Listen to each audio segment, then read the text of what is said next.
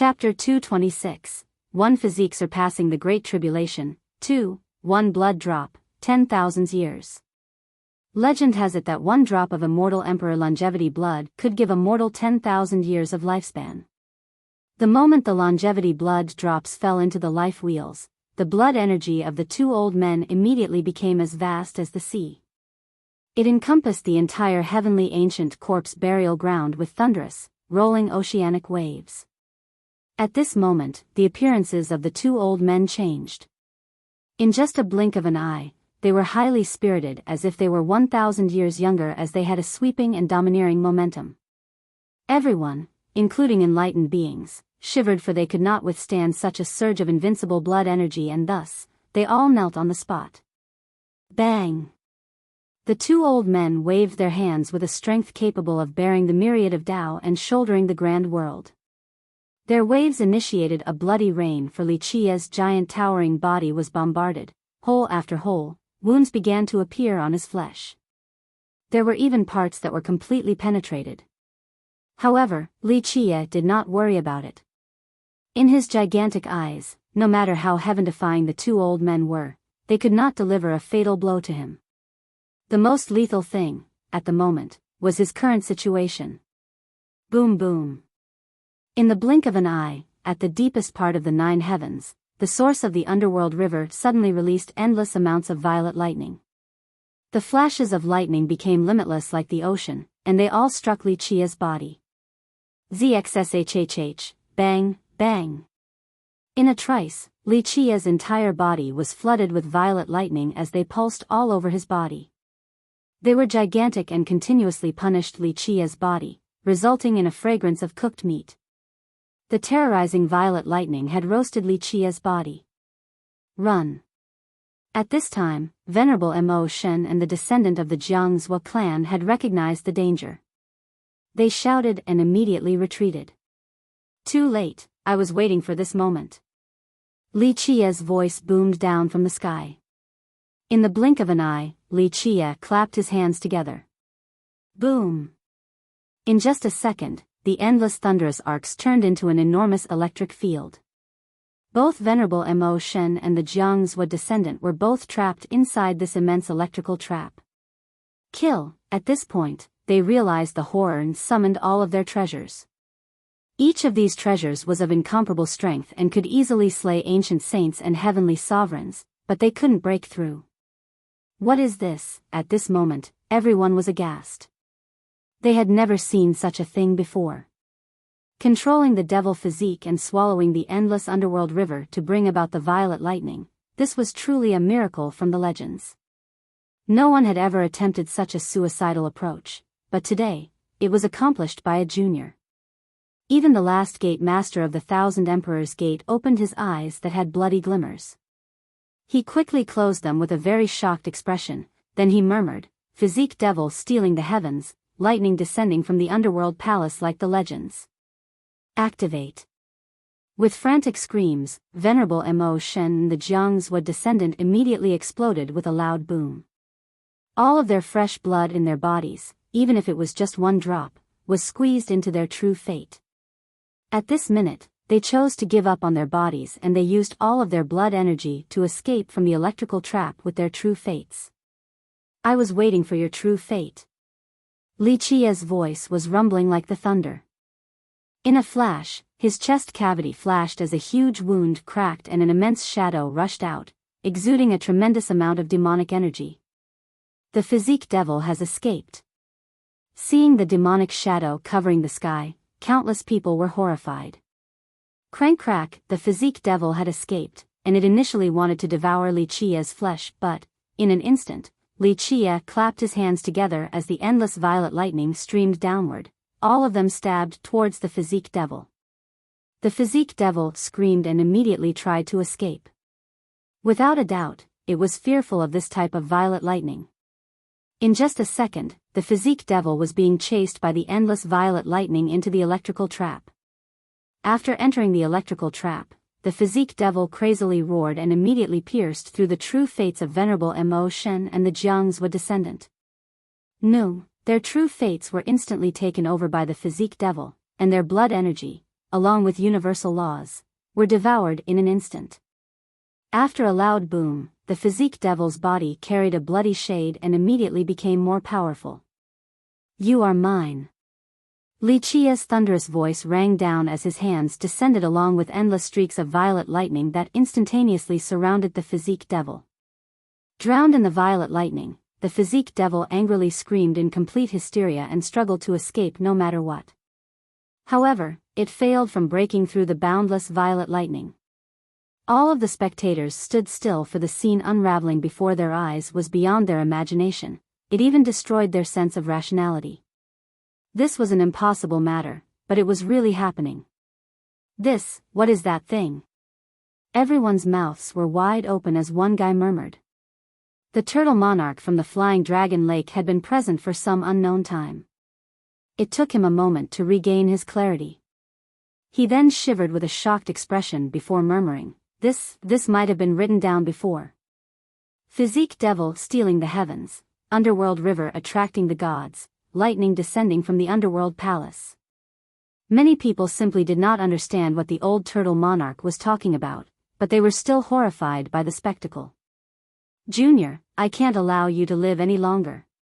In a flash, an ancient hoarse voice rang as an ancient coffin appeared. The azure mysterious ancient kingdom appeared out of nowhere on top of a mountain while carrying an ancient coffin. At this time, the ancient coffin opened and an old man stood up straight, exuding a presence as if he was the only ruler in this universe.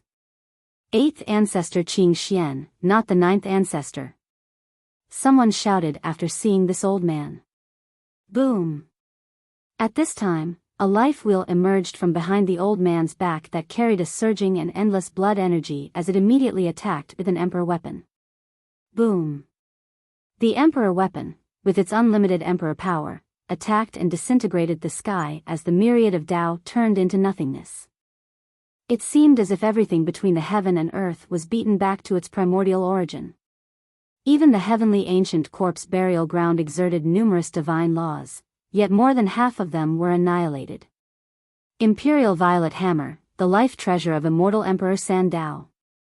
This immortal emperor life treasure was unleashed by an existence that could be considered unbeatable. Even ancient saints were directly lying on the ground as everyone else was in complete and utter horror. At this moment, the entire Grand Middle Territory suffered a major turmoil as countless people felt the immense, majestic emperor power sweeping through the 9 heavens and 10 earths. In just a second, all of their gazes looked towards the direction of the heavenly ancient corpse burial ground. Go! At the same time, Li Qia spread out his arms, and the physique devil, overwhelmed by the violet lightning, was suddenly released. Bang! In a flash, the imperial violet hammer struck the physique devil. With a miserable scream, the physique devil was slain by the imperial violet hammer, and the violet lightning surrounding it also turned into a violet, clear liquid, floating in the sky. The imperial violet hammer instantly killed the physique devil and then, with the same unparalleled momentum, it cleaved towards Li Qia. Everything go, now! At this moment, Li Qia channeled all of the boundless violet lightning on his body into his 2 hands.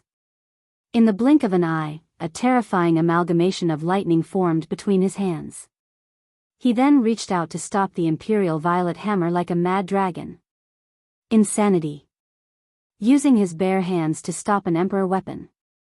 All became aghast at such a sight. Using one's bare hands to meet an emperor weapon, even a virtuous paragon wouldn't dare to do this, let alone a junior. This was absolutely suicidal. Bang! The power of the imperial violet hammer was capable of drying the sea from its penetration. Under this invincible blow, the violet lightning, as vast as the sea, was still shattered and dried up. Another huge explosion occurred as Li Qia's entire body was knocked away by the imperial violet hammer. The body as tall as the horizon had a crack, but there was not blood flowing out, for there was underworld water spraying about instead. At this time, Li Qia was a giant whose body was filled with underworld water. The water then flashed out green lights with the same size as his green hairs from before. In just a moment, they sewed up his wound the size of a valley. Kill! Even the old man couldn't believe that one emperor weapon attack was not enough to kill a junior. He recalled the Imperial Violet Hammer and once again unleashed another murderous attack with a boom.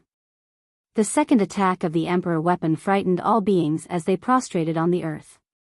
I refuse to exist together with your azure mysterious ancient kingdom. Li Qia's expression sank as the Imperial Violet Hammer struck down yet again. He, very slightly, opened the stone box again. A mysterious light soared to the sky and hit the Imperial Violet Hammer. Thump. The Imperial Violet Hammer was knocked away by this mysterious light and flew away all of a sudden.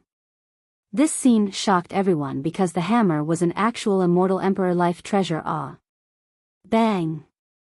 Even though it was knocked away by this mysterious light, in an instant, it kept its invincible momentum to, once again, slash towards Li Qia with no intention of stopping until he was dead. Li Qia's countenance darkened. He no longer hesitated and directly threw the stone box outside to strike. Inside was the defining treasure of the Middle Continent. You fool! At the same time, a cold cry suddenly rang out as an unblemished white hand appeared. The stone box fell into this hand. With a slight shake, it exuded an infinite amount of mysterious light, illuminating the entire world. At this second, it was as if the world of immortals was opening as never-ending immortal lights spewed out. Bang! At this moment, the Imperial Violet Hammer was knocked away to the horizon and out of the heavenly ancient corpse burial ground. No, amidst the flames and lightning of battle, the white hand slightly angled the mysterious light from the box and immediately annihilated 8th ancestor Qing Xian, turning him into ashes. Chapter 227, Middle Continent Princess. 1. Unbeknownst to everyone, a woman had been standing in the air. She had a peerless elegance that would be considered rare in all the ages. She stood there like a moon goddess.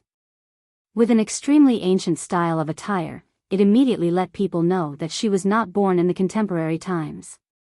This woman, with her eyes shut while holding the ancient box, did not look at anyone. However, this did not diminish her beauty in the least. Earth Immortal, seeing this woman, shock was inevitable for all spectators. Even a few other Earth Immortals at this place changed their expressions. The last gate master of the 1,000 Emperors Gate also lost his colors as he murmured to say, "It is her. Middle Continent Princess." A treasure lord that had dealt with Li Qia before, an extremely mysterious woman. While looking at her, no one ever thought that an Earth Immortal would lend Li Qia a hand. Despite their setback in ancient Sky City, the ancient kingdom did not give up their plans to bury their ancestor on an underworld boat, they simply became more low-key. However, when their ancestor noticed Li Qia's immortal physique reaching some success, with their hatred rekindled, they immediately tried to kill Li Qia. They absolutely couldn't allow for this kid to leave this place alive, but they didn't know that it would end with their own demise. We are the disciples of the Azure Mysterious Ancient Kingdom. If you dare to touch us, the Ancient Kingdom will absolutely not let you get away with it. At this moment, the experts from the Ancient Kingdom were deathly pale regardless of whether they were named heroes, royal nobles, enlightened beings, or ancient saints. This was a great disaster to them. You all think too highly of your Ancient Kingdom. Li Qia leisurely smiled and added, "To her, your ancient kingdom is nothing. When she was alive, she would still dare to destroy your ancient kingdom." At this point, Middle Continent Princess opened her fair hand and turned it towards the direction of the ancient kingdom's disciples. The ancient kingdom's experts became distressed in horror and turned around to flee. However, under this fair hand, no one was able to escape. No. The unwilling disciples of the ancient kingdom screamed and were finally crushed into a rain of blood. Awesome, awesome. Li Qia clapped his hands while smiling, but Middle Continent Princess didn't care for him. As for the rest of the people present, they naturally felt horrified because this woman was way too powerful and daunting. Unfortunately, no one knew her true background. What they all did not understand was why such an Earth Immortal would be related to this boy, Li Qia. No matter if they were treasure lords or Earth Immortals, they would not be happy to mingle with their descendants. However, this earth immortal before them actually helped Li Qie. This was utterly unbelievable. Compared to the experts of the Azure mysterious ancient kingdom, the disciples of the Jiangzhou clan and heavenly southern kingdom were much more lucky, for they had escaped earlier and avoided this calamitous fate. You should give me back my treasure. At this moment, Li Qie smiled at Middle Continent Princess in a nonchalant and carefree manner as he slowly spoke. Middle Continent Princess was still coldly glaring at Li Qie. Even though her eyes were closed, it was easy to tell that it was not a friendly gaze.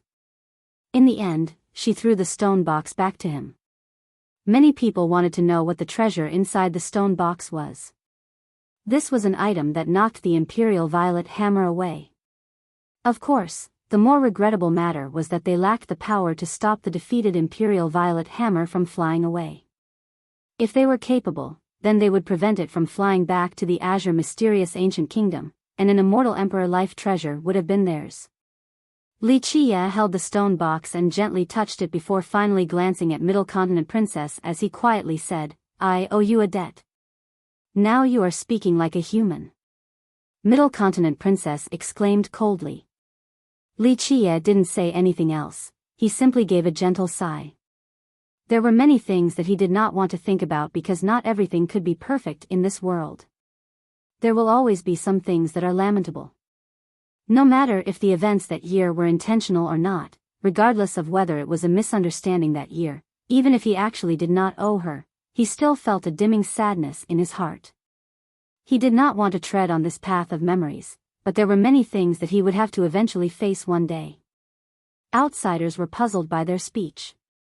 In fact, besides Li Qie and Middle Continent Princess, the secret in this matter was totally unknown to all. Bang! At this time, the void was penetrated with the neighing of horses. 4 bronze horses rushed out of the fragmented realm as they broke through the void. A thunderous explosion rang as the Tetrawar bronze chariot crushed space itself and suddenly appeared in front of Li Qie with Li Shuangyan and Shen Baojiao standing on top. Even though they were sucked into the fragmented realm, they were unscathed due to the protection from the chariot. There was a bronze horse with a treasure disc in its mouth in front of Li Qie. This was the fragmented realm spatial disc of young King Nantian, a supreme treasure of the heavenly southern kingdom. Old buddies, truly amazing. I knew that you guys would not let me down. Li Qie took the fragmented realm spatial disc with great joy as he continued, I actually needed this thing. This will save me a trip from the heavenly southern kingdom. The bronze horses neighed to Li Qie, showing their intimacy.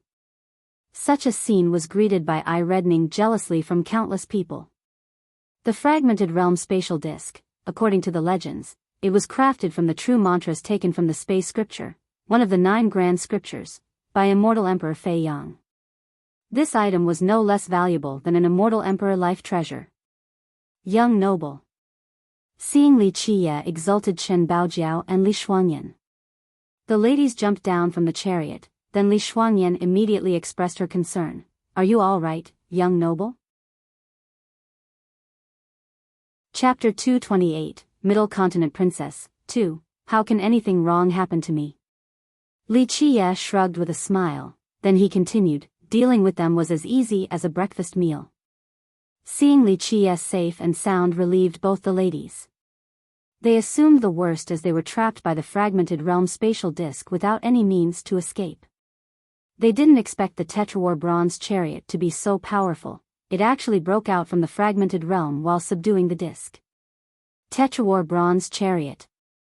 At this time, Middle Continent Princess coldly stared at Li Qie's group with her chilling focus on Li Qie. Li Shuangyan and Shen Baojiao, after calming down, couldn't help but become shocked once again when they saw Middle Continent Princess standing in the air. They met the princess back on the transaction day, but they didn't expect to have a reunion today. He didn't tell you guys? Middle Continent Princess closed her eyes, then she turned towards Li Shuangyan and Shen Baojiao to say, he is the most deceptive liar in the world. Be careful, or else one day, you will be sold off by him while still not knowing who he even is. Having heard the princess' words, Li Shuangyan and Shen Baojiao couldn't help but stare at Li Qie, then back at the princess. Li Qie looked a bit embarrassed and mirthlessly smiled without saying a word. Li Qie's attitude truly confused Li Shuangyan and Chen Baojiao. Why did the princess call Li Qie a liar? That day when they did the transaction for the Middle Continent's great treasure, both sides were completely willing. Even though they felt that something was strange about this matter, they wouldn't ask Li Qie if he didn't want to talk about it. The battle had ended. Under Li Qie's scheming, young King Nantian was not the only casualty. Even the old undying of the Jiangzhou clan, whom could be described as invincible, along with the old man from the heavenly southern kingdom died. In the end, the ancient kingdom's eighth ancestor that had swept through the world was also annihilated just the same. Such a result truly horrified everyone, and it created a creepy silence throughout the entire underworld ferry. At this time, regardless of the sect or heritage, sect master or royal lord, or even the old undying buried for many generations, there was only fear in their minds. From their perspectives, even though this little demon had a shallow cultivation, he was even more frightening than ancient saints. He, alone, carried two supreme invincible laws. However, his heavens will secret law and invincible immortal physique law were not the most frightening things, it was his schemes. With regards to cultivation, even though he cultivated both of the laws, he essentially could not compare to the ancient kingdom's eighth ancestor. Such an invincible existence like the eighth ancestor could crush him with one hand like an insect. It could even be said that the group of the six Jiangzhou kings and Nantian Hudu could kill him easily. However, today, he slew all of them, even the undying existences like Venerable Mo Shen and the wise monarch's descendant. He borrowed the physique devil of the tribulation as well as the hell lightning in order to massacre all of them. Even the eighth ancestor was still within his calculations. In the end, all of these invincible existences that had swept through an era were only poor victims that contributed to his tribulation. They were nothing but tools for him to surpass this ordeal. Having thought to this point caused many people to shiver with fear in their hearts. This little demon was too scary. He was clearly only 15 or 16 years old, but he was as wily as an old fox. He was always suppressing his physique tribulation. Just to wait for that moment. Jewel Pillar Saint Child's eyes became as cold as ice as he murmured. His heart couldn't help but feel a chilling sensation. He had surpassed his own physique tribulation and knew that the sooner it was, the easier would be to surpass such a trial. However, Li Qie clearly suppressed his tribulation. Maybe he was waiting for the underworld river and wanted to take advantage of the underworld water. With this thought, Jewel Pillar Saint Child felt terror in his heart. This little demon will absolutely be his worst enemy for the rest of his life. After everything settled down, Qi Yun, from the 9 Saint Demon Gate, came out from a corner of the ferry and went towards Li Qie to speak in a low voice. "Young noble Li, the elders of the War God Temple want to meet you." With that said, he couldn't help but look at Li Qie one more time. However, there was nervousness in his heart for he was very dreadful of Li Qie.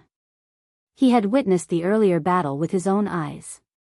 He understood Li Qie's monstrousness as he schemed against the old undyings of the Jiangzhou clan and the heavenly southern kingdom.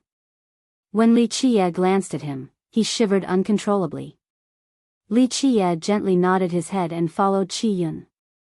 There was a sand beach at the underworld river. At the end of it was a cluster of rocks, and the elders from the War God Temple were hiding at this place. Their base and formations were far away from other sects and cultivators. Compared to the other great powers, a giant like the War God Temple was very secretive at this underworld boat's burial event. They did not show the slightest ostentatious gesture. Without a doubt, this person being buried was very crucial to them. Perhaps they even had a heaven-frightening status, and the War God Temple did not want others to know who they were burying. In fact, the person being buried this time affected their future rise and fall. Thus, the War God Temple couldn't afford not to be cautious. In their camp, all the elders of the War God Temple were sitting on the ground. All of them wore black robes and hats that had long curtains to completely hide their faces. They formed a circle on the ground with an ancient coffin in the middle. The style of this coffin was not particularly special, it was as if it was just a burial of an ordinary disciple. This was most likely the war god temple deliberately lowering its specialness in order to dispel any possible guesses from outsiders. Qi Yun left after Li Qie entered. Even as a supreme elder of the Nine Saint Demon Gate, he was not qualified to be present at this place. Li Qie arrived and quickly glanced at all the elders sitting on the ground. All of them were very mysterious, and they tried their best to suppress their own energy so that others could not detect their surging and howling strength. Truly low profile. Li Qie looked at all the elders before his glance fell onto the ordinary coffin, and he said, "Give me a little bit of time to guess who the person in this coffin is. He's claimed to be an ancestor of the war god temple, but would an ancestor force all of you to be here at this place right now? The whole thing about burying the ancestor was just nonsense. With your war god temple's way of doing things, if I am not mistaken, the person in this coffin must either be the divine protector of your temple, or the old man from the hidden immortal hall." The moment his words came out, all eyes suddenly fell on him. If people described glares to be as sharp as swords, then the glares of these old men would be even more terrifying than divine swords. "It seems that I was right, there is more than just one ancestor of your temple here. Your temple truly has many good items for life prolongment. Many old men that should be rolling in their graves are still able to hold on to their time." Li Qie leisurely smiled as he stated.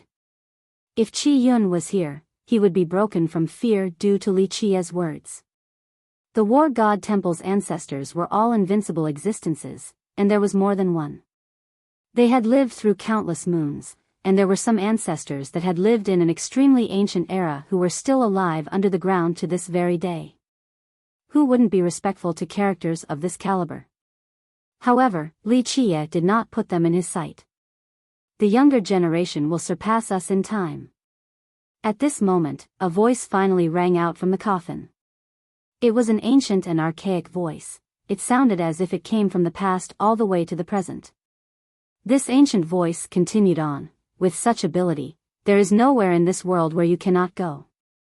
Luan Ri truly knows how to judge people. His trust in you is not without reason. So it is the old man from the hidden immortal hall." Hearing this voice, Li Qie immediately knew who it was. Besides the people present, there were no contemporary outsiders who knew more about the war god temple than him. Li Qie leisurely added, "You are truly alive. Even old man Mu could not pass the heartlessness of time, yet you are able to. I have to admit that your will is as hard as steel." At this point, the gazes of the elders on the ground became frightening. The ones sitting here to guard this coffin were the reclusive ancestors from the war god temple. Some of them didn't even mind leaving their era bloodstones just to come here in order to send away this coffin. Since Li Qie immediately revealed their secret, if it was necessary, they would not hesitate to kill him. In the end, the hidden immortal hall was extremely important to the war god temple. This was also one of the reasons why they could stand strong for millions of years. "Don't even think about killing me to hide the secret." Li Qie was still calm as he spoke. "I know that in order to bring the coffin here, there are some near-dead people climbing out from their graves. However, be smart and do not provoke me. Otherwise, I will think about turning your war god temple over, even if the old man from the hidden immortal hall is still alive." At this time, a black-robed old man stood up. To him, Li Qie already knew too much. "Don't be impulsive." The ancient voice from the coffin appeared again. After having heard the command, the standing old man, at this time, silently sat back down without saying a word from start to finish. "This is more like it." Li Qie let out a smile and continued on. "Regarding this old man that is capable of holding on since the era of old man Mu till now, he has eaten much more salt than you all have eaten meals."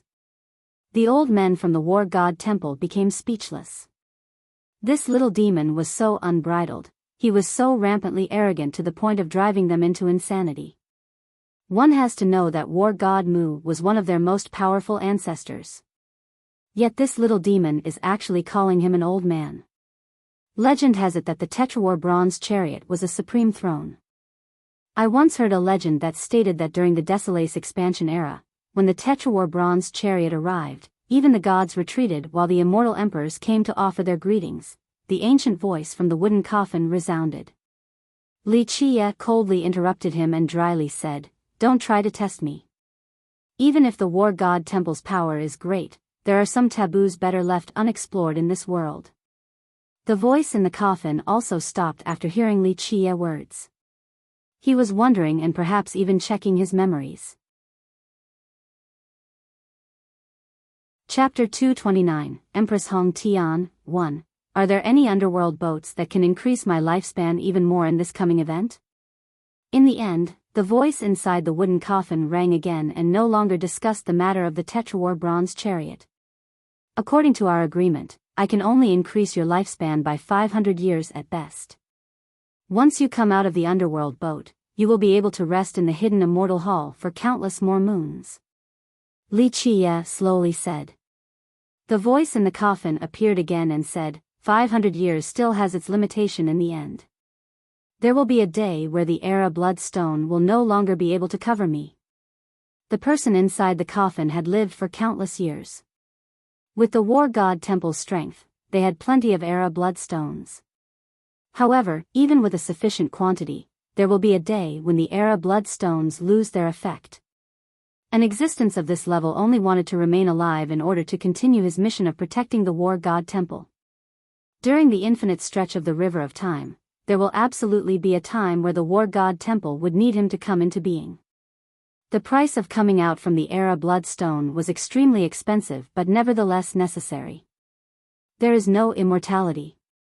Li Qie shook his head and continued, even for immortal emperors shouldering the heavens will and ruling the universe, although they are christened as heavenly beings, they still have not seen immortality. War god Mu living for another generation was already unbelievable and could even be called a miracle since the beginning of time. However, all will come to an end while flowing down the river of time. 500 years is enough for you to be covered in dust for many, many more years. There might not be an underworld boat that can give another lifetime in this generation. However, there has to be one that gives more years. The person in the coffin clearly did not give up and added, "If I can be buried in a longer lifespan underworld boat, our war god temple is willing to pay a huge price." In each generation, there will not be more than 3 underworld boats that are able to strengthen one's fate and longevity. In this coming event, I'm afraid there is not one that will give another generation of life.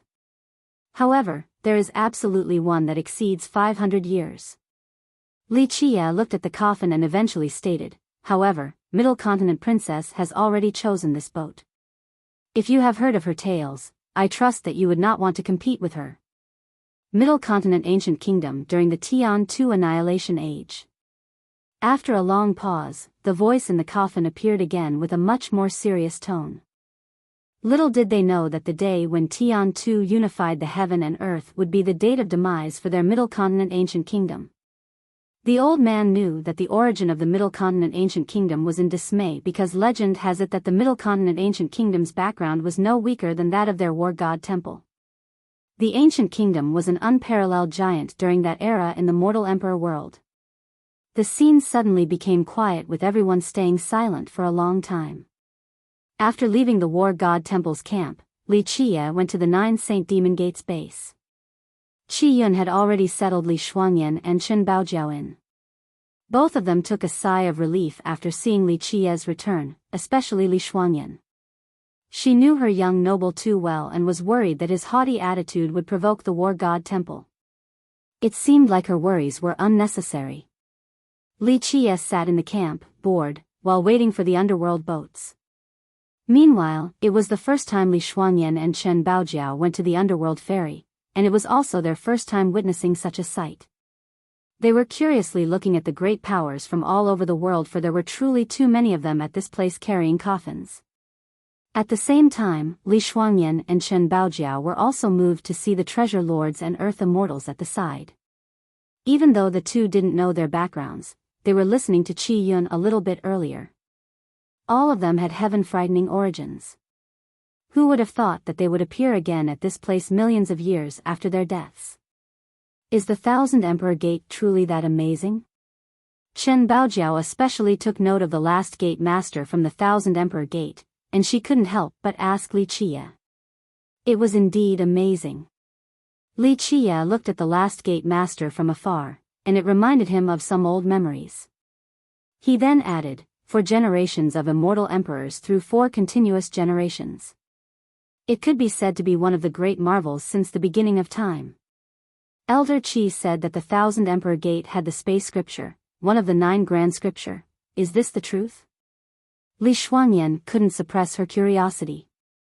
She was only told by Qi Yun from earlier, and Qi Yun only heard it from some of the discussions from the great powers. Li Shuangyan paid special attention to this when Qi Yun brought this up because she clearly knew that her physique law came from the physique scripture, one of the 9 scriptures as well.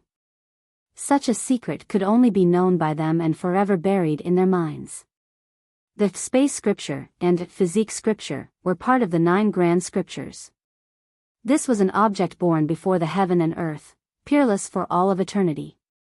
Even the heavens' will secret laws, the highest achievement of immortal emperors, could not compare to them. Having cultivated the supreme void imperfection immortal physique, Li Shuangyan naturally took interest in the legendary space scripture. Li Qie came back from his recollection and gently nodded. To be exact, they only obtained a small part of the space scripture. It would have been wondrous if they actually obtained the full space scripture. With their unbeatable power of that year, maybe they could have even created an entire world. In that case, this world would not be the 9 worlds, but rather, the 10 worlds. But Elder Qi also said that the invincible 1000 Emperor Gate was ended by Empress Hong Tian. Just how powerful was Empress Hong Tian? Chen Baojiao couldn't help but ask. Li Shuangyan then replied, I have heard of legends relating to Empress Hong Tian. Later on, people placed her on the same level as immortal Emperor Jiao Heng. Immortal Emperor Jiao Heng was the first immortal emperor of the human race, and he was undefeated in his entire life. Even though he was not the very first immortal emperor, his brilliance dazzled all the ages. Since the beginning of time, there were many immortal emperors, but only he was undefeated. This was especially impressive due to his young age before shouldering the heaven's will. Perhaps mere words did not do his achievement justice. Placed on the same level as immortal Emperor Jiao Heng, Chen Baojiao was quite astonished. In the hearts of many humans, immortal Emperor Jiao Heng was the number 1 emperor. What kind of frightening existence was Empress Hong Tian to be placed on the same level as him? Since the immemorial times, there were far more than just one female immortal emperor, but there was no other who could enjoy such a great reputation.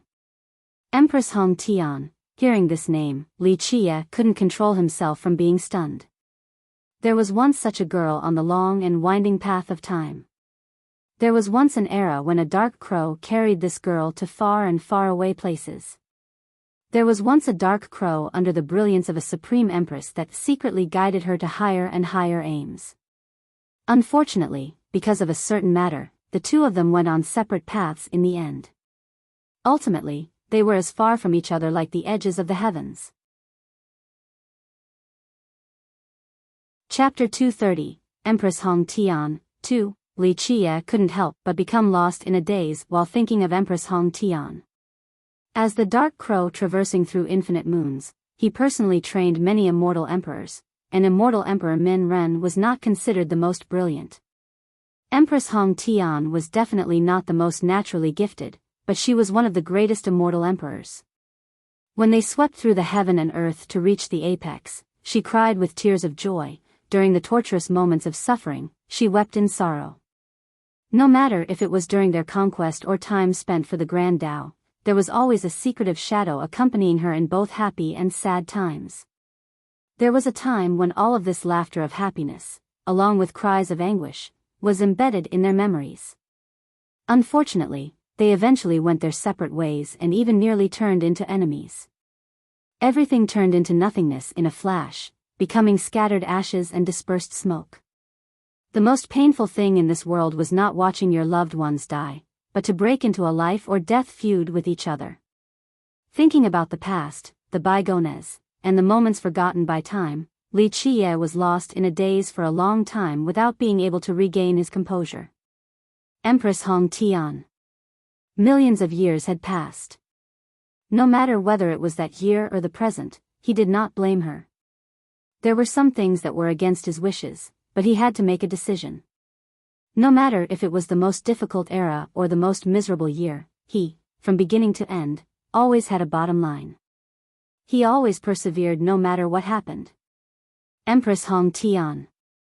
A distant memory of their fight was still clear in his mind. Even when it was millions of years later, Li Qie still couldn't help but become sullen in the end. Young noble, what is wrong?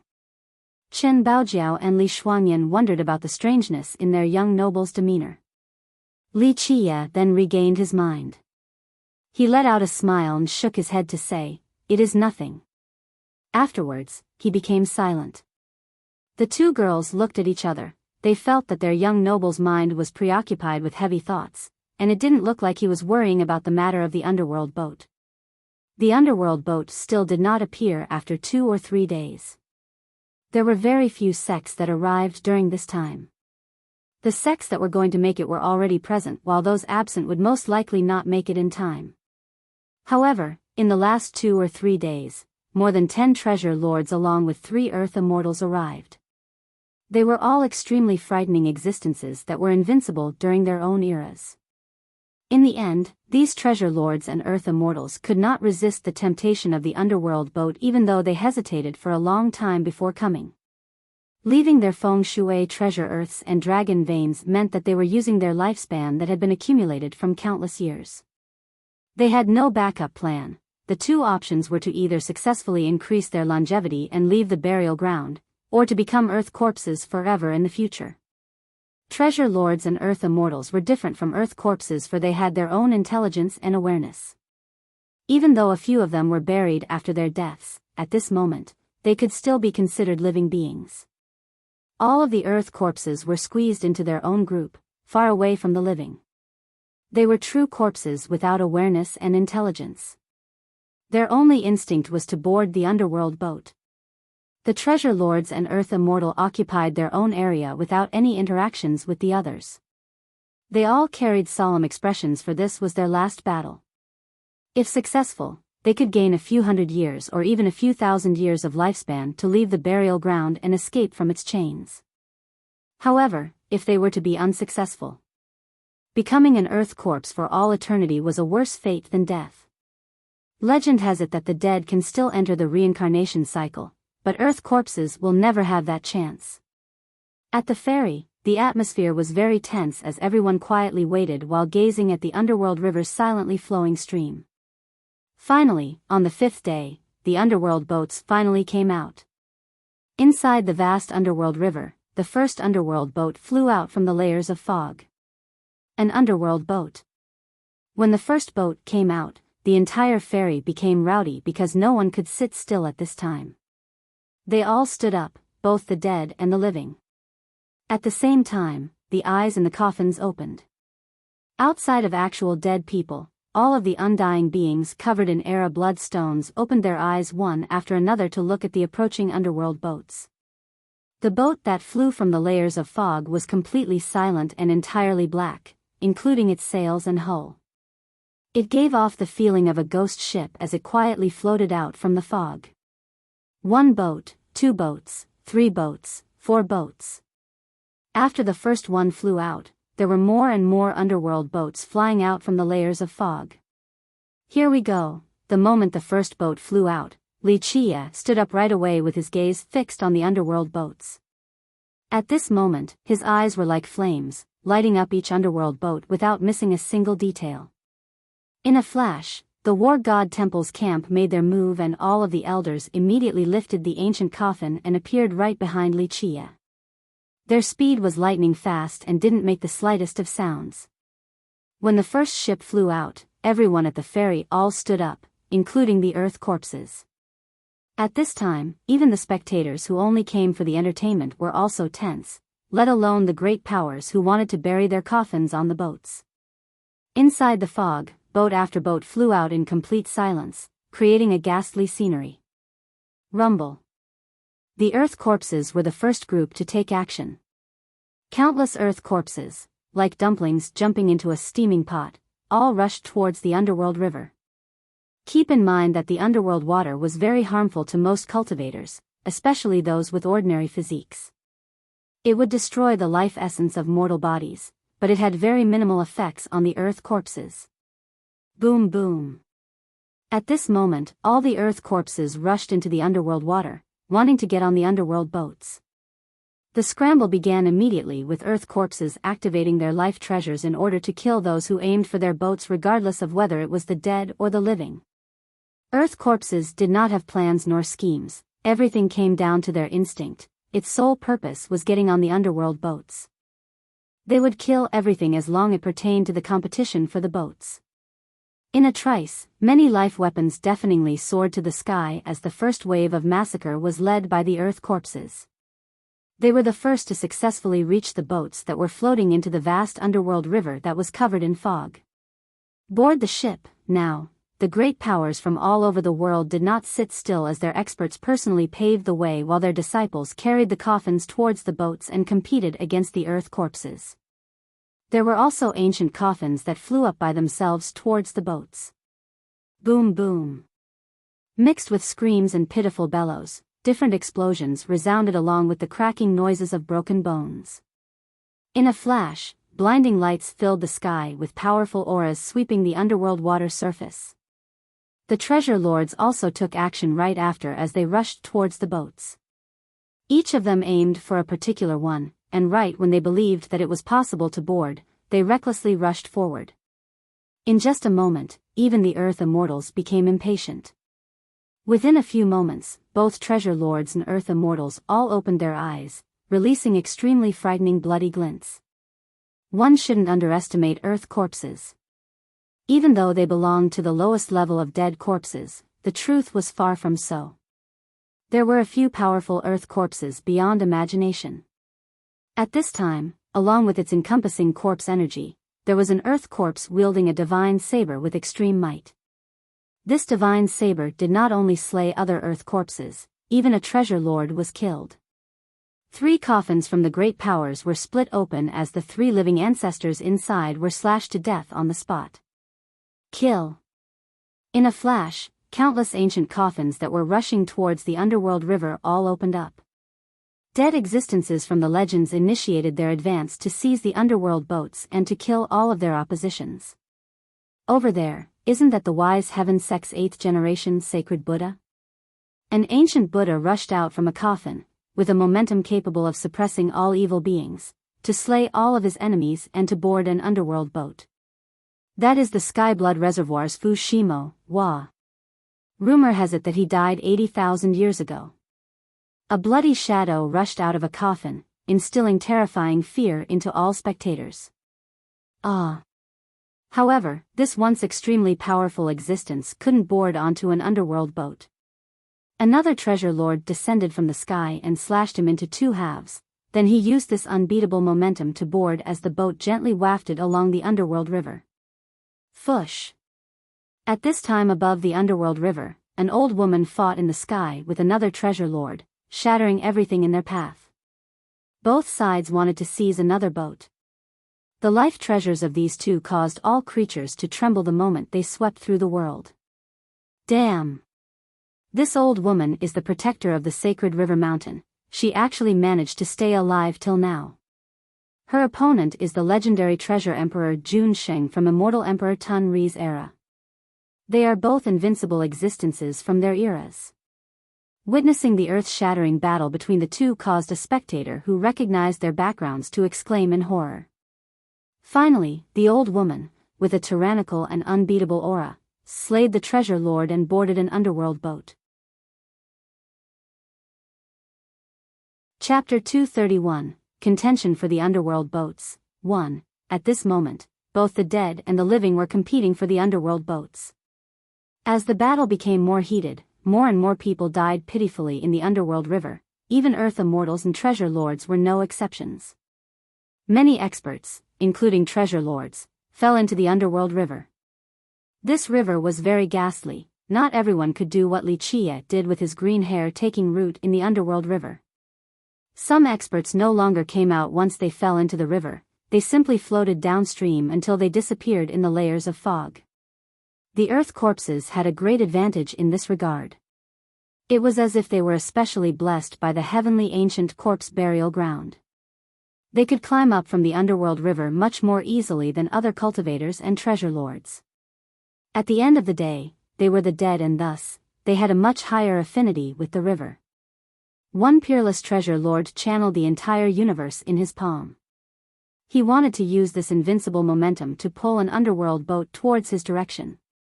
However, the moment the boat became separated from the underworld river, it became the size of a palm. In addition, it was only a rotten wooded plank. There was no resemblance of a boat at all. Moreover, when this piece of rotten wood left the water, it immediately turned into dust and floated along the breeze down into the underworld river. Such a scene surprised everyone, including the undying old men, treasure lords, and even the unbeatable earth immortals. They all had one question on their minds: just what on earth are the underworld boats? There were more than 10,000 underworld boats floating on the vast underworld river. In the end, earth corpses were the most successful in boarding these boats. At this place, they had the numbers advantage along with powerful strength. And not to mention, they did not fear the underworld water. As the dead, they had an advantage that cultivators and treasure lords could not compare to. The great powers within their coffins suffered the heaviest losses. However, not all undyings inside the coffins were actually dead. In fact, many of these undyings buried in dust still had one remaining breath, and they were extremely heaven-defying. Once they were near a boat, they would exert one last blow. To put it simply, they would kill gods if gods blocked their way and slay devils if devils deterred their path. There were also a few great powers who were invincible during an era who actually brought their dead ancestors here. They wanted to bury them on the underworld boats, hoping that their ancestors would have a chance to come back to life and regain their supreme prestige. This type of the dead found it even harder to board an underworld boat. It required numerous experts from the sect to make a path in order to bury the coffin on a boat. Unless this great power was extremely formidable, it would be even harder to bring the dead onto a boat compared to reaching the heavens. This was why, within this grand battle, countless experts from these powers fell and ultimately died in the underworld river. After waves and waves of killing cries amongst endless merit laws in the sky and ringing universal laws, one treasure after another rode the wind. A bunch of legendary characters crawled out of their coffins, causing many spectators by the ferry to be lost in this spectacle. 7 Celestial Heavenly Monarch, War God of the Stone Golem Race, Demon Emperor of Long River, Evil Saint Flood Dragon, Sacred Lord Myriad Poison. Seeing a bunch of undyings coming out of their coffins made many people lose their minds. The old turtle monarch from the Flying Dragon Lake possessed extensive knowledge and, after seeing so many legendary undyings who had been dead for a long time coming out, he lost his colors as if he was bleached white. These characters were all unbeatable during their own eras. Today, all of these undying old men climbed out of their coffins contrary to the rumors of their deaths. Since the immemorial times in the 9 worlds and 8 desolaces, no one actually knew how many undyings were holding on to their life using the blood-halting property of the era bloodstones. For these invincible old men, the main reason why they chose to prolong their life was to protect their descendants and sections. Of course, there were some who buried themselves in the bloodstones for the hope of staying alive as well. Li Qi's gaze was fixed on the underworld boats the moment they flew out from the fog. At this time, his eyes became as bright as divine torches. He didn't let go of a single intricacy from the boats. In this world, outside of hell itself, no one understood the underworld boats better than him. One could even say that because he had lived from the desolate era until now, as the dark crow floating through time, he had lost count of how many times he had observed the underworld boats. It would not be an exaggeration to state that he had come to see the underworld boats every generation when they made their appearance. He even went as far as to use a heaven-shattering treasure to seize quite a few underworld boats and sealed them for his own investigations. His mind concealed a great secret of knowing how to detect lifeboats and death boats. This was his biggest accomplishment after collecting many underworld boats throughout the years. Which underworld boat is right? In contrast to Li Qi's calmness, an elder of the War God Temple couldn't maintain his composure. After seeing different people climbing on the boats as they floated downstream through the layers of fog, he couldn't help but frantically urge Li Qie for an answer. "Don't bother me, do you want to go on a death boat?" Li Qie angrily replied as he gazed towards the underworld boats. His reply annoyed the war god temple's elders, but they could only acquiesce with silence. This burial trip was too crucial for them and only success was acceptable. "You, pick that one over there." Suddenly, Li Qie shouted at Middle Continent Princess and pointed towards an underworld boat that had just arrived at the ferry. At this time, there were more than 1,000 underworld boats and all of them were basically identical. The one Li Qie pointed at had no discernible characteristic compared to other boats from the spectators' perspectives. Middle Continent Princess stayed silent and simply stared at Li Qie. Meanwhile, Li Qie immediately raised his voice again. "Hurry up, it will be too late if someone else takes it." At this time, even the ancestors of the war god temple were moved with their own thoughts. There were so many floating boats yet Li Qie picked this particular one, there must be a reason why. However, their forefather had warned them against underhanded actions. Even though they were tempted, robbing this boat was outside of their audacity. However, Middle Continent Princess still emotionlessly stood there while staring at Li Qie with a cold demeanor. "Time is running out, hurry and go." Li Qie roared at Middle Continent Princess. At this moment, it seemed as if he had turned into a different person with a divine dignified expression not to be questioned by anyone. However, Middle Continent Princess still wouldn't budge. Li Qie couldn't help but become flustered as he angrily shouted, "Would I lie to you in this life? Hurry up and get the hell up there." At this time, there were so many people who wanted to board this ship, how could Li Qie not become insane from the rush? In the blink of an eye, Middle Continent Princess shifted her body and stepped towards the underworld boat. With a loud detonation, everyone who tried to seize this ship all exploded. No matter whether they were the Undyings invincible in their own eras, the treasure lords who were reigning over their own generations, or the fearless earth corpses, in the blink of an eye, everything that approached this ship all burst into nothingness without a trace remaining. Her heaven-defying power caused everyone to take a deep breath, including the ancestors from the war god temple. They all shuddered at the strength of this woman. Just who on earth is she? A demon monarch murmured as he gazed at Middle Continent Princess's compelling might. At this time, another person took action.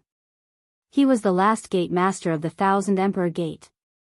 With a quick maneuver and just a flash, he aimed for the same underworld boat as Middle Continent Princess. Compared to the other Earth Immortals and Treasure Lords, the last gate master was very lucid. He had always been staring at this underworld boat. After seeing Middle Continent Princess attempt to board this ship, he became determined to also seize it. Zang, in a split second, Middle Continent Princess opened her eyes as two bloody rays shot out. With an unbelievable speed, the two bloody rays turned into two supreme divine spears that god-killingly pierced the sky and the six Tao. The sharp gleams of the two divine spears chilled everyone's hearts. These are truly monstrous divine spears. The approaching divine spears shocked even the last gate master of the Thousand Emperor Gate. He immediately dodged and returned to his initial place. Poof! The divine spears struck the air and created a black hole. The fabric of time and space was shattered by the divine spears and became a void. If struck by these spears, even the old invincible Undyings would turn into nothingness without a chance to even become ashes. Such a mighty display rendered everyone speechless. This person was too monstrous and could even annihilate time and space. She was simply in existence at an abnormal level. After returning to his spot in a flash, the last gate master no longer took action for that underworld boat. Without a doubt, he was very dreadful of Middle Continent Princess. At this point, even the war god temple's elders were amazed. Even though the Thousand Emperor Gate fell at the hands of Empress Hong Tian, its power was beyond the imagination of mankind. The last gate master of the Thousand Emperor Gate was absolutely an unparalleled paragon, however, he was still so cautious against the princess like this. After the princess boarded the ship, she did not immediately enter and simply stood at the bow. Standing there, she opened her beautiful eyes, with flashing glimmers, to look at Li Qie at the far distance. Looking at the princess from afar, Li Qie gently sighed and finally mustered his voice. The heaven and earth is eternal. One day we'll meet again. After watching Li Qie for a while, Middle Continent Princess eventually went inside the boat as it floated downstream. Meanwhile, Li Shuangyan and Chen Baojiao were puzzled and thought that their young noble and this Middle Continent Princess seemed to be former acquaintances. Chapter 232, Contention for the Underworld Boats. 2. Li Qie remained silent while focusing his gaze on each boat as they came out. Just a moment later, the last gate master of the Thousand Emperors Gate finally made his move. He quickly stepped on top of an underworld boat. The moment he took action, everyone could clearly hear the crisp and clear sounds of bones breaking. Everyone who competed with him for the boat was grinded into mincemeat. Such a domineering scene caused everyone's hearts to shiver. Truly worthy of coming from the Thousand Emperors Gate. Even the ancestor of the War God Temple murmured in astonishment. As the boats floated out, there were more and more people who aimed for them. However, there were too many earth corpses. Even when more than 10,000 boats came out, each one was still highly contested. The truth was that it was a huge gamble to climb up on an underworld boat. More than 10,000 boats flew out in every generation, but they were essentially death boats. The legendary lifeboats numbered at no more than 3. Moreover, each of them prolonged one's life for a different amount of time. A few gave dozens of years while others gave several hundred or even several thousand years. There was even a legendary one that flew out from hell and granted an entire lifetime. That one. Finally, Li Qie selected a boat for the War God Temple's forefather and immediately shouted towards the person inside the ancient coffin. After Li Qie's words came out, with a whoosh, the wooden coffin rushed out and soared towards that underworld boat. This underworld boat was also contested by hundreds of people, with the majority being earth corpses. Zhang, the person inside the wooden coffin, did not climb out. Instead, he only slashed a sword light outward. This sword light illuminated the 9 spheres with a whoosh sound. The brilliance of this single sweep of the sword annihilated all undyings, treasure lords, and earth corpses as the wooden coffin flew towards the boat. Stars in the sky soared. A grand character recognized the origin of this one sword after seeing the sword light. This sacred lord, with a shocked expression, exclaimed, "It's the War God Temple." Upon hearing the words, War God Temple, everyone felt a shiver inside. The War God Temple. This could be said to be one of the oldest existences in the mortal emperor world, for its inception was during the Desolate Era. It still stood strong and had secret ties with many immortal emperors. It was both mysterious and powerful and had an unshakable foundation in this world. Around this time, numerous people looked at the group of men dressed in black who were standing behind Li Qie. They finally understood that Li Qie was working for the War God Temple and helping their matter of burial. At the same time, many intelligent men were interested in the low-profile attitude of the War God Temple. Just who was the person being buried from the War God Temple? As the boats gently floated downstream, Li Qie finally told Li Shuangyan and Chen Baojiao, "This is my time to board. Both of you, along with the 9 Saint Demon Gate, should go back with these old men. No one will dare to cause trouble with them around. If I don't come back in half a month, go back to the Cleansing Incense Ancient Sect with Niu Fen's group. You don't need to worry about me." What? There were 10,000 words and questions in the minds of Li Shuangyan and Chen Baojiao, waiting to be spoken. They naturally didn't want their young noble to board the underworld boat, but there was no way to persuade him. "You want to go on the underworld boat?" At this time, even the ancestors of the War God Temple had their mouths wide open. Was this brat going insane? Only people near their death, with no other choice, would board the underworld boats. Everyone was aware that going on the underworld boat was akin to dying. The chance for life prolongment was truly minuscule, it was 1 out of 10,000. However, this brat at such a young age actually wanted to board a ship. This was truly insanity. "I should go now." After seeing the last underworld boat fly out, Li Qie spoke. Meanwhile, Chen Baojiao and Li Shuangyan did not want to leave. They completely wanted to change Li Qia's mind, but the words would not come out. They were aware that no piece of advice would deter their young noble. If I die, then you guys are free. The sky will be high and the earth will be vast again, feel free to remarry. Seeing the two girls' reluctance to leave, Li Qia made a joke. He's alive and well like this, yet he's running to his death.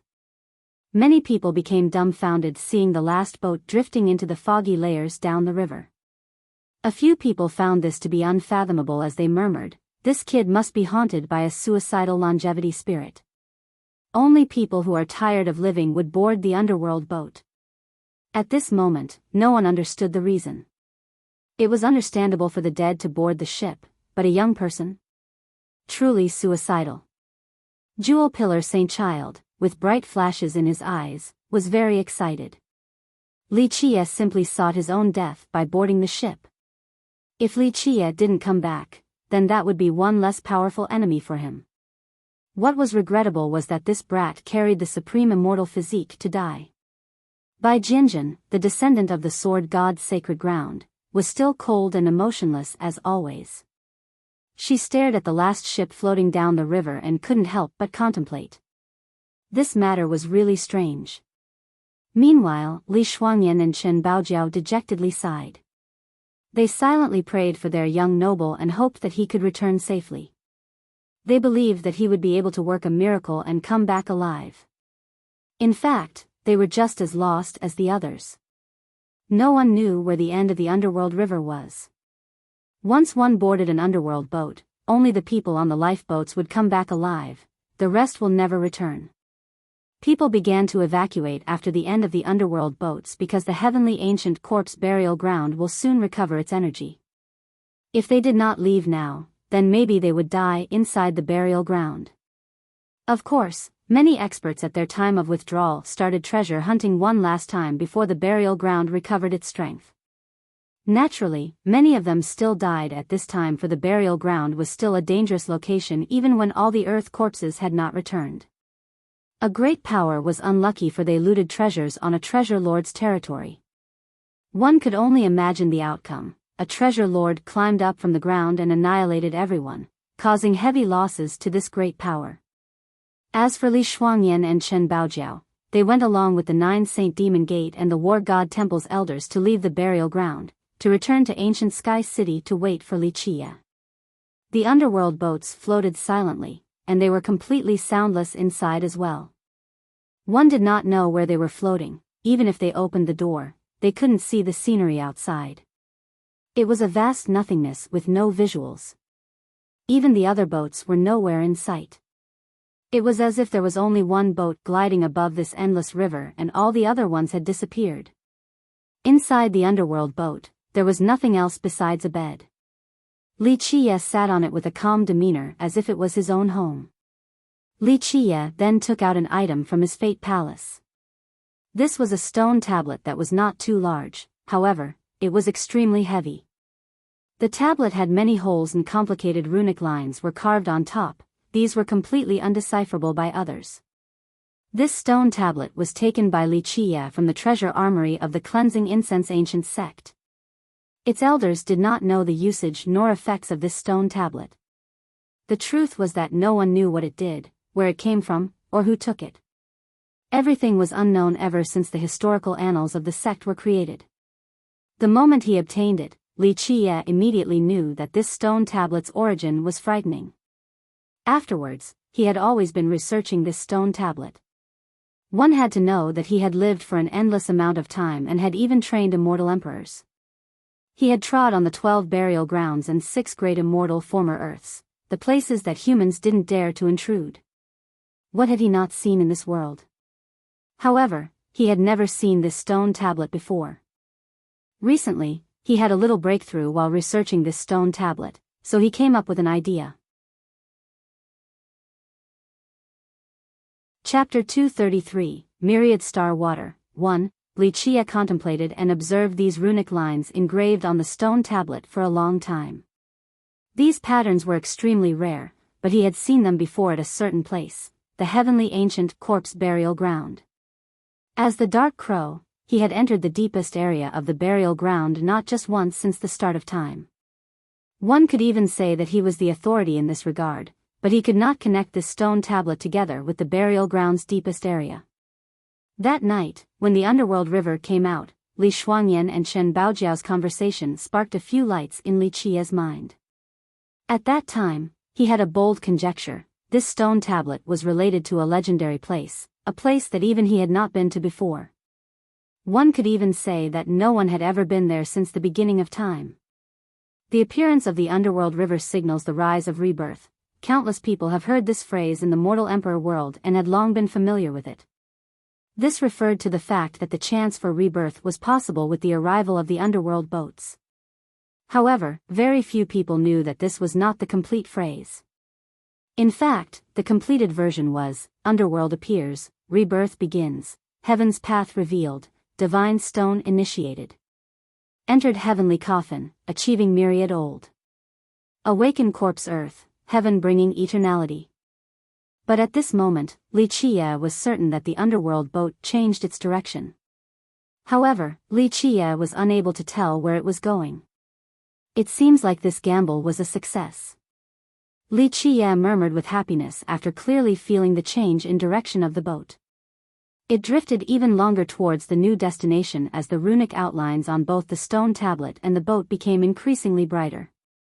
In the end, it was as if a dazzling splendor shot out from the patterns and intertwined together into a heaven and earth's written clause.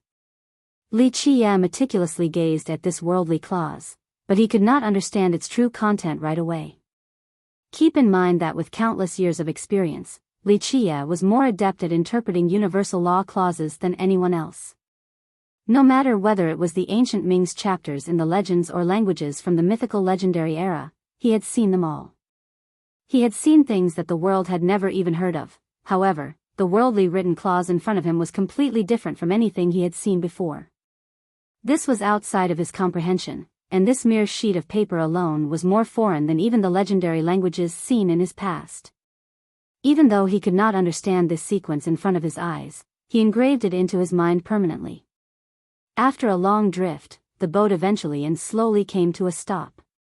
This excited Li Qiye, for he knew he had finally arrived. At this point, his eyes narrowed, creating a dignified expression. No one knew the final destination of the underworld boat, and no one knew what they would face once they left its interior. After taking a deep breath, Li Qiye carried the stone tablet and drove the tetrawar bronze chariot slowly out of the underworld boat. The moment he witnessed the scene before him, even as someone who had experienced countless hardships, someone who was once hailed as an immortal emperor's Tao master, and someone who was a mythical legend, he still couldn't help but become shocked. At this time, there were no mountains nor rivers before him, or even any resemblance of a world at that. There was only an empty and endless void, deprived of any life forms. Let alone a blade of grass, there was not even a trace of any essence of life.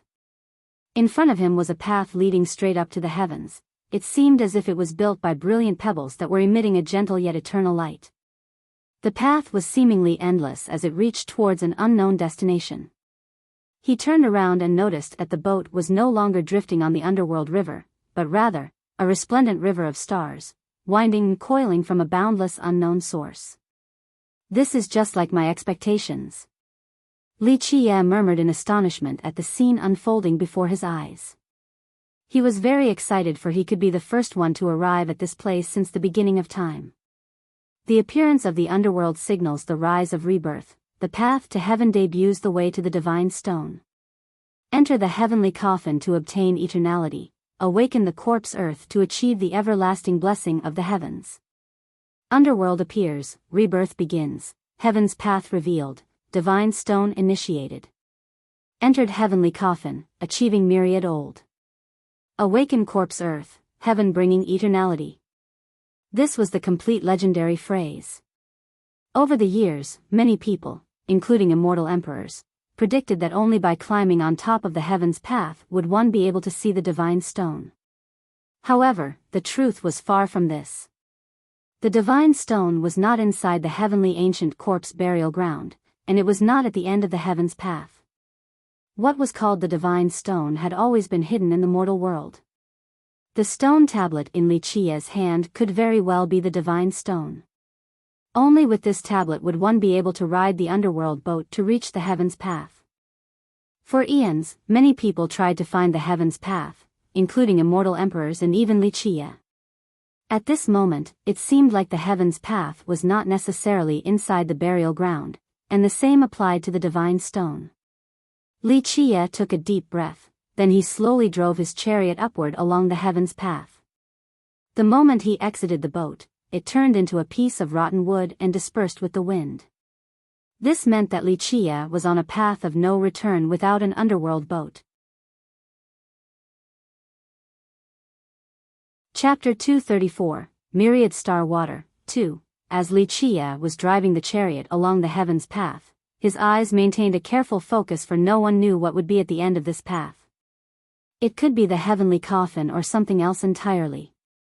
Underworld appears, rebirth begins, heaven's path revealed, divine stone initiated.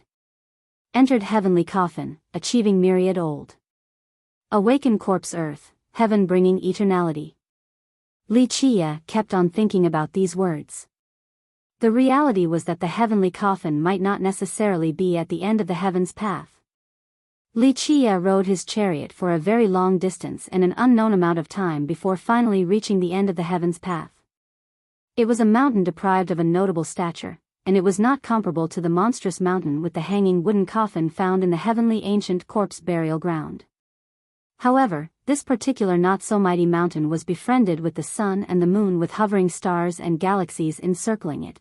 It was as if this mountain was the center of the sky, or the beginning of the heaven and earth. Li Qia went up the mountain and found that there were no other things besides a pool of water. In the middle of the mountain was a large pond that had slow-flowing water. A spurting spring existed at the middle of the pond. It did not spray high, as it was only around 3 feet up. Li Qia was shaken the moment he saw the water in the pond. Its water was not much different from common water, but with a more meticulous observation, one would find that this water was not ordinary. This tranquil water had a faint shimmer, but with a careful glance, this faint shimmer was not from light. Instead, they were stars along with suns and moons. The Grand Tao accompanied each of these shimmers. To simply put it, this was its own heaven and earth. Inside the glossy lights, these heavenly bodies were hundreds of times smaller than a speck of dust. This was the reason why they looked like faint shimmers from a quick glance. Myriad star water. Even Li Qia was astonished at the sight of this pond. After living for such a long time, what type of treasures had he not seen? Even the treasure considered number one in the world by mankind had been bestowed with his gaze. Li Qia had only seen the myriad star water once, and it was a long time ago. It was just a single drop of myriad star water back then, but it brought about a war throughout the entire 9 worlds. At that moment, immortal emperors and immortal physiques at grand completion tried to seize this one drop of myriad star water, and it brought about an immortal emperor-level war. Li Qia took a deep breath as his gaze fell upon the spring in the pond. The spring was only 3 feet high. It was as if it was raising a piece of treasure metal. This treasure metal was filled with primordial chaos, as if it was born during the inception of the heaven and earth. Its voice was very, very indistinct, yet it sounded as if an immortal king was preaching the scriptures with the hymns of true gods. They exuded a majestic brass sound of majestic drums, allowing listeners to be enlightened with perfect wisdom. The even more frightening thing was that there were 9 runes upon this piece of treasure metal. They intertwined into one existence, a supreme true mantra. This one true mantra alone formed its own world and was turned into an unparalleled heavenly testament. However, this was only the first form of the heavenly testament. It was not yet at grand completion. Li Qia's eyes shot out a blinding brilliance to analyze the golden runes within the metal, resulting in his body shaking. In a flash, he clearly read the golden runes within this piece of metal. Pristine worldly metal. With a shocked expression, Li Qia took in a cold breath and couldn't help himself from murmuring. Li Qia had seen so many treasures throughout the ages. Regarding Grand Tao treasure metals with innate runic words to create life treasures, a 9 Grand Tao golden rune metal was the most valuable. However, a Grand Dao treasure medal with 9 Grand Dao golden runes was not the most invaluable. There was a saying amongst cultivators: treasure medals with 9 runes were not as great as treasure medals with 3 runes and 1 true mantra. If 1 Grand Dao treasure medal contained 9 Grand Dao golden runes, but if these golden runes were just fragmented pieces, it could only be considered a treasure medal reaching its own limit regarding golden runes. However, if this Grand Dao treasure medal contained 3 Grand Dao golden runes that were able to turn into 1 true mantra, in the eyes of many people, its value would be much greater than a 9 runic Grand Dao treasure medal. The reason was very simple. When these Grand Dao golden runes are able to form into a true mantra, its power would double. The power of 3 runic true mantra would be no less than a 9 runic Grand Dao treasure medal. Therefore, some people referred to these golden runes that were capable of forming true mantras as mantra treasure medal or true medal, and they even placed it above immortal medal. He couldn't wait for this pristine worldly medal to turn into a heavenly scripture or heavenly treasure. In the end, he couldn't wait for such a long time. As long as he could seize this pristine worldly medal, create a supreme life treasure from it in the future, and, at the same time, shoulder the heavens will to become an immortal emperor, this life treasure would be unbeatable in this world. Even immortal emperor true treasures would not be able to compete with it. This pristine worldly medal was just a legend that existed only during the primordial chaos of the heaven and earth. However, Li Chia didn't think that he would actually see one today. Boom, boom, boom. During his time of astonishment, thunderous noises appeared, causing Li Chia to immediately turn around. Looking at the scene of the empty void ahead of him, even Li Chia became dumbfounded as his eyes became wide open. Ants, one after another, were carrying a coffin from the mountain forward into the void. Ancient ants moving the coffin. Li Chia murmured as if he was in a trance. Not long before this, he had seen these ants carrying a wooden coffin towards the deepest area of the heavenly ancient corpse burial ground. And that time was not the first time he had seen this phenomenon before either. He just didn't expect to see these ants again at this time and place. Li Chia was certain that these ancient ants were the same ones that he had met not long ago. Such a situation even caused Li Chia, who had seen many strange things, to be stuck in a daze. Li Chia felt an urge to chase after and open the wooden coffin, but he managed to calm himself because he had heard of a different legend, a legend with a bad ending. The moment the ancient ants and the coffin disappeared into the void, Li Chia finally regained his wits and looked at the pond ahead. After taking a deep breath, he took out an item and aimed it towards the water in the pond, then he shouted, "Go!" However, the water in the pond did not move in the slightest. One had to know that the jade bottle in Li Chia's hand was a universe pouch. Not to mention a pond of water, it could even hold an entire river. But at this time, there was not the slightest hint of movement. Regardless of how he tried to suck in the myriad star water with his jade bottle, it was all for naught. At this moment, Li Chia realized that this water was not something that could be carried by his jade bottle. One had to know that every small drop of this water carried a star, sun, or moon. How could an ordinary universe pouch be able to hold such a thing? At this time, he thought about an item, so he took it out, the myriad heavenly cauldron. After taking it out, he didn't do anything else. The myriad heavenly cauldron flew out from his hand and, with a boom, it fiercely swallowed a big mouthful of myriad star water. However, the myriad heavenly cauldron did not drink a huge amount of myriad star water to store for Li Chia. It recklessly tried to digest the water. In the blink of an eye, it emitted a faint brilliance and many tiny stars appeared. It was actually undergoing a transformation. However, when it digested almost half of it, the cauldron was like a drunkard as it shifted back and forth before finally falling flat to the ground with a plop. Damn, this is too messed up, you're devouring such a treasure for only yourself. Li Chia was speechless and had no choice but to recall the myriad heavenly cauldron. This guy was not trustworthy at all. It ate a large amount of the water and essentially left nothing for Li Chia. Since it was impossible to rely on the cauldron, Li Chia thought about a different item. He took out one immortal writ and folded it into a small cup, then he used it to scoop the myriad star water. Truly worthy of being called an immortal writ, it is definitely matchless since the ancient age. Li Qiye was ecstatic that the immortal writ was able to accept the myriad star water. Li Qiye, once again, folded another immortal writ, wanting to store even more water. However, this time, the folded paper cup was not able to load the water, not even the tiniest bit. It seems like this water has its own consciousness. Even the immortal writ could only load the water once, and only a small cup at that, before it was no longer effective. This caused Li Qiye to understand that this water had its own sentience.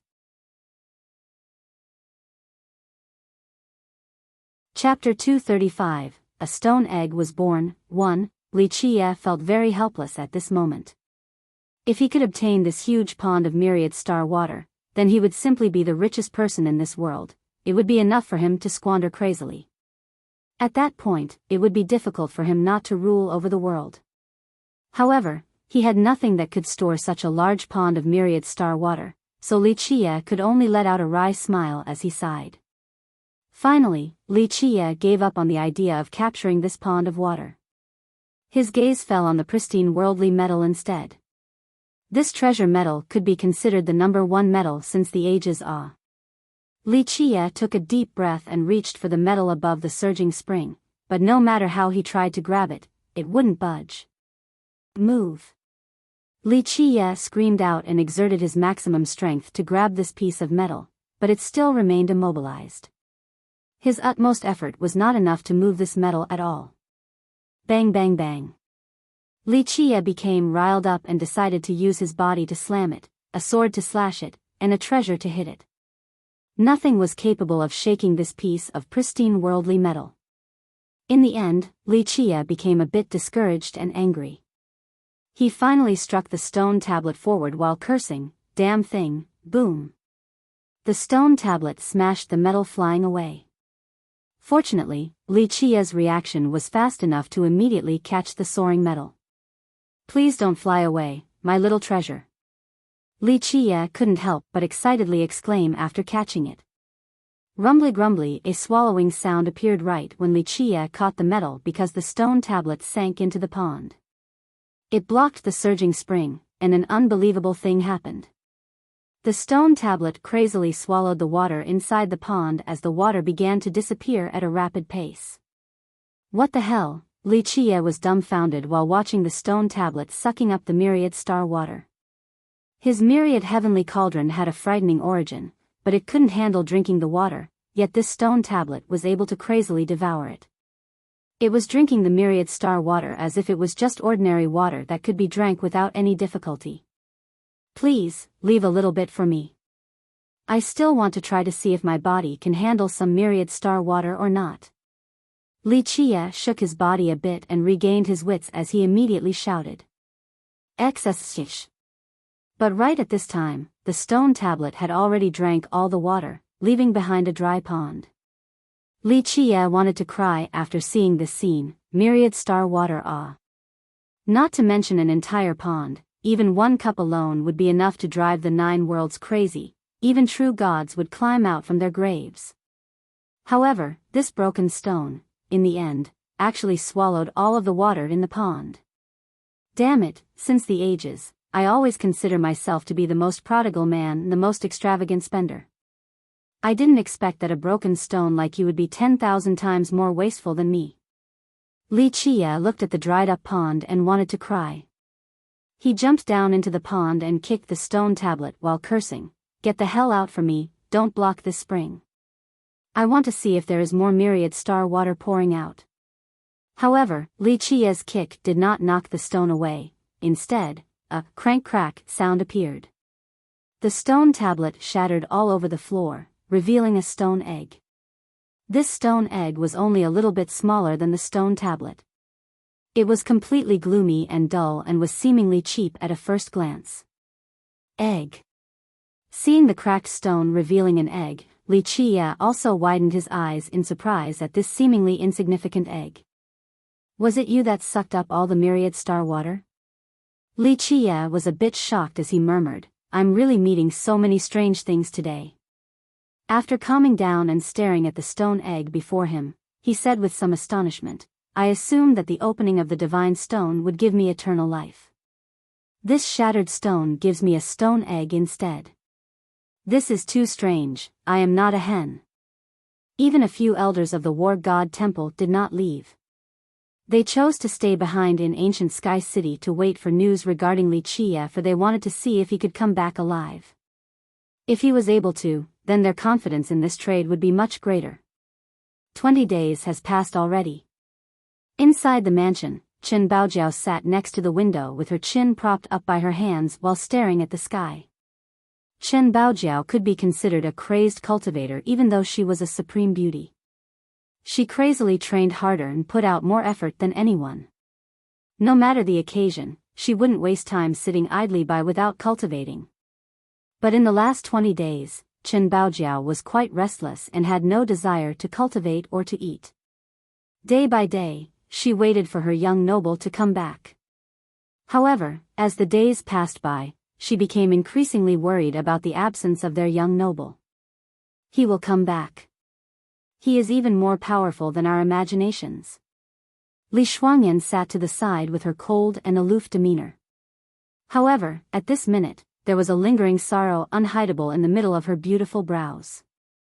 Even though Li Shuangyan was saying such things, her heart was still at a loss. In the end, this was the underworld boat they were talking about, and 20 days had passed as well. Li Chia told them that, if he did not return in half a month, they have to leave and bring the juniors back to the cleansing incense ancient sect. However, 20 days had passed and they were not willing to leave. They were still hoping for their young noble to return. Today, ancient Sky City was sunny with a cloudless sky. This was a good day. At this moment, in the wide cloudless sky, there was a sudden sharp noise piercing above as a star passed over ancient Sky City. Meteor, many people looked up and said, "No, it is not a meteor, it is a person." A person was shooting across the sky with an extreme speed, just like a burning meteor, as his entire body was bursting in flames. It is Li Chia. Even though the speed was very swift, there was still a royal noble with sharp eyesight and was able to discern the person burning with raging fire in a flash. Having heard this, many cultivators present were shocked.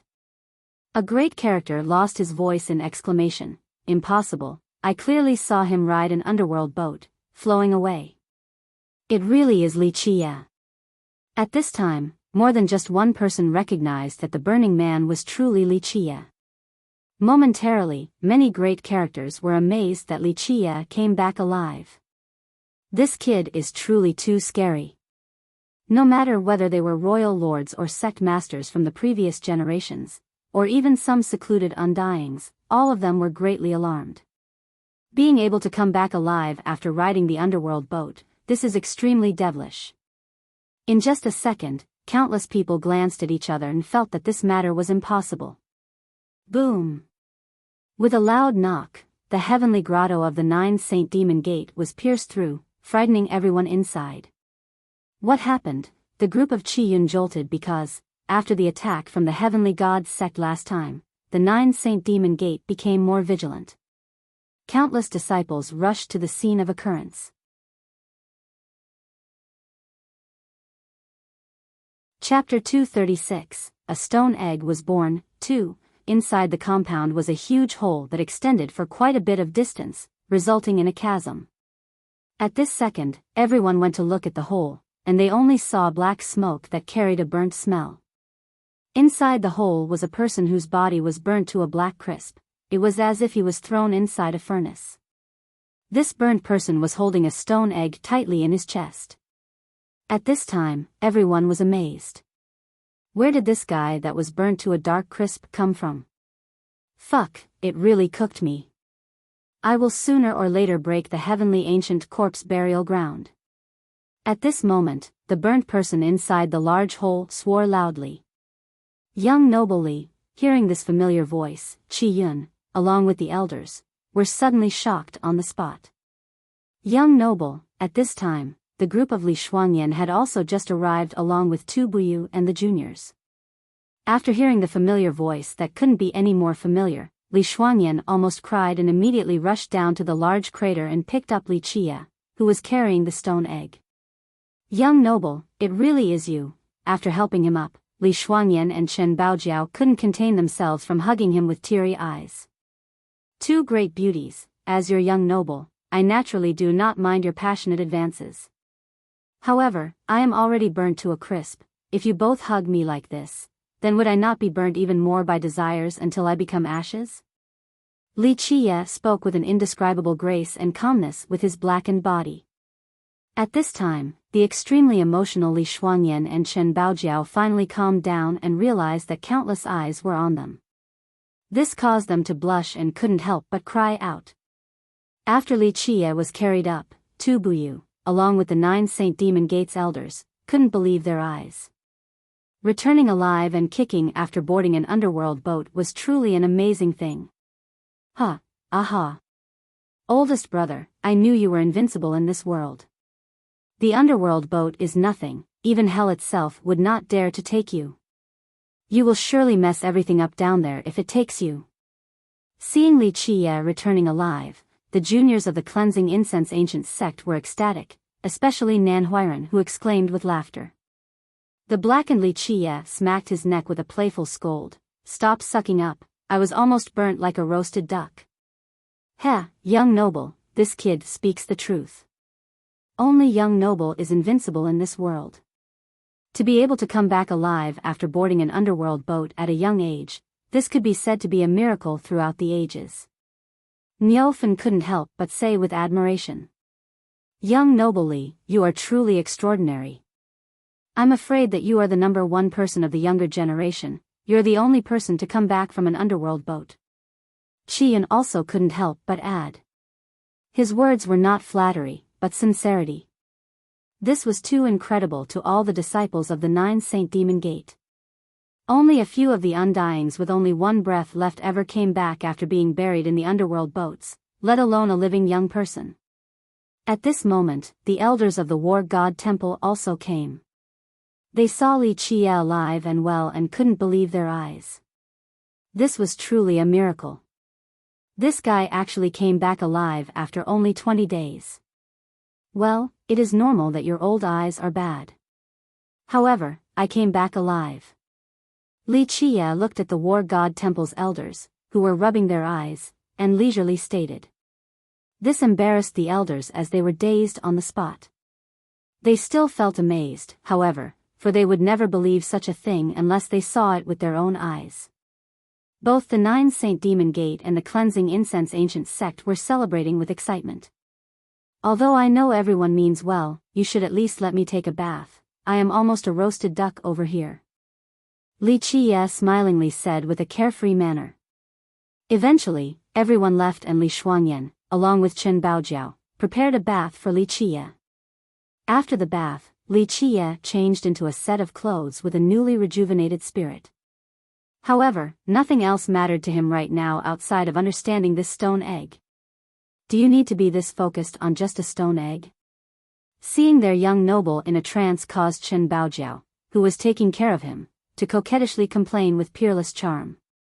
With such an enchanting beauty along with an alluring expression was irresistible, people would have no choice but to lose their minds. However, Li Qie paid it no mind as his eyes were focused on the stone egg. Girl, you don't know. This egg is truly unfathomable, very unfathomable. Li Qie gently petted the stone egg as if he was gently caressing a lover. He wanted to feel the pulse of this egg, but there was not the slightest response. His myriad heavenly cauldron was quite amazing with a heaven-frightening origin and could be considered the number one cauldron in the world. However, it became drunk after just one big gulp of myriad star water. Yet this stone egg swallowed an entire pond without any reaction. He started to wonder if this egg had any life essence at all. If it truly had some life in it and swallowed a pond without any reaction, then it was too terrifying, he didn't even dare to imagine it. If this was the case, then what kind of existence was this? Li Qie would dare to say that there were no existences in this world that he had not seen before. However, if there was a creature in this world that could swallow a pond of myriad star water without any reaction, then Li Qie really had not seen it. Even an immortal emperor would not be able to do so, for they essentially could not refine the water without some time. What is this thing? Li Shuangyan noticed that Li Qie was not joking, so she meticulously looked again, but the result was still the same. Li Qie shook his head and answered, "It would be nice if I knew so that I won't have to think about how to break it. In fact, I still don't know what creature it is." After returning, Li Qie had always thought about this stone egg, but it remained a mystery. He was sure that this egg hid a great secret. It did not have any relationship with the burial ground, but with hell instead. However, this was the only thing he could come up with. Underworld appears, rebirth begins, heaven's path revealed, divine stone initiated. Entered heavenly coffin, achieving myriad old. Awaken corpse earth, heaven bringing eternality. Li Qie kept on recalling this phrase and wanted to connect the stone egg with it, but he still didn't have a clue at this moment. On the second day since his return, Li Shuangyan told Li Qie, "An ancestor of the war god temple wants to see you." "See me?" Li Qie batted his brows a bit before saying, "Let him come. Does he actually want me to go and see him?" "It is him asking me for a favor, not the other way around." Li Shuangyan became a bit speechless.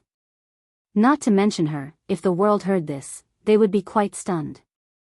A war god temple's ancestor was an invincible character. Even a virtuous paragon would not dare to act recklessly when facing this ancestor, but their young noble was an arrogant mess. In the end, the war god temple's ancestor actually came. The truth was that the war god temple didn't have just one ancestor. This ancestor stayed behind while the rest all went back to the temple. He came in and sat down.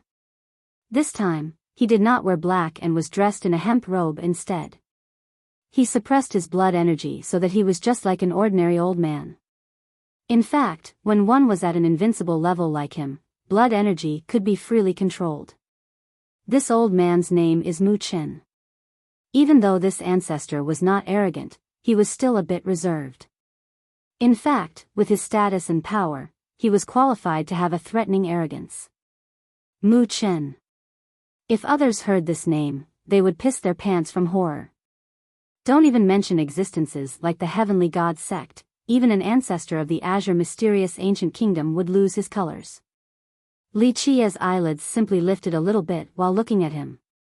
He was just a bit surprised. "You being alive is outside of my expectations. That year when the old war god Mu was buried, I heard that you were one of the pallbearers. Old man Mu had always thought highly of you." Li Qie's words shook Mu Chen. Even the disciples of the war god temple did not know of such a tale, let alone an outsider. This was an extremely ancient matter. Besides the living ancestors, no one else knew about this matter. It was only through the usage of an era bloodstone to last till now. Mu Chen spoke. If it wasn't for bringing their forefather to this place, he would not pay such a monstrous price such as leaving the era bloodstone. At this point, Mu Chen looked at Li Qie and said, "Even though forefather Mu lived for another generation, he couldn't make it to the present." Li Qie waved his hand and said, "Don't try to test me." The old man from the hidden immortal hall didn't dare to inquire, "Do you really want to take this gamble?" Mu Chen immediately turned silent. The truth was, to both him and the war god temple, Li Qie was too devilish. He felt that Li Qie wasn't only something as simple as the prime disciple of the cleansing incense ancient sect. However, their forefather had talked about this, so he no longer dared to try searching for Li Qie's background after Li Qie's warning. War god Mu had lived for 2 generations, plus he buried himself in the era bloodstone for a long time. This was already heaven-defying. The old heaven had soon not tolerated him. It was already a miracle to live that long. It is already good that the old man from your hidden immortal hall is now buried on the underworld boat, so don't be too greedy. Li Qie glanced at Mu Chen once, then he continued on, "Your war god temple is great in all aspects, but its conservative air is too heavy. This has a lot to do with having too many old men alive." Li Qie's words caused Mu Chen to contemplate silently. Their war god temple had been standing strong since the desolate era until now, and it was due to two reasons. The first was because there were many great geniuses that appeared, the second was because they always had ancestors who were willing to be buried in the dark in order to protect the temple. The younger generation created the future while the old generation protected the heritage. Because of this, the War God Temple continued to exist until this day. Well, we will not waste time. If you have something to say, go ahead. Out of respect for your War God Temple's great contribution to the human race, I will let you know certain things as long as the situation permits. Li Qiye slowly said. Li Qiye's words, once again, shook Mu Chen's heart. These words were not simple. He became serious and looked at Li Qiye to say, I want to ask young noble Li, the end of the underworld boat, what is that place? Could young noble Li describe the circumstances and details regarding the drifting boats?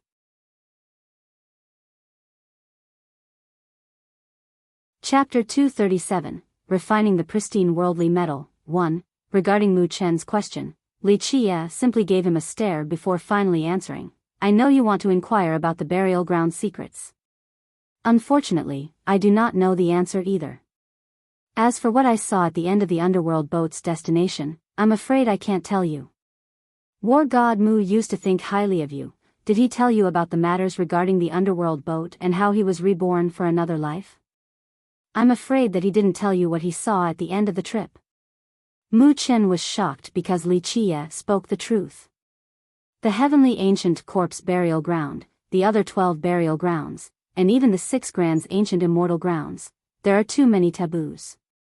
Unless you personally experienced it, it would be meaningless to hear about it.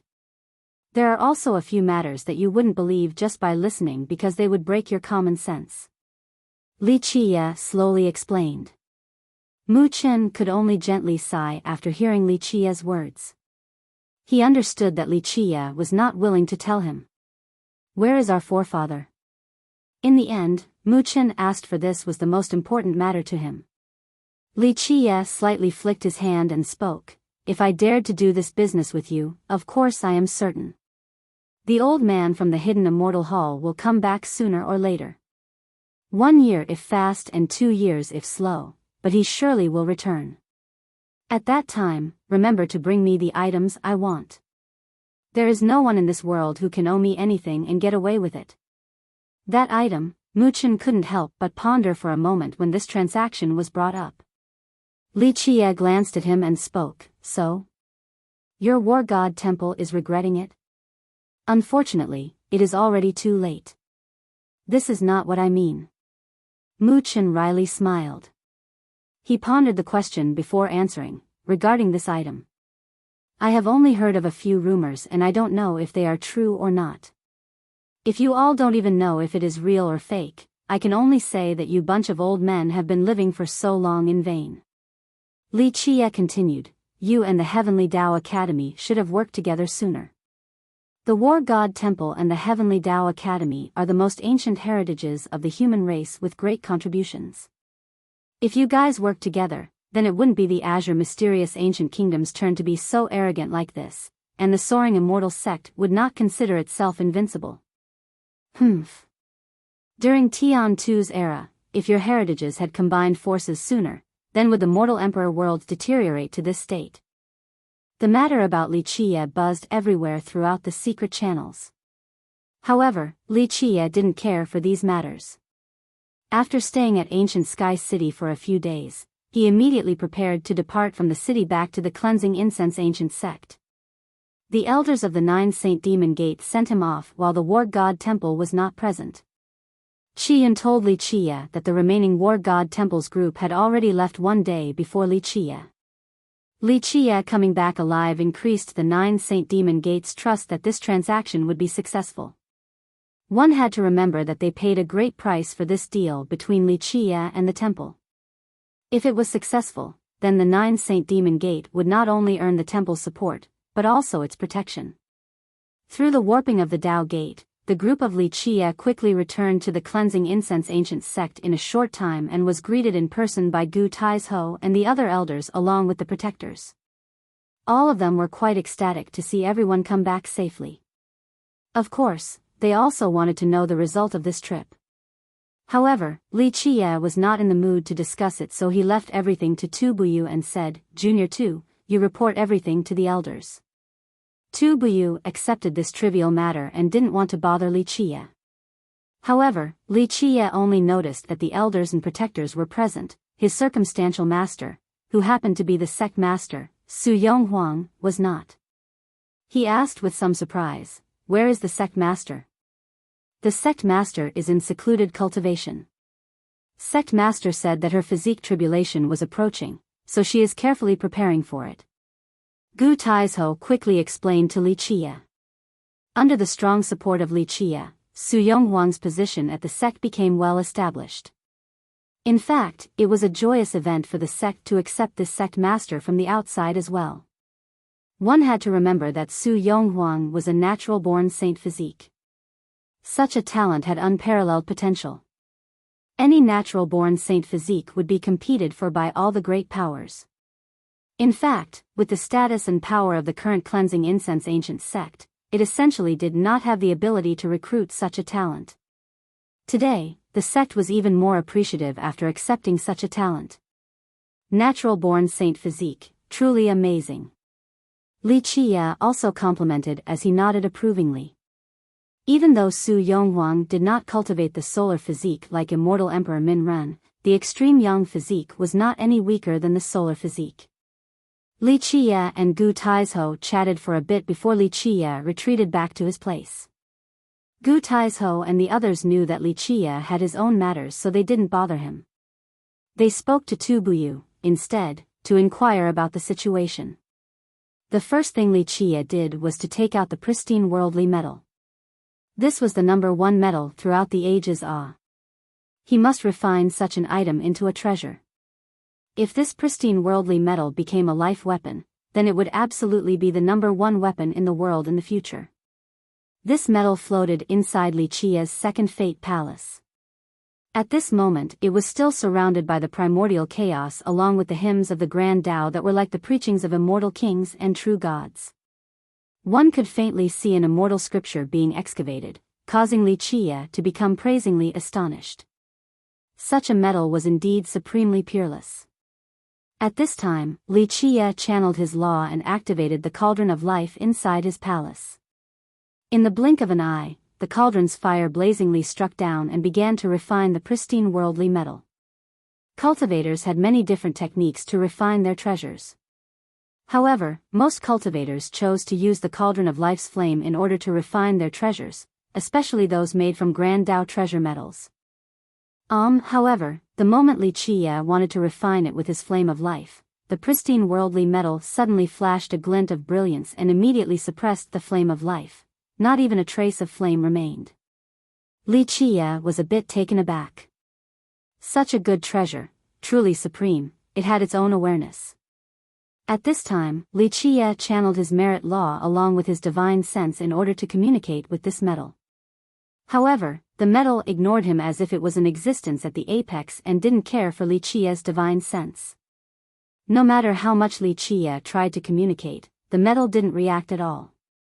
Li Qie was angry to the point of vomiting blood from such a scene. Even though this metal was peerless in this world, if there was no way to refine it, then it was still useless in the end. He couldn't use this #1 metal in the world as a brick and throw it at his enemies. As Li Qie was enraged with exasperation, the stone egg stored inside Li Qie's fate palace began to move. Boom! The stone egg ferociously slammed the pristine worldly metal and caused it to gradually lose its brilliance. The metal seemed to be chastened after being ferociously smashed by the stone egg. Back when Li Qie tried to communicate with it, it had a superior arrogance and didn't care for him. However, after being smashed by the stone egg, it withdrew its conceitedness.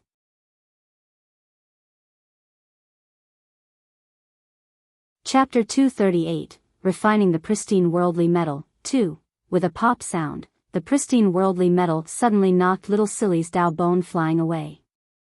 It had always been stored inside Li Qie's second fate palace before being knocked away by the metal. One has to know that little Silly had a heaven-frightening origin, but at this moment, it could not compete against this metal, so its position was robbed away in an instant. Oh my god, so overbearing. Li Chia didn't have anything to say and had no choice but to put away little Silly's Dao bone. One fate palace could only grow one treasure, there was no way around this. However, Li Chia was not too surprised at such a scene. In the end, it would not be an exaggeration to say that it was the #1 medal in the world. Right when the pristine worldly medal replaced little Silly in the true fate position, it actually automatically called for the water of life from the spring of life. With another, the pillar of life also exerted its essence and mystical runes. In just a moment, the pristine worldly medal was bathing in the water of life, essence of life, and mystical runes of life in complete enjoyment. As time passed by, it began to change after being strengthened and bathed by all these different powers. A spirit energy was gradually formed as this medal engraved the mystical runes of Li Chia on its body. As the Grand Tao intertwined, its own 9 runic true mantra, along with these mystical runes, was seemingly becoming a chapter of immortal scripture. Li Chia was moved by witnessing such a scene. This was auto-refinement. One has to know that life treasures and true treasures needed cultivators to refine. In order to increase their powers, cultivators would not only use the world's essence, life essence, and blood energy, but they would also use supreme merit laws for this refinement process and to engrave these laws onto the treasures. However, this piece of pristine worldly metal was able to start the refinement process by itself without Li Chia's interference. Li Chia was speechlessly happy regarding this matter. As day after day passed by, the pristine worldly metal sucked up a large amount of Li Chia's life force and started to slowly change. It was no longer just a piece of metal, but had been turned into a refined weapon. As even more time passed by, it slowly turned into a Bao. Since it refined itself into a natural life treasure, Li Chia couldn't help but praise it. It will absolutely be unfathomable once it formed. It will be the best weapon in the world in the future once he shouldered the heaven's will and became an immortal emperor. Li Chia couldn't contain his excitement thinking about how the utmost pinnacle of weapons will come from his hands in the future. He had lived through the ages witnessing immortal emperor true weapons and true gods' arsenals, even the more mythical and ancient mysterious treasures were seen by him. Since the ages, many weapons were praised as the world's ultimate weapon under the heavens, such as Immortal Emperor Gu Chun's bronze sword, Immortal Emperor Fei Yang's banner, Immortal Emperor Buzhan's spear, or even Tian Du's flag. Cultivators of these two realms were referred to as named heroes and royal nobles, respectively. In today's world, named heroes and royal nobles were the main force, especially royal noble cultivators. They had a prominent position in today's society. Heaven's primal had 3 levels. From lowest to highest, they are in the following order: wisdom opening, fate tempering, and bridge creation. When cultivators reached the bridge creation level, they would be able to soar through the span of thousands of miles without the need for any treasure. This was the foundation for cultivators to reach the sky and enter the earth in the future. They would be able to pillar the 9 heavens above and explore the 9 worlds below. During his cultivation, Li Chia used the revolving crescent sun law to channel his life wheel while the Kuan Peng's 6 variants turned into a Tao foundation to raise his true fate. At this moment, this Tao foundation resembled a supreme Tao chapter. As it opened, magical runes started to move, and it seemed as if this Tao chapter was preaching the immortal scripture to the true fate. As the essence of the heaven and earth was poured in with the tapping of the fate merit, sounds of the Grand Tao resonated within the true fate, taking the shape of a Kuan Peng. However, Li Chia did not imagine that his 4 symbols and his fate palaces themselves were all affected by the pristine worldly metal. When the fate palace was growing the metal that was filled with primordial forces also affected the fate palaces. Unknowingly, Li Chia's fate palaces were filled with primordial power. This scene left Li Chia in shock. This was a symbiosis process as his fate palaces and the pristine worldly metal were working together, exchanging life essence for primordial power. Otherwise, Li Chia's life force would not be able to nurture the immensity of the pristine worldly metal by itself. In the end, if a life treasure was too powerful, then a fate palace would not be able to nurture it. If a life treasure absorbed way too much life essence, then it would be a lose-lose situation, just like a fisherman draining the pond to get to the fish. At this moment, Li Qia's Fate Palace was growing this metal while the metal returned primordial energy back to the Fate Palaces. This was a win-win situation for both sides as they both reaped the benefits. Li Qia cultivated non-stop once he was back at the Cleansing Incense Ancient Sect. He did not care about foreign affairs. In the end, his cultivation was not powerful enough. Even if he had many schemes to destroy his enemies, the true and correct path was to have a powerful self-cultivation. Of course, Li Qia was not the only one practicing hard back at the sect. At the moment, the sect's atmosphere was great. All of its disciples, especially the younger generation, were extremely diligent. Luo Fenghua, Zhang Yu, Chu Daili, and Su Pei's groups were great role models for the other disciples. Zhang. Waves of melodious music rang back at the Zither Pavilion, formerly known as the Ghost Pavilion. Li Qia gently stroked his ancient zither as he played his tune. During his leisure moments away from cultivation, Li Qia couldn't help but come to this place to play a song. Today, his ancient zither was no longer an emperor's possession. The battle at ancient Sky City had completely expended its emperor's power and immortal intent. This ancient zither was given to immortal Emperor Min Ren by him. There were too many memories attached to this place, so Li Qia couldn't help but sigh after he finished his tune. During his reminiscence, another soft sigh appeared as a shadowy figure who was always there to quietly listen to the music as if she was spellbound. Flowing water, mortal home. Su Yuha could only lament as she was only a yearning sentiment. She wasn't even a ghost nor human. She was only a yearning sentiment without any trace of life. In the end, I can't play it as well as little brat Min Ren. Li Qia finished playing and smilingly spoke. Su Yuha was melancholic as she replied, "The immortal emperor only felt pity for me. Your excellency is different, you are supreme for all generations, so your song is different from the immortal emperor's song." Li Qia gently shook his head and said, "Why must you do this? It has been too long. There is no need for you to suffer like this."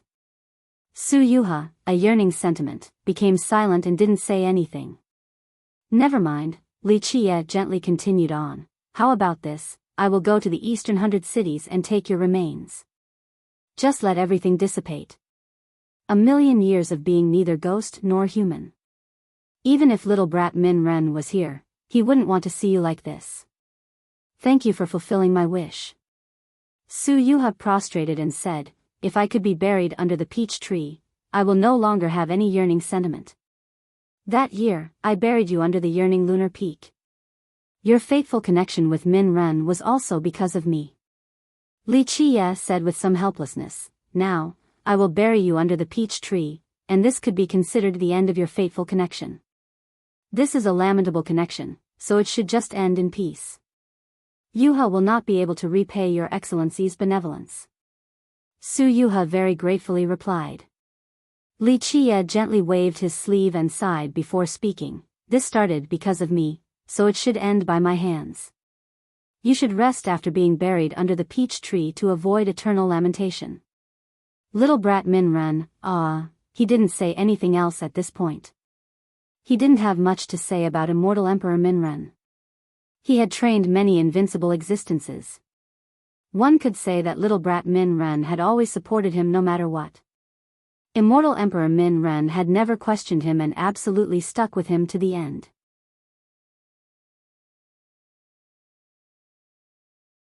Chapter 239, Heaven Protector Goddess, 1. The only thing Li Qia regretted was little brat Min Ren being in love with someone he shouldn't have fallen for.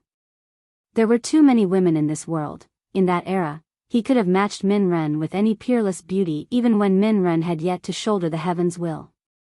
Unfortunately, this little brat only loved that woman. What was even more damnable was that that pure woman was blind to the point of stupidity and loved that hypocrite, virtuous monarch Jiangzhua. If immortal Emperor Min Ren didn't beseech him that year, he would have already brought his invincible generals to massacre the Jiangzhua clan. The truth was that among the geniuses trained by Li Qia, despite immortal Emperor Min Ren not being the most exceptional, he had the highest evaluation from Li Qia, even to this present day. One could even say that in order to train immortal Emperor Min Ren, he had to steal the fortune from heaven and earth itself. Immortal Emperor Min Ren had always shown the utmost respect to Li Kai for being his teacher. The only barrier between the two was that woman. Li Qiye wanted immortal Emperor Min Ren to forget about the unsavable pure woman, but it was also impossible to change immortal Emperor Min Ren's mind. His heart was hellbent on loving this woman, and he never married anyone else in his life because of her. Also, because of this woman, General Su, who had always been in love with immortal Emperor Min Ren and held utmost loyalty towards him, left for the heaven's edge. This matter had almost caused the master and disciple to become enemies. One could say that immortal Emperor Min Ren respected Li Qiye throughout his entire life, but because of this event, a great feud had arisen between them. And since Li Qiye didn't want to care for Min Ren's mess, by the end of it all, he chose to enter his hibernation early. Immortal Emperor Min Ren sacrificed too much for a foolish woman. If it wasn't for her, how could virtuous monarch Jiangzhou have had the qualifications to compete against immortal Emperor Min Ren for the heavens will that year? Li Qiye, as the Dark Crow, should have killed that hypocrite much earlier, but unfortunately, immortal Emperor Min Ren did not want to hurt that woman. And so, under immortal Emperor Min Ren's request, Li Qiye showed mercy and did not slaughter every last one of them. In that era, the divine generals under him could have turned over the sky. How could a meager Jiangzhou clan dare to oppose them? He could have killed their entire clan at any moment. Alas, immortal Emperor Min Ren had already set his mind on this matter. Such a shame for the Wise Heart Jewel Box. The Wise Heart Jewel Box was a supreme protection treasure that he gave to Min Ren when he started his cultivation road. Unfortunately, immortal Emperor Min Ren, as if possessed, gave this treasure to that simple woman for her protection. What was even worse was that the hypocritical virtuous monarch Jiangzhou used convincing words to trick the innocent woman into giving him the Wise Heart Jewel Box. This matter had once enraged Li Qiye, and he even ordered his generals to trample over the Jiangzhou clan. However, immortal Emperor Min Ren managed to interfere. This was why the Wise Heart Jewel Box became the clan-protecting treasure of the Jiangzhou clan. Damn, one day, I, your father, will massacre the entire Jiangzhou clan. Such a waste of my Wise Heart Jewel Box. At this moment, Li Qiye was very upset. If he had not been sentimentally considerate regarding immortal Emperor Min Ren's love, then he would have sent people to destroy the Jiangzhou clan in later generations. As for Su Yuha listening to Li Qiye's cursing, her mood became melancholic. She was the one who had stayed at the cleansing incense ancient sect for the longest, and she knew one or two things about the matters that year. It was not a secret that immortal Emperor Min Ren was smitten with that woman during that era. Let us forget about the past. In the end, Li Qiye didn't want to dwell on it any longer. He spoke to Su Yuha, since the end is coming, prepare your heart for it. In a short period of time, I will take your remains to the eastern 100 cities and bury you under the peach tree. Su Yuha bowed and gently sighed before suddenly disappearing. Li Qiye couldn't help but wryly smile. After millions of years, he still had to sort out the mess left behind by little brat Min Ren. Li Qiye left the ghost pavilion and called for Gu Taizhou to say, carefully prepare these materials, I will start a Dan refinement cauldron. The main force of the cleansing incense ancient sect is not good, so we should give the middle-level disciples some fate pills. I plan to leave for some time to the eastern 100 cities, so I will leave the training of disciples in the future to all of you. Going to the eastern 100 cities? Gu Taizhou was a bit taken aback. The eastern 100 cities was very far away from the Grand Middle Territory, but in the end, he didn't ask for why Li Qiye was going. He trusted Li Qiye, so he wouldn't inquire about such matters. After planning a trip to the eastern 100 cities, Li Qiye carefully prepared for his departure. On the contrary, Li Shuangyan was not going to embark on this journey. I want to open my 6th Fate Palace. Li Shuangyan told Li Qiye her thoughts. At the moment, Li Shuangyan was not only a Grand Dao noble with 5 Fate Palaces. In fact, her cultivation had reached grand achievement and she could step into the enlightened being realm at any time. However, Li Shuangyan had an even greater ambition. She wanted to open her 6th palace. Keep in mind that 6 fate palaces was the limit for the royal noble realm. In this generation, anyone that was able to open 6 fate palaces at the royal noble realm was not far off from being the #1 genius in the world. Royal nobles with 6 fate palaces were called supreme nobles. Just this name alone should be indicative of how heaven-defying they were for having 6 palaces in the royal noble realm. This is a good idea. Li Qie was very approving towards Li Shuangyan's ambition. He nodded his head and said, "You don't need to rush your physique tribulation at this moment. Your aptitude is very good. If you can open your 6th palace, then surpassing the minor physique tribulation will not be an issue in the future. You could even surpass it with complete perfection." As a supreme noble with 6 palaces along with a minor completion void imperfection physique, Li Shuangyan's potential could surpass all the other geniuses in this world.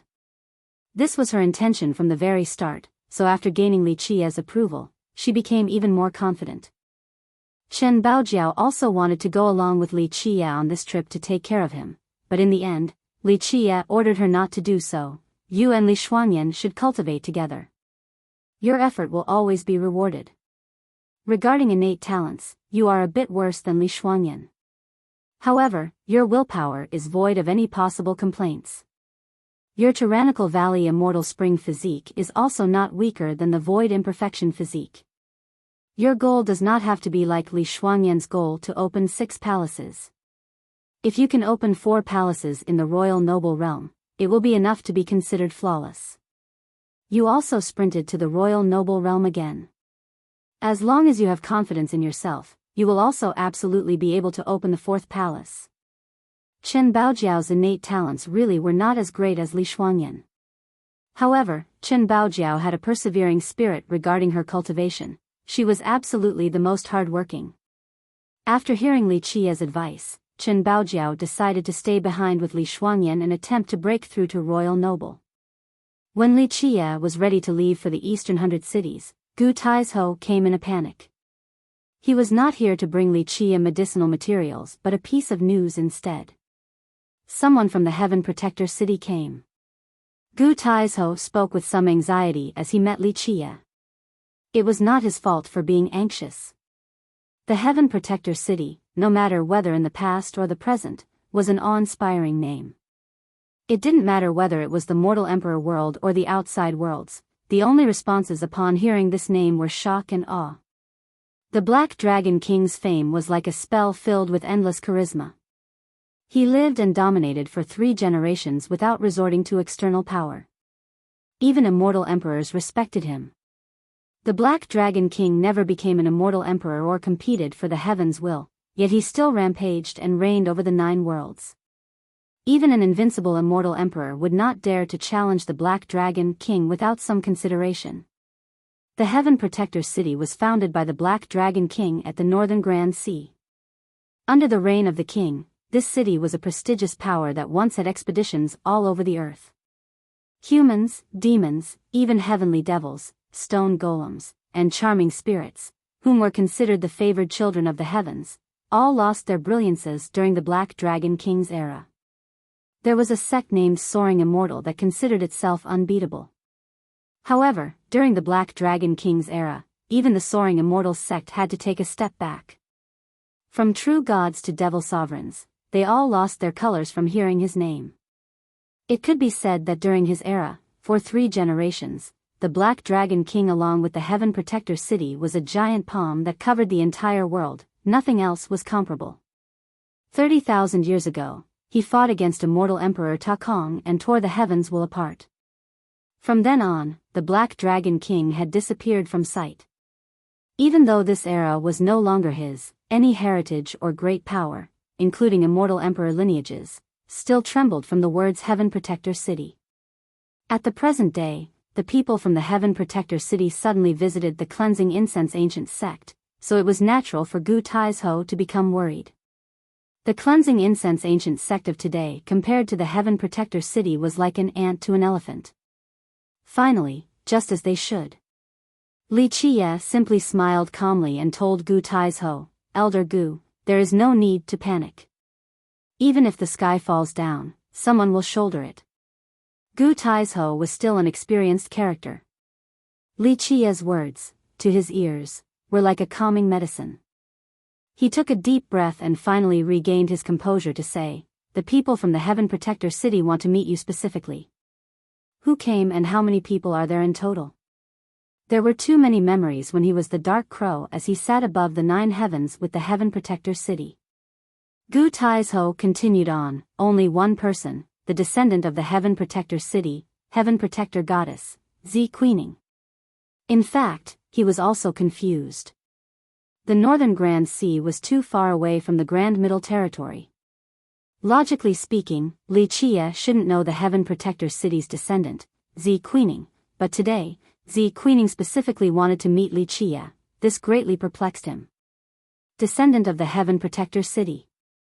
Li Qia narrowed his eyes after hearing this before resuming, "If she has arrived, then let her come see me." Gu Taizhou was out of words after hearing this.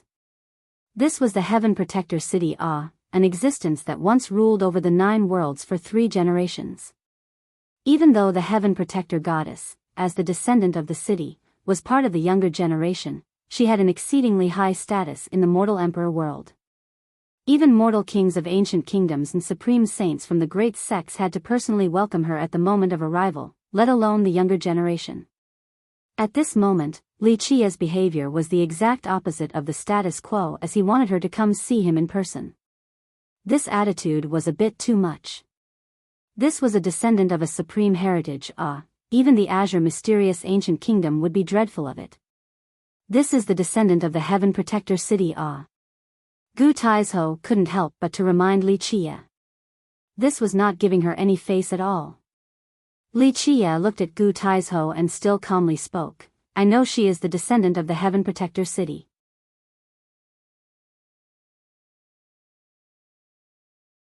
Chapter 240, Heaven Protector Goddess, 2. The helpless Gu Taizhou had no choice but to follow Li Qia's wish.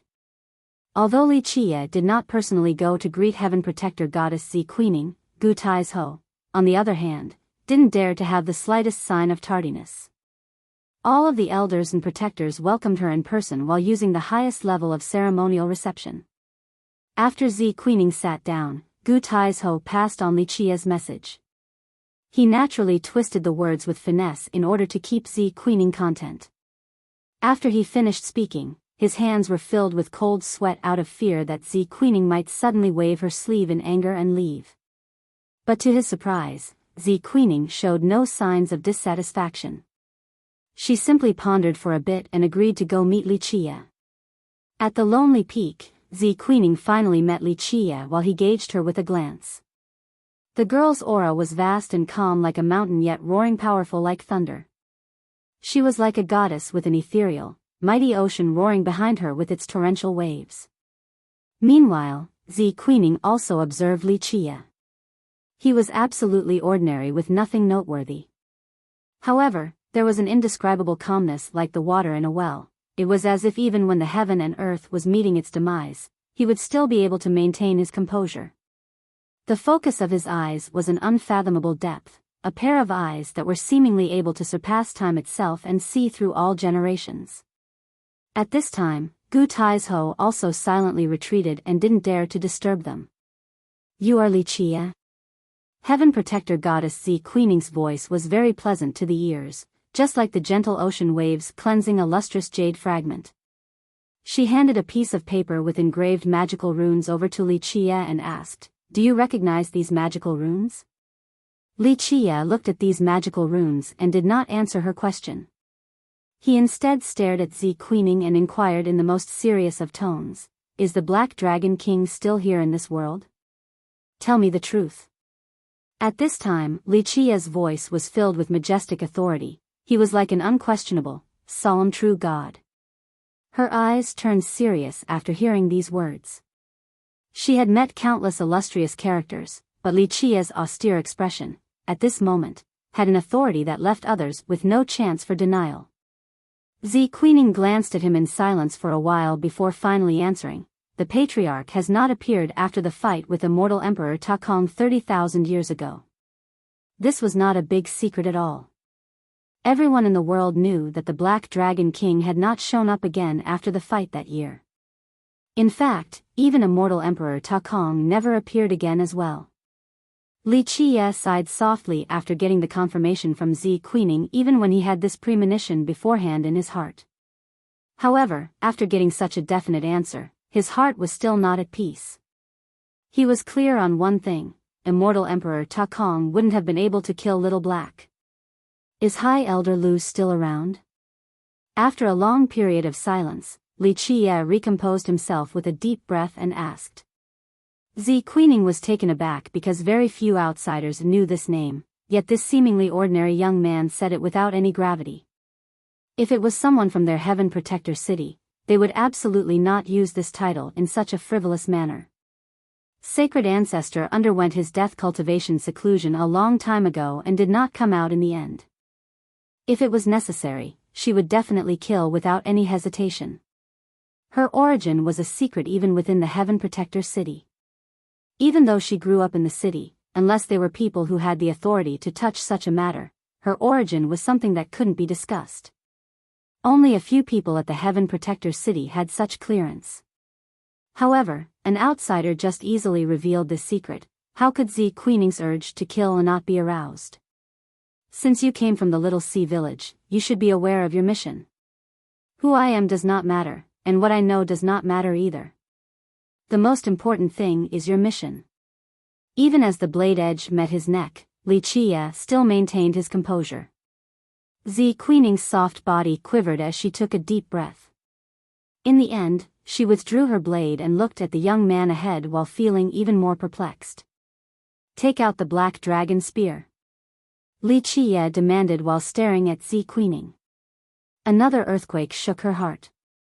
After looking at Li Qie for a long time, she finally took out the Black Dragon Spear. The moment it was free, an aura permeated the sky as if a true god was descending down, or as if an immortal emperor had just arrived. It suddenly shocked the entire cleansing incense ancient sect. What is that? The group of Gu Taizhou felt the supreme aura and became astonished. He had an illusion as if the cleansing incense ancient sect's immortal emperor true treasure had returned. You still haven't mastered the Black Dragon Spear. Li Qie shook his head and said after seeing the spear. He then flicked his hand and the Black Dragon Spear fell into his palm. Right when he was gently caressing it, its momentous aura slowly converged back to the spear and disappeared. It was as if an arrogant and haughty stallion had met its fateful master, suddenly becoming docile. A light jumped around as if it was showing intimacy in the hand of Li Qie. The Black Dragon Spear was completely black with a faint violet shimmer. It resembled a black dragon, one that could fly up to the 9 heavens at any moment. From a black shade changing to violet, this was a symbol for a flood dragon turning into a true dragon, the spear of the heavens itself. Zi Queening couldn't believe her widened eyes, for this was unbelievable. One had to know that when the Black Dragon Spear was passed down to her, it had an invincible and arrogant aura. It had followed her since her youth, but she still couldn't force this spear to accept her as its master even now. But today, a stranger was able to tame it like a haughty stallion meeting its master. This was truly an incredible sight.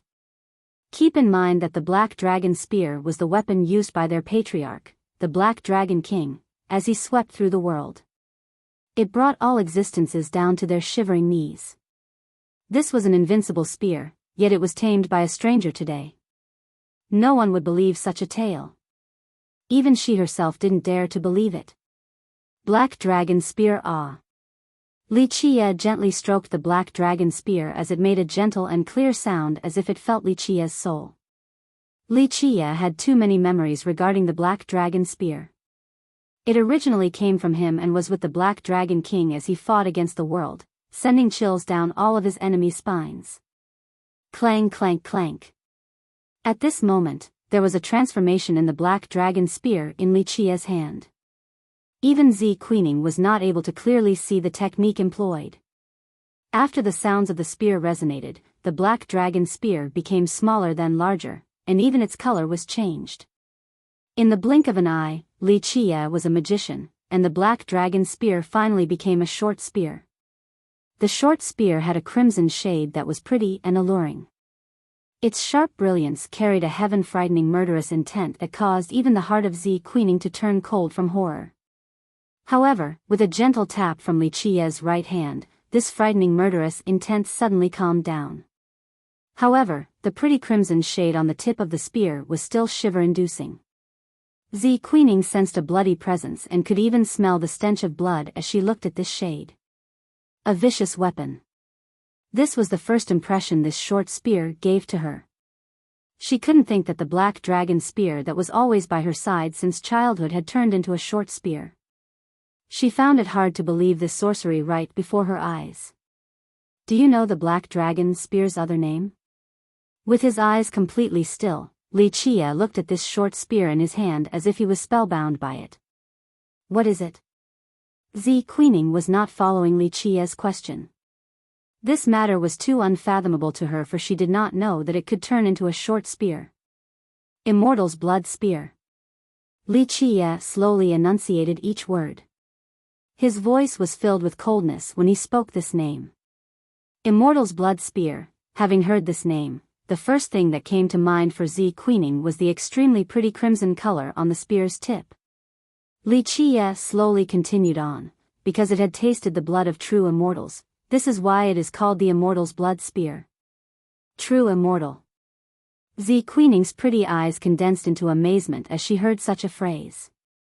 She then looked at Li Qia and asked, "There are really true immortals in this world?" Li Qia did not answer her question. Instead, he carefully spoke, "This is a vicious weapon, and I hope that you will one day be able to grasp it. Otherwise, you are not worthy of it." Finished speaking, he returned the Immortal's blood spear back to Zi Queening. Zi Queening accepted the Immortal's blood spear as her expression became solemn and dignified. The moment the spear was in her hand, she felt an unprecedented destiny right before her that had not been there before. Don't ruin the prestige of the Immortal's blood spear. Li Qia spoke to Zi Queening with a serious tone. It is not only a weapon. It has massacred true gods and pierced through the neck of an immortal emperor. What? Zi Queening was in a stupor with a shocked expression. This phrase to her was too overwhelming. True gods were such powerful existences, yet the Immortal's blood spear was able to massacre them. An immortal emperor was someone who shouldered the heaven's will and obtained the meaning of true invincibility. Piercing the neck of an immortal emperor was an unthinkable matter. It was simply the most ridiculous statement in this world. Yet Li Qia's expression was telling her that these were not blustering and crazy words, rather, it was a fact. In just a moment, Zi Queening was in a daze. The black dragon spear was left behind by their patriarch and finally fell into her hands. She knew that this spear was unbeatable and had dominated the 9 worlds. However, she had never thought that this spear actually massacred true gods and pierced an immortal emperor's neck. However, today, it seemed that this unthinkable matter was the truth.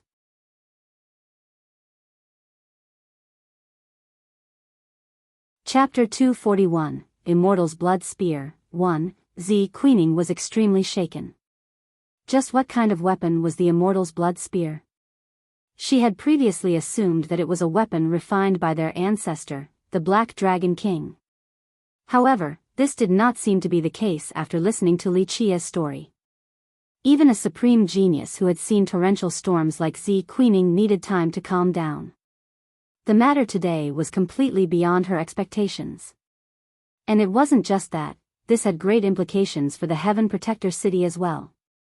Li Qia leisurely spoke while looking at Zi Queening, who was holding onto the Immortal's blood spear. Since you wield the Black Dragon spear and came from the Little Sea Village, I do not need to say much about your responsibility. Just who are you, really?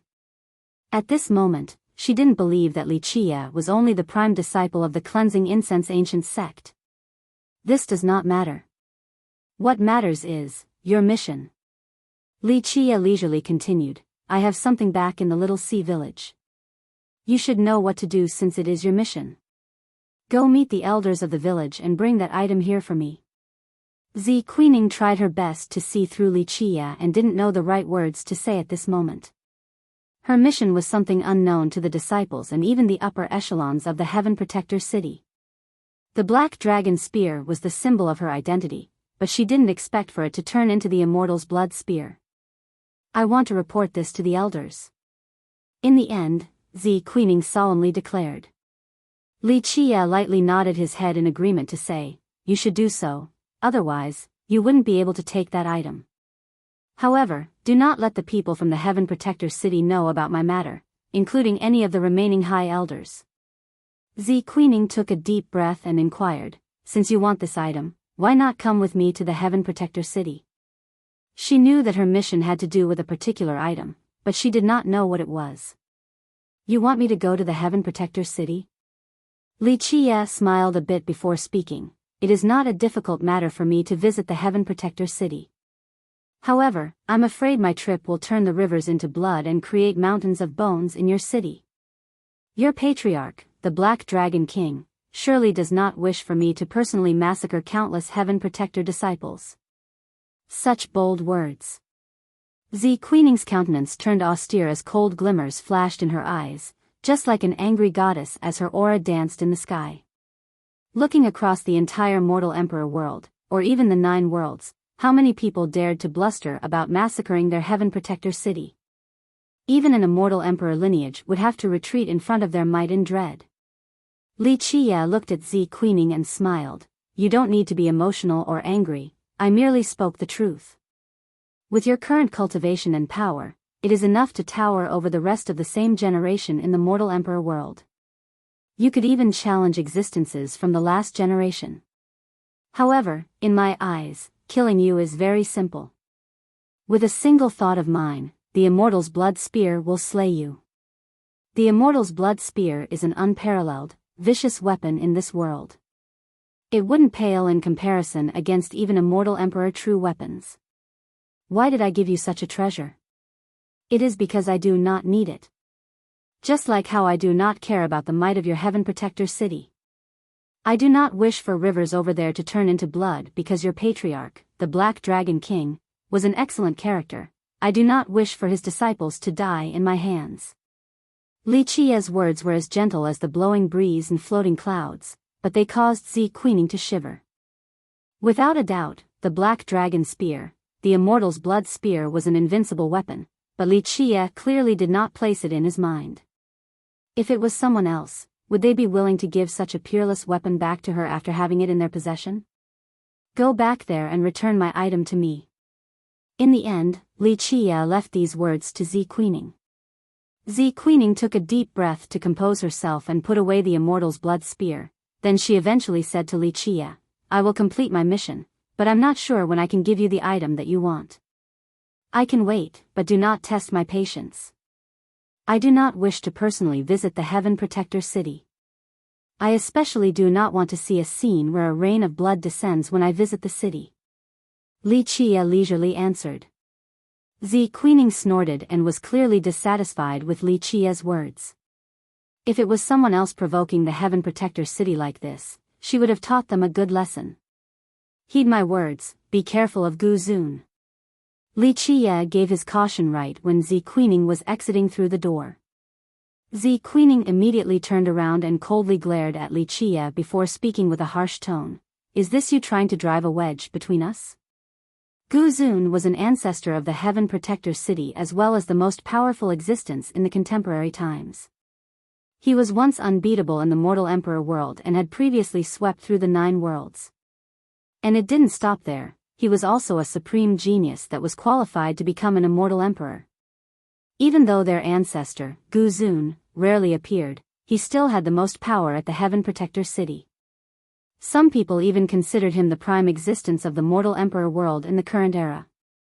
Zi Queening was a disciple and descendant of the Heaven Protector City. It was truly absurd for Li Qie to tell her to be wary of her ancestor. Li Qie had no reaction towards Zi Queening's attitude. He simply smiled a bit and continued, whether you believe it or not, my impression of Gu Zun compared to the Heaven Protector City's view on Gu Zun. Never mind, it is meaningless to tell you these things.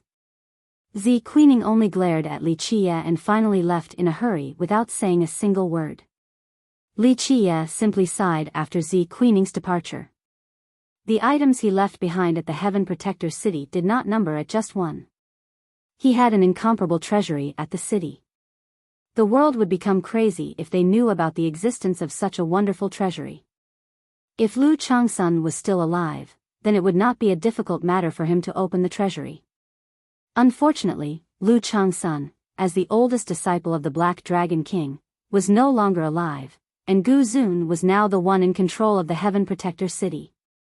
Unless he washed the Heaven Protector city with blood, it would not be easy for him to bring his supreme treasury away. Since the Black Dragon King paid such a high price, Li Chia, as his master, did not wish to personally destroy his continuously growing foundation in the future. Meanwhile, Gu Tiesho's entire body was in a cold sweat.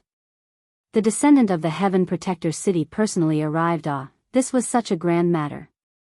The current cleansing incense ancient sect essentially couldn't fall into the sight of a giant like the Heaven Protector city.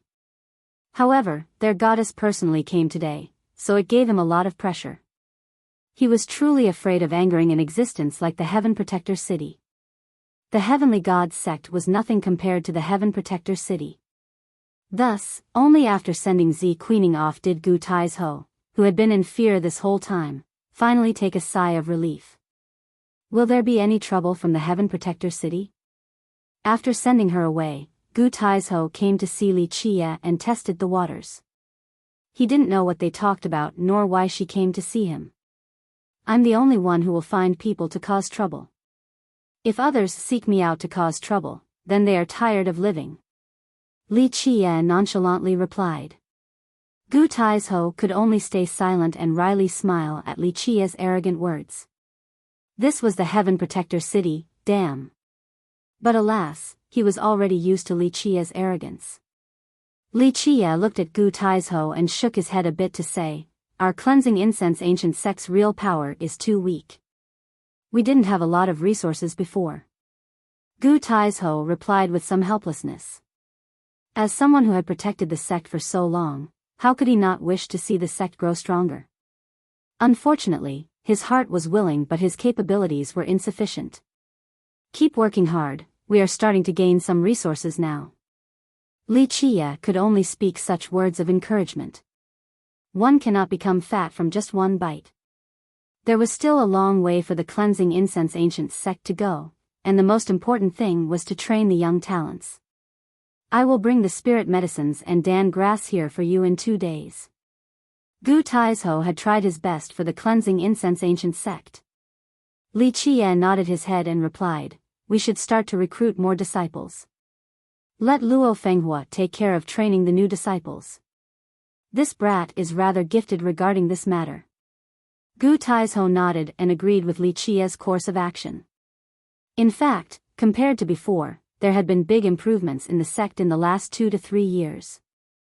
Many newer disciples were not bad, especially the group of disciples from the cleansing Jade Peak. They were particularly excellent. At the same time, the group of disciples brought back by Su Yonghuang also increased the sect's power quite a bit. However, there was still a long way to go and they required good governance before they could compare to existences like the Heavenly God sect and the Azure Mysterious Ancient Kingdom. Gu Taizhou brought the medicinal materials desired by Li Chia 3 days later. It was enough to fill an entire hall. One could say that the sect's entire inventory was all in this one place. Having heard that Li Chia wanted to refine some pills, Elder Sun, as the best alchemy master of the sect, was the first to come running. One had to know that Elder Sun greatly valued Li Chia's talents regarding Dan creation, and he even wanted him to become an alchemist master of the sect. In fact, Li Chia also wanted to teach Dan refinement methods to Elder Sun and the others, so he not only allowed for Elder Sun to come observe, but also the other alchemy masters that had a high aptitude as well. Take all the medicinal materials for the first and second transformations and prepare them well. We will place them in soon. Li Chia directly commanded after seeing the arrival of Elder Sun's group. Putting in the materials so soon. Elder Sun glanced at the mountain of herbs and said, there are so many materials here. This would take 2 or 3 years to refine all of these into first and second transformation fate pills. I have a plan. Li Chia commandingly spoke. Seeing Li Qie filled with confidence, Elder Sun did not dare to linger and commanded the disciples to follow Li Qie's command. He wanted to see what miracle Li Qie will pull off.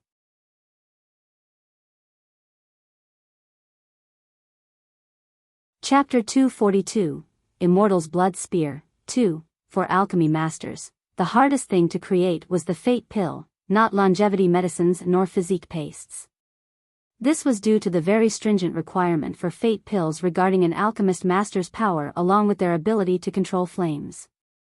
Then there were the Dan refinement techniques along with flame controlling techniques as well as the Dan synthesizing art. Any mistakes throughout any of these steps would result in a swift failure during the creation of a fate pill. At the same time, one cauldron with a batch of medicinal materials could only be refined into one fate pill. Also, out of the three, fate pills were the most demanded by cultivators. Keep in mind that not all cultivators needed longevity medicines or physique pastes, but all of them required appropriate fate pills. This was the reason why fate pills were so much more valuable compared to the other two.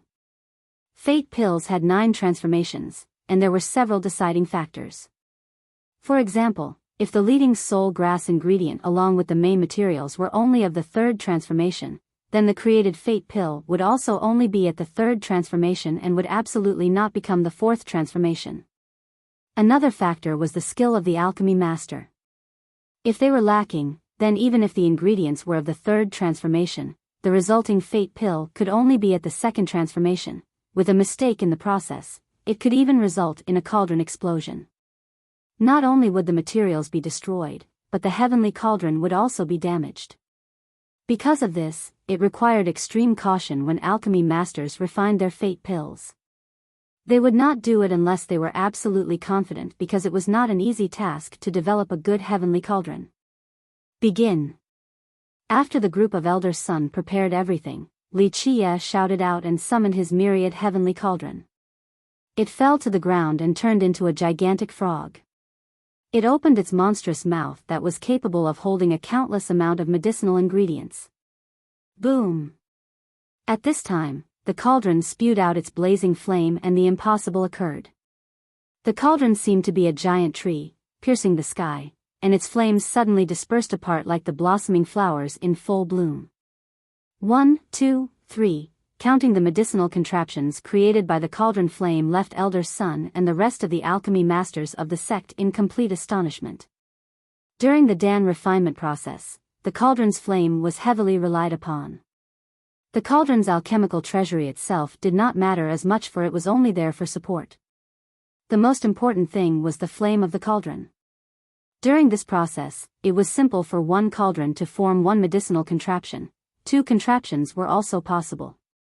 3 became more difficult, but it was the sign of a true master to be able to refine pills using 3 contraptions at the same time. The exceptional alchemy masters were able to form many contraptions at the same time. Even though the medicinal contraptions that were basked in the cauldron flames had a lot to do with the cauldron's rank itself, this was not all there was to it. The real skill was determined in how proficient the alchemist was able to control these contraptions, not just creating them. But at this moment, Li Qie's myriad heavenly cauldron was like a gigantic tree blooming with flowers. Flame contraptions appeared one after another like the coming of spring, creating a spectacular scene. Impossible.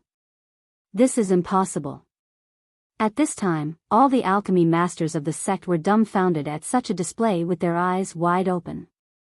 No one would believe that the scene unraveling before their eyes was the truth even if they were told. It was impossible for a cauldron to form 100 flame contraptions, unless this was the heavenly cauldron left behind by the alchemy god. However, let's take a step back with the assumption that one cauldron was able to create 100 flame contraptions. Controlling these contraptions was not up to the rank of the cauldron, it was due to the flawless mastery of the alchemy master. The flame contraptions before them were all the same size and they all glowed with the same hue. Even their sparks and movements, along with the transformations, were all the same. This meant that not only was the cauldron was powerful, but Li Qie's flame mastery was even more impressive. 1003. One of Elder Sun's disciples calculated a bit and became frozen with horror.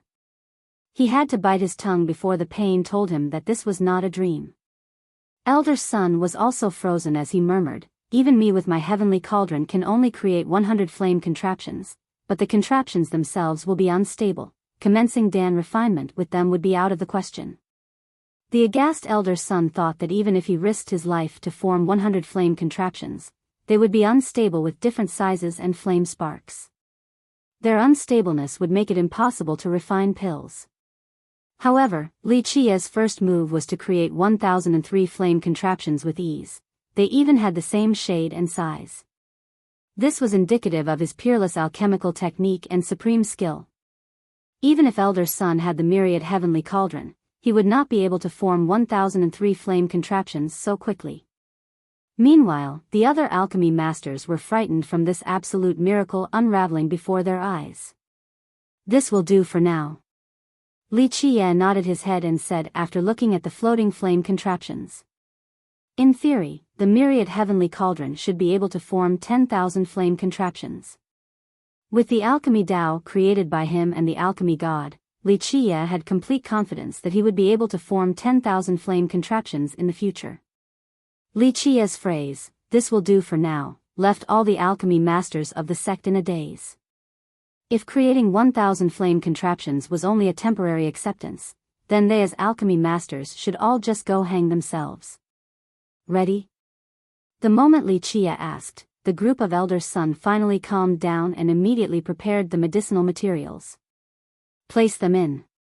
Li Qia controlled the myriad heavenly cauldron as his eyes turned profound while gazing at more than 1,000 flame contraptions. In the blink of an eye, Elder Sun's team immediately threw all the first transformation medicinal ingredients into the cauldron. They were experienced with Dan refinement, thus their actions were very swift. Boom! Boom! Bang! Right after the addition of the ingredients, crackling noises resounded like the roasting of soybeans. Before they realized it, the fate pills of each of the flame contraptions were refined in a flash. This was such an impossible matter because pill refinement was a meticulous process. It started from the addition of ingredients to the flames. However, in the hands of Li Qia, there was no process. It was as if these fiercest of flames were enough to refine the pills in an instant. "Where is the medicinal gourd?" Li Qia shouted while Elder Sun and the others were completely stunned. Elder Sun was the first one to calm down and immediately took out the medicinal gourd. Li Qia then thunderously roared, "Open!"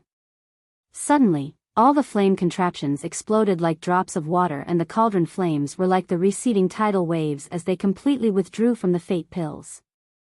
At this moment, the medicinal gourd swallowed all the completed fate pills like a whale, resulting in a shocking scene to all. They had never seen such a method of closing the cauldron to finish the process, nor have they seen one cauldron producing so many pills with such a fast speed before. Elder Sun and all the alchemy masters of the sect were completely at a loss. Was this still pill refinement? This was even easier than roasting soybeans. I need at least 4 to 6 hours to refine just one first transformation pill, and I could only create 5 to 6 contraptions at best. This is just magical. Elder Sun was at a complete loss for words. Regarding the materials of the fate pill refinement, no matter whether it was the leading soul grass or side ingredients such as the scarlet flame core, jade blood bamboo stalk, or red sago palm ECT. The greater the age of these ingredients, the greater the amount of their transformation would be. Of course, the limit was set at 9 transformations. Fate pills created from 9 transformation medicinal ingredients were called 9th transformation fate pills. The higher the transformation amount, the harder it was to refine these fate pills. Plus, the time it required took even longer. For example, Elder Sun would need 4 to 6 hours to refine a first transformation fate pill and 1 to 2 days to refine a second transformation fate pill. In other words, alchemy masters like Elder Sun could only refine 5 or 6 fate pills in 6 hours at maximum production. In addition, they were the lowest ranking first transformation fate pills. Now, Li Qia managed to roast 1,000 soybeans, 1,000 fate pills in one breath. This was an impossible and unbelievable matter. The group of Elder Sun, at this time, rubbed their eyes to dispel the notion that this was merely a dream. One alchemy master refining more than 1,000 fate pills would require a year, but Li Qie did it in just a moment. This will be a legend, truly a miracle. This is just him roasting soybeans, right? An alchemy master said in a stupefied tone. If someone told him, before this second, that Dan refinement could be as easy as roasting beans, he would have absolutely laughed at this arrogant idiot.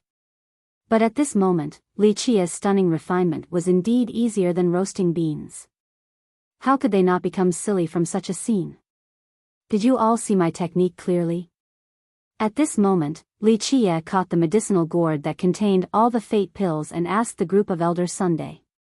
They tried to regain their composure again as they glanced at each other with their mouths still open. In the end, Elder Sun forced an awkward laughter as his old face became red while answering, it was too fast, we couldn't clearly see the technique. How could they see Li Qie's Dan refinement technique?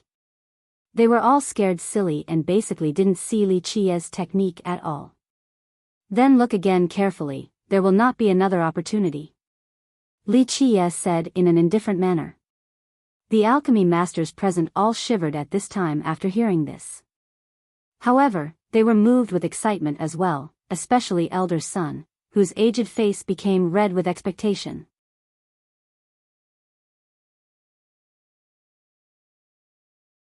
Chapter 243, Refining Dan like roasting beans. How heaven-defying would a technique have to be to refine Dan as if one was simply roasting beans? The word demonic was inadequate to describe such a peerless Tao of alchemy. Maybe even the alchemy god of the legends would not be any better than this. At this time, a fiery excitement burned in the hearts of these alchemy masters. The cleansing incense ancient sect was filled with hope with such an alchemy Tao. Even if the cleansing incense ancient sect could not use force to compete for the world in the future, it will surely be able to control the world with alchemy. Excitement was inevitable as the group of Elder Sun thought to this point. They all wanted to stand up and cheer. Let's look at the purity of these fate pills a little bit. Elder Sun could not contain his excitement and spoke. Li Qie conveniently poured out a bunch of fate pills from the medicinal gourd. A refreshing aroma that permeated to one's soul filled the air. Each fate pill was around the size of one's thumb and had a faint golden color. Each of them had a Tao that had turned into a rune. This meant that the fate pill only underwent one transformation. The higher the transformation, the more transformation runes it would have. A first transformation fate pill would have one transformation rune, a second transformation would have two. Barely has the purity of 4 attainments. Li Qie looked at the faint golden fate pill for a little bit before speaking. If it has a 5 attainments purity, then it could be considered to be of the finest rank. Elder Sun and the others all took a deep breath as they became frozen again. An alchemy master couldn't help but stutter, barely have 4 attainments of purity. At this point, not only him but even Elder Sun, who was the best alchemist of the cleansing incense ancient sect, had the urge to commit suicide. This guy considered 4 attainments of purity as just barely good.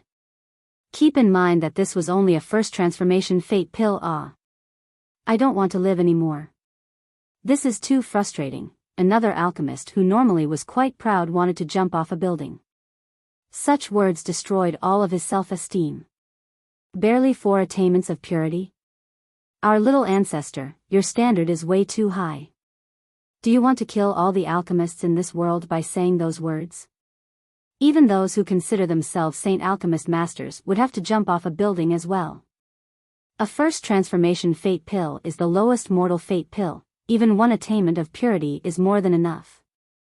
You said that 4 attainments of purity was barely acceptable, how will others manage to live? Elder Sun became speechless for a long time after this. Physique pastes and longevity medicines had 9 refinements while fate pills had 9 attainments. The distinction of purity for fate pills correlated to the particular cultivator's realm. If a fate pill had 5 attainments of purity, then after using this particular pill, the cultivator's cultivation would increase by 5 parts within their realm. It meant that the person could gain 50% more cultivation without any actual training. So the purity was a measurement of how much a fate pill increased one's power by. However, this was only in principle. For example, for a 5 attainments purity fate pill, cultivators in the same realm would increase their cultivation by 5 parts.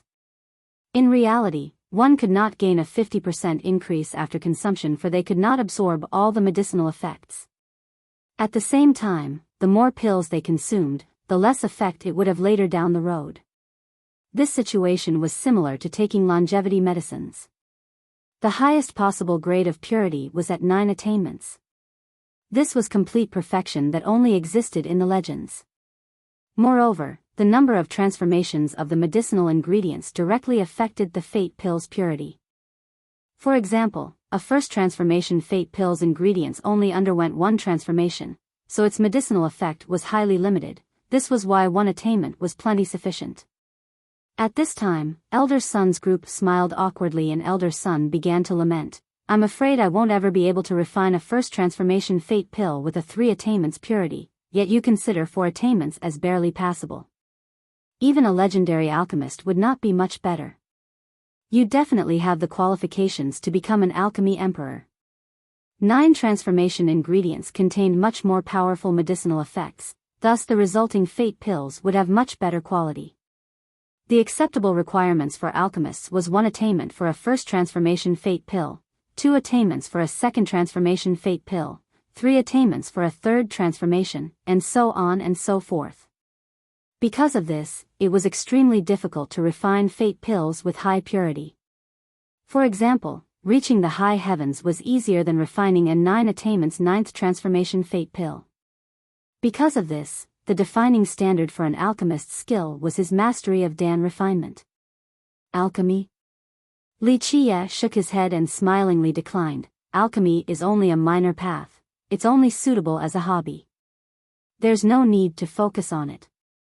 He, along with the alchemy god, had traveled far enough on the Dan refinement path in the past. It would still be difficult for someone in the future to catch up, otherwise, the guidelines established by the alchemy god would not still be the standard for all alchemists in the present day. Elder Son, along with the other alchemy masters, all wryly smiled in helplessness. Alchemy Emperor, this was such a prestigious and honorable title, the aspiration for all alchemists. However, this fella didn't even care for it. Unfortunately, the fella truly had the qualifications to be so arrogant.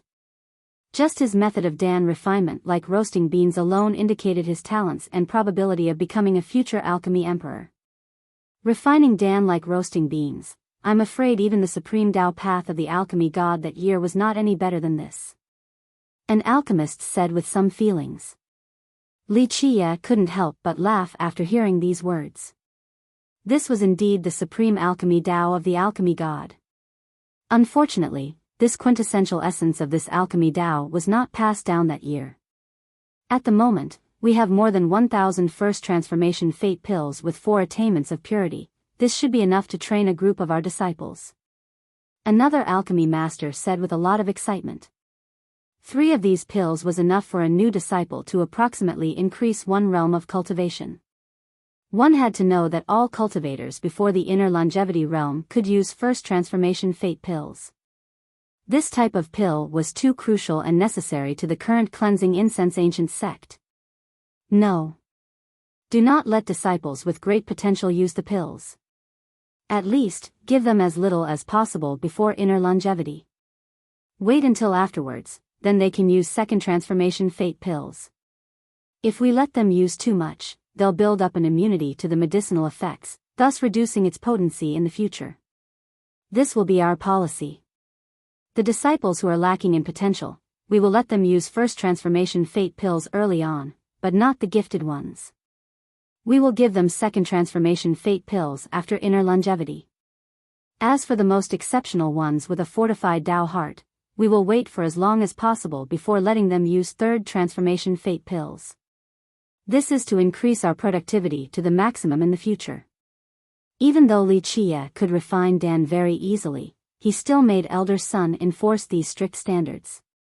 A first transformation fate pill was appropriate for inner longevity, the second and third transformations were suitable for inner longevity to purified rebirth, 4 transformations was fitting for heaven's primal to star-plucking, enlightened beings, 5 transformations was proper for ancient saints, 6 transformations was meant for heavenly sovereigns. Any promising cultivator would limit their fate pill usage early on to avoid early resistance to its medicinal effect. Because of this, many geniuses with great talents only started taking fate pills during the royal noble realm. This arrangement is indeed necessary. Elder Sun was very supportive of Li Qia's arrangement. Good, then forget about this matter for now. Watch closely at my technique. I do not wish to demonstrate the same technique twice. Li Qia handed the medicinal gourd to Elder Sun as he spoke. After hearing his words, all the alchemy masters present shivered inside and gathered their focus.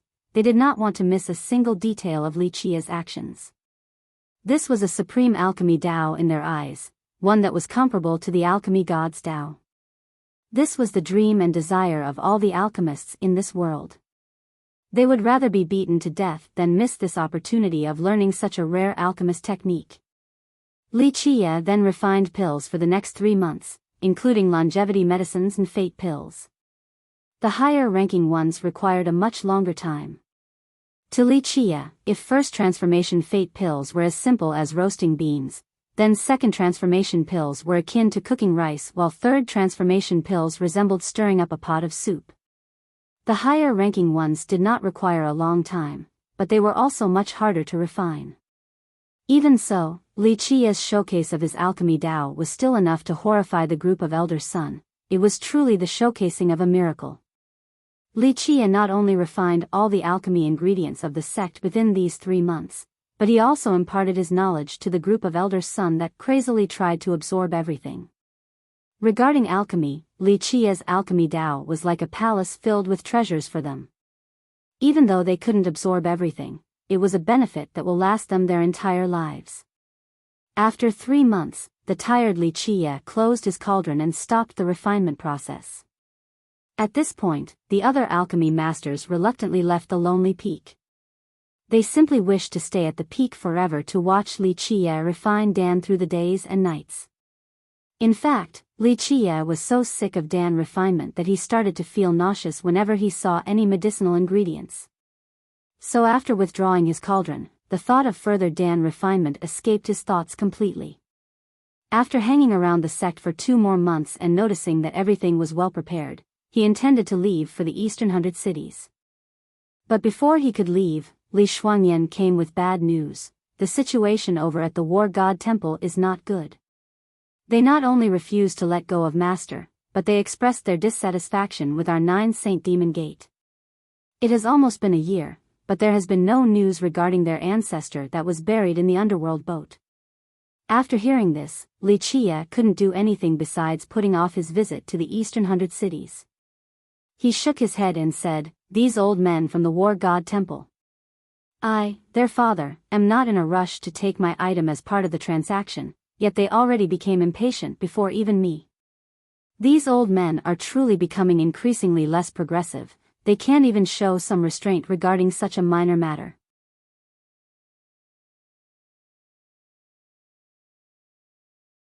Chapter 244. Heavenly Jewel. Mortal King Li Shuangyan remained silent and thought that, in this world, only Li Qia would dare to comment on the War God Temple like this. "I'm afraid the situation is not looking good for us.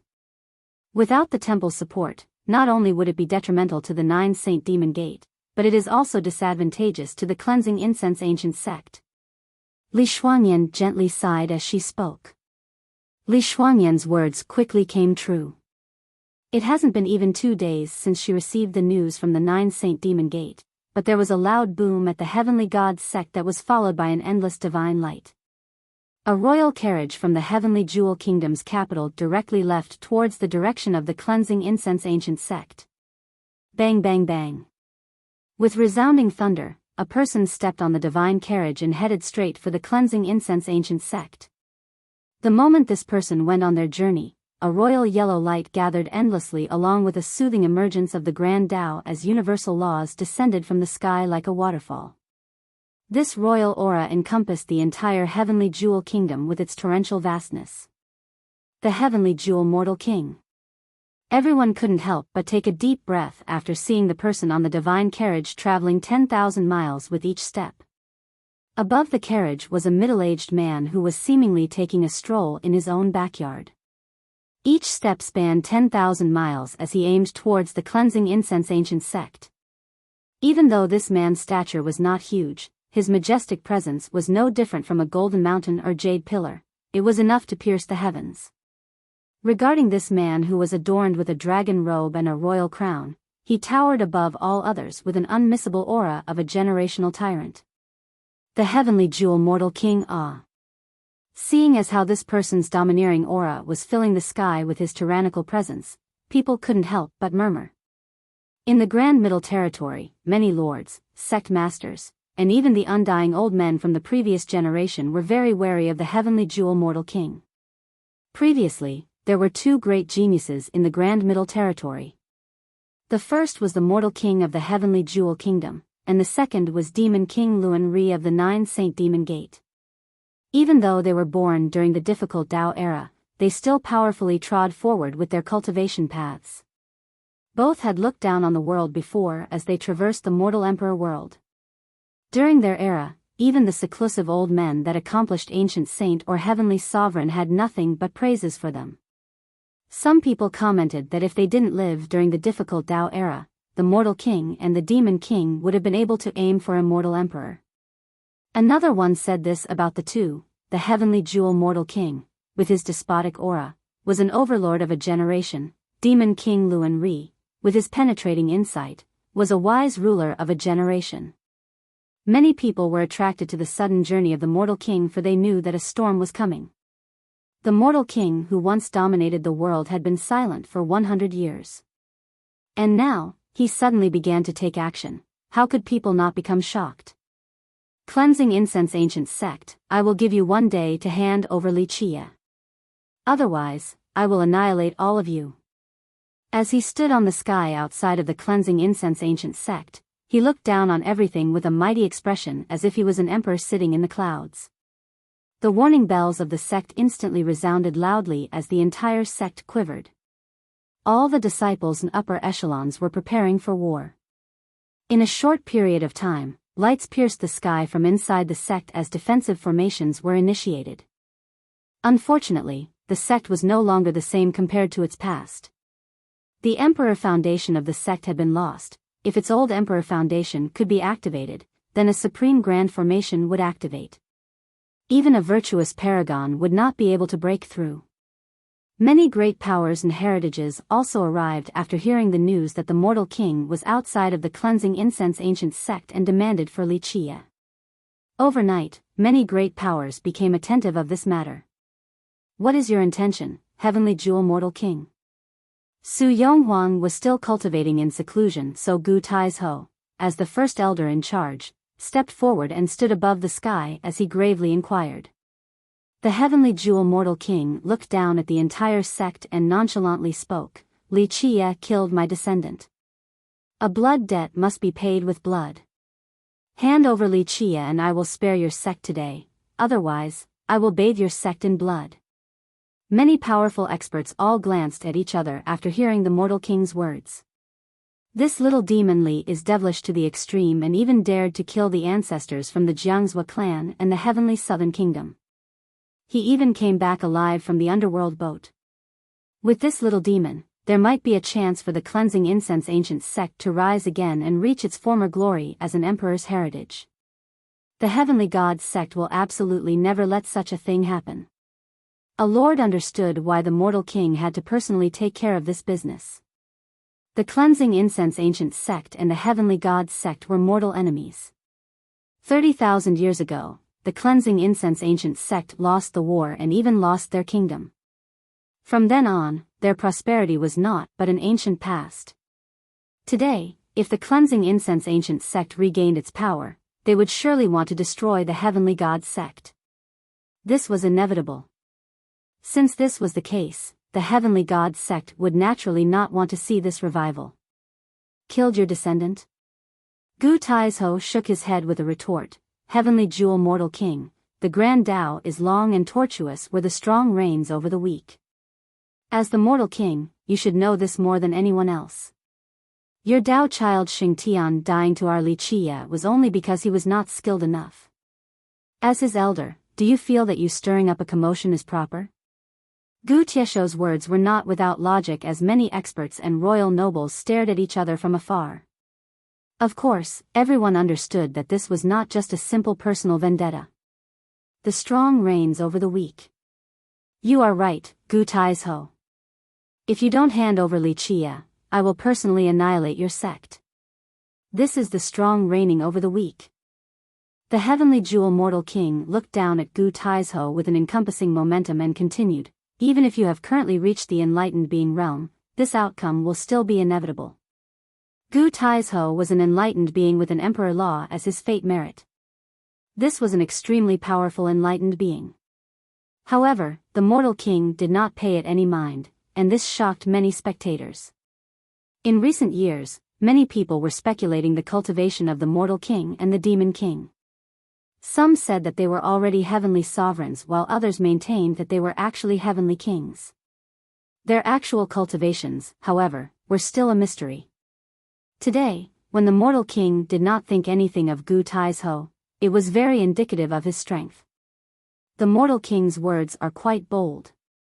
Gu Taizhou coldly spoke, our cleansing incense ancient sect isn't a pinch of flour that's so easily needed by anyone, and not just anybody can offend us. If you want us to surrender our disciple, then you must first crush our sect. What is difficult about crushing your sect? The mortal king glanced down at the sect and said with a chilling tone, I know that your sect still has a few secret powers from an immortal emperor, but what can 1 or 2 emperor possessions accomplish? Emperor possessions and immortal emperor life treasures aren't things that only your cleansing incense ancient sect have. Boom! The moment the mortal king finished speaking, a strand of emperor's aura surged from his body and caused earthquakes to spread throughout the sect. In the blink of an eye, all the weak disciples inside the sect were slumped on the ground. They could not resist the suppression from the emperor's aura that was controlled by the mortal king. That's an immortal emperor's life treasure, right? The moment the mortal king controlled this emperor's aura, many people were greatly shocked.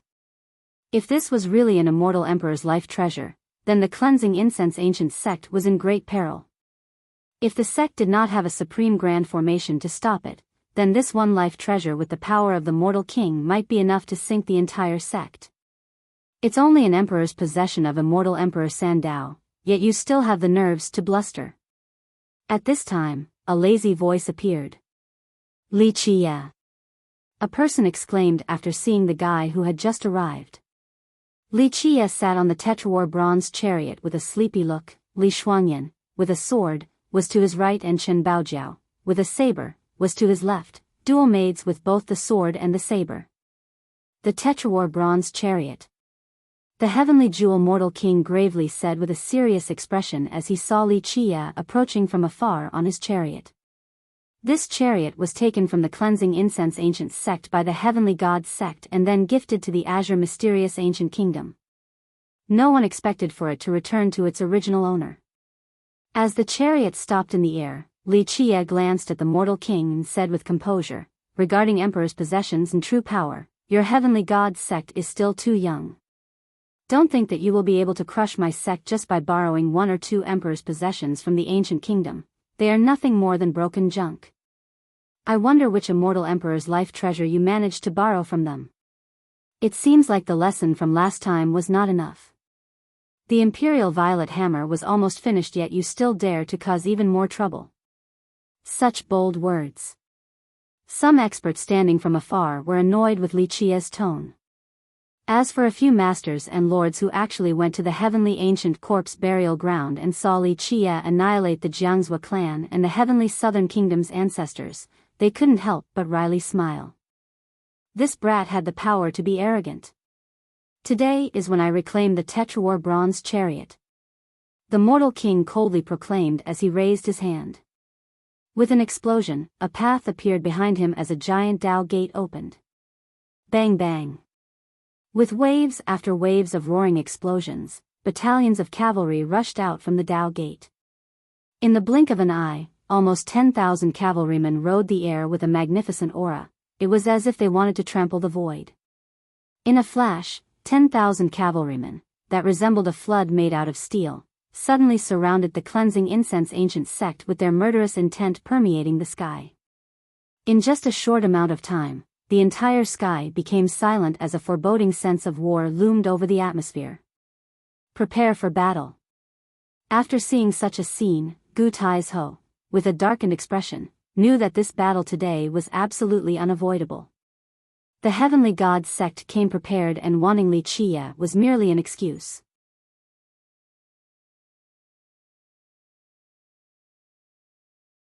Chapter 245. Our heroic blood is not cold and our magnificent aspiration reaches the clouds, witnessing the entrapment of the 10,000 cavalrymen where even a drop of water could not drip through. The atmosphere of the cleansing incense ancient sect was extremely tense. All the disciples went back to their stations as the sect used a huge amount of refined jade without a care to open all their defensive formations. The battle was drawing close and Gu Tieshou's expression had turned cold, however, his was not the only one. Many sect and gate masters observing from afar were quite emotional. In these last 10,000 years, the heavenly god sect and the heavenly jewel kingdom rarely mobilized like this against the other powers in their kingdom. Today, the heavenly god sect was determined to destroy the cleansing incense ancient sect, and this greatly alarmed many heritages inside the heavenly jewel kingdom. If they dared to destroy the cleansing incense ancient sect today, then tomorrow, it could be another heritage's turn. These are all the elites of the heavenly god sect. A few people were in dismay as they looked at the 10,000 cavalrymen and their tight blockade. Even the sects that were not situated inside the heavenly jewel kingdom were alarmed. A sect lord murmured, even though the cleansing incense ancient sect lost the battle 30,000 years ago, the heavenly god sect also suffered great losses, so they rarely underwent grand-scale invasions like this. I'm afraid that this has been in the works for a long time. It's not just a sudden whim.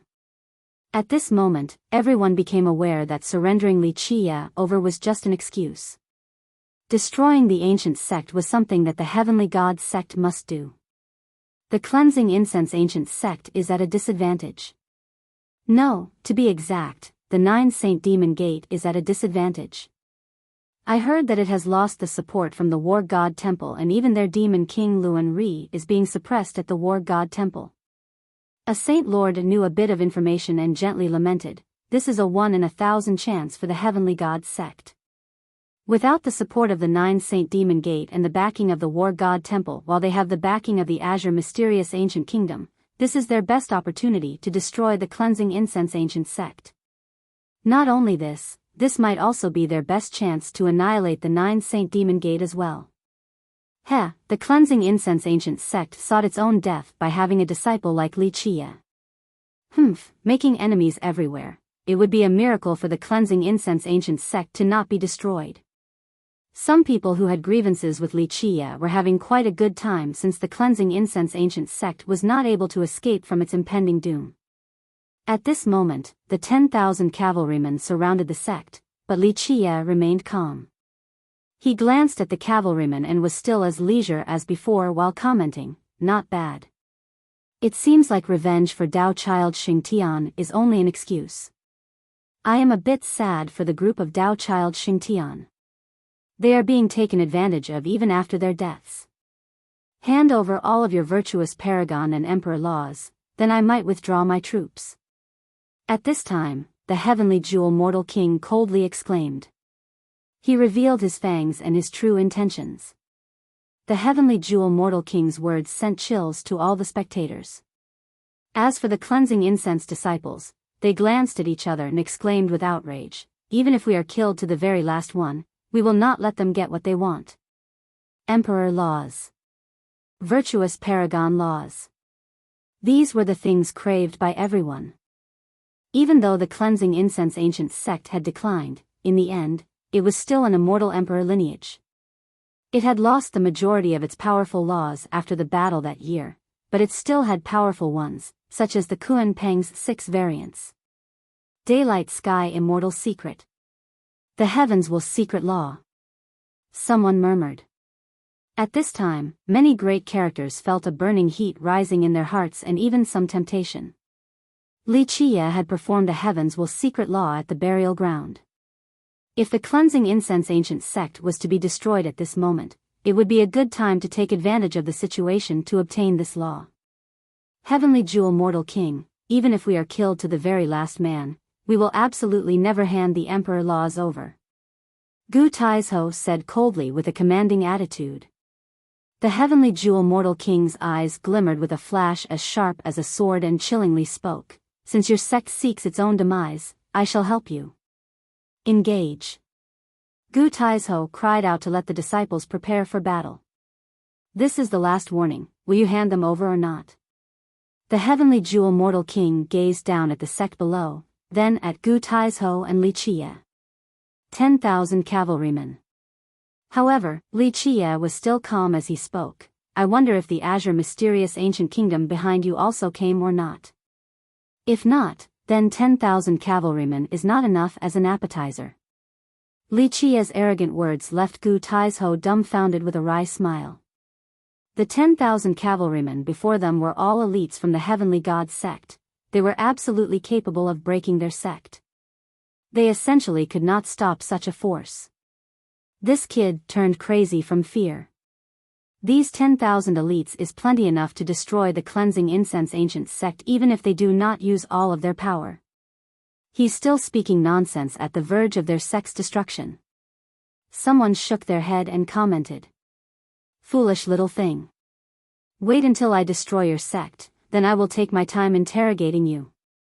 The Mortal King shouted, Go, kill without mercy. There was no doubt that the Mortal King wanted to capture Li Qie alive for his Heaven's Will secret law along with his immortal physique law. Boom! At this time, the 10,000 cavalrymen took a step forward with a power that overwhelmed even the mountains and rivers with an extremely orderly formation. Their formation gave off a cold-blooded and murderous aura, causing the entire ground of the sect to shake. Everyone could only imagine the fate of the sect once this cavalry descended from the sky. How could the cleansing incense ancient sect deter this unstoppable cavalry? Stop! At this time, a shout resonated through the sky, shaking even the mountains and rivers. Even a character like the Mortal King changed his expression with some surprise. An old man void stepped in the sky to arrive at the scene. Each of his steps seemed akin to the movement of the celestials as the heaven and earth shifted. His blood energy resembled an endless wave. With extreme domination, it was as if his blood energy was able to overturn all things. Even people who did not recognize him still became astonished by the old man's blood energy. One lord recognized his identity and exclaimed in horror, Elder Jiang, an outer sect elder of the War God Temple. An elder of the War God Temple. Hearing such words, even people who didn't recognize him were in dismay. The War God Temple was the most ancient existence in the Grand Middle Territory and was built during the Desolate Era. After millions of years passed by and as immortal emperors came and went, countless sects had disappeared amidst the river of time and numerous heritages were destroyed, but the War God Temple still stood strong. The sudden arrival of this old man caused the Mortal King to be greatly alarmed. They had received news that the War God Temple no longer supported the 9 Saint Demon Gate and even locked the Demon King in their temple.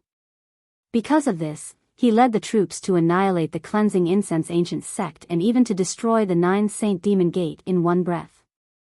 He was 100% sure of victory due to the support of the Azure mysterious ancient kingdom. If this battle was successful, then he will achieve a peerless status at the Heavenly God sect. In the future, his prestige will be equal to the progenitor of the Heavenly God sect. It would be more than enough to go down in the historical annals. His heart sank as he knew that the matter was not looking good with the arrival of the War God Temple. Heavenly Jewel Mortal King, this matter ends here. Quickly withdraw your troops. Elder Jiang looked at the cleansing incense ancient sect, then he ordered the Mortal King. At this moment, the cavalrymen all stared at the Mortal King, waiting for his order. The War God Temple is extending your grasp a bit too far. At this moment, a cold voice appeared. A man emerged from the void. This man wore a court official hat while standing in the clouds. A blue energy surrounded his body like a flying immortal in the sky. The Imperial Advisor of the Azure Mysterious Ancient Kingdom. After seeing this person, a person exclaimed with a pale face. Then he murmured, that year, even the ninth ancestor of the ancient kingdom praised his exceptional aptitude. Azure mysterious ancient kingdom. Li Qiye narrowed his eyes and observed this imperial advisor of the azure mysterious ancient kingdom that had just arrived. At this time, the mortal king also glanced at the imperial advisor. He needed the powerful support from the ancient kingdom. Even though their heavenly god's sect was formidable, they did not have the capability to oppose the war god temple. However, it would be a different story with the backing of the ancient kingdom. Qingxian Xiong. Elder Jiang of the war god temple glared at the imperial advisor and gravely said, "Don't make a mistake. Opposing the cleansing incense ancient sect is akin to being enemies with our war god temple." His words changed everyone's demeanor, including the mortal king. Before, the Nine Saint Demon Gate had the support of the war god temple, but a third-rate sect like the cleansing incense ancient sect was not valued by the war god temple. Today, the war god temple showed their stance in front of everyone. This truly shook everyone's mind. The war god temple strongly supported the cleansing incense ancient sect. They didn't even mind being enemies with the azure mysterious ancient kingdom. Why the sudden change? Keep in mind that the sect was no longer the same as it once was. This caused everyone to glance at each other in confusion. As for the group of Gu Taizhou along with the cleansing incense disciples, they were extremely excited and emotional. They didn't think that the temple would actually support their sect. It was unbelievable that they have obtained the temple's support even though they had never managed to get into such a giant power's grace before. Even Chen Baojiao and Li Shuangyan glanced at each other. At this moment, they seemed to be aware of something. Only Li Qiye was calm and nonchalant and no one knew what he was thinking. Your war god temple's heroic spirit can even devour the heavens, ya. Imperial advisor Qingxian Xiong of the ancient kingdom snorted and continued on. I'm afraid that even your war god temple in the present day cannot protect yourself. Your temple is too rotten, you should worry about yourselves first, don't reach out beyond your grasp. The Grand Middle Territory is not a domain for just yourselves.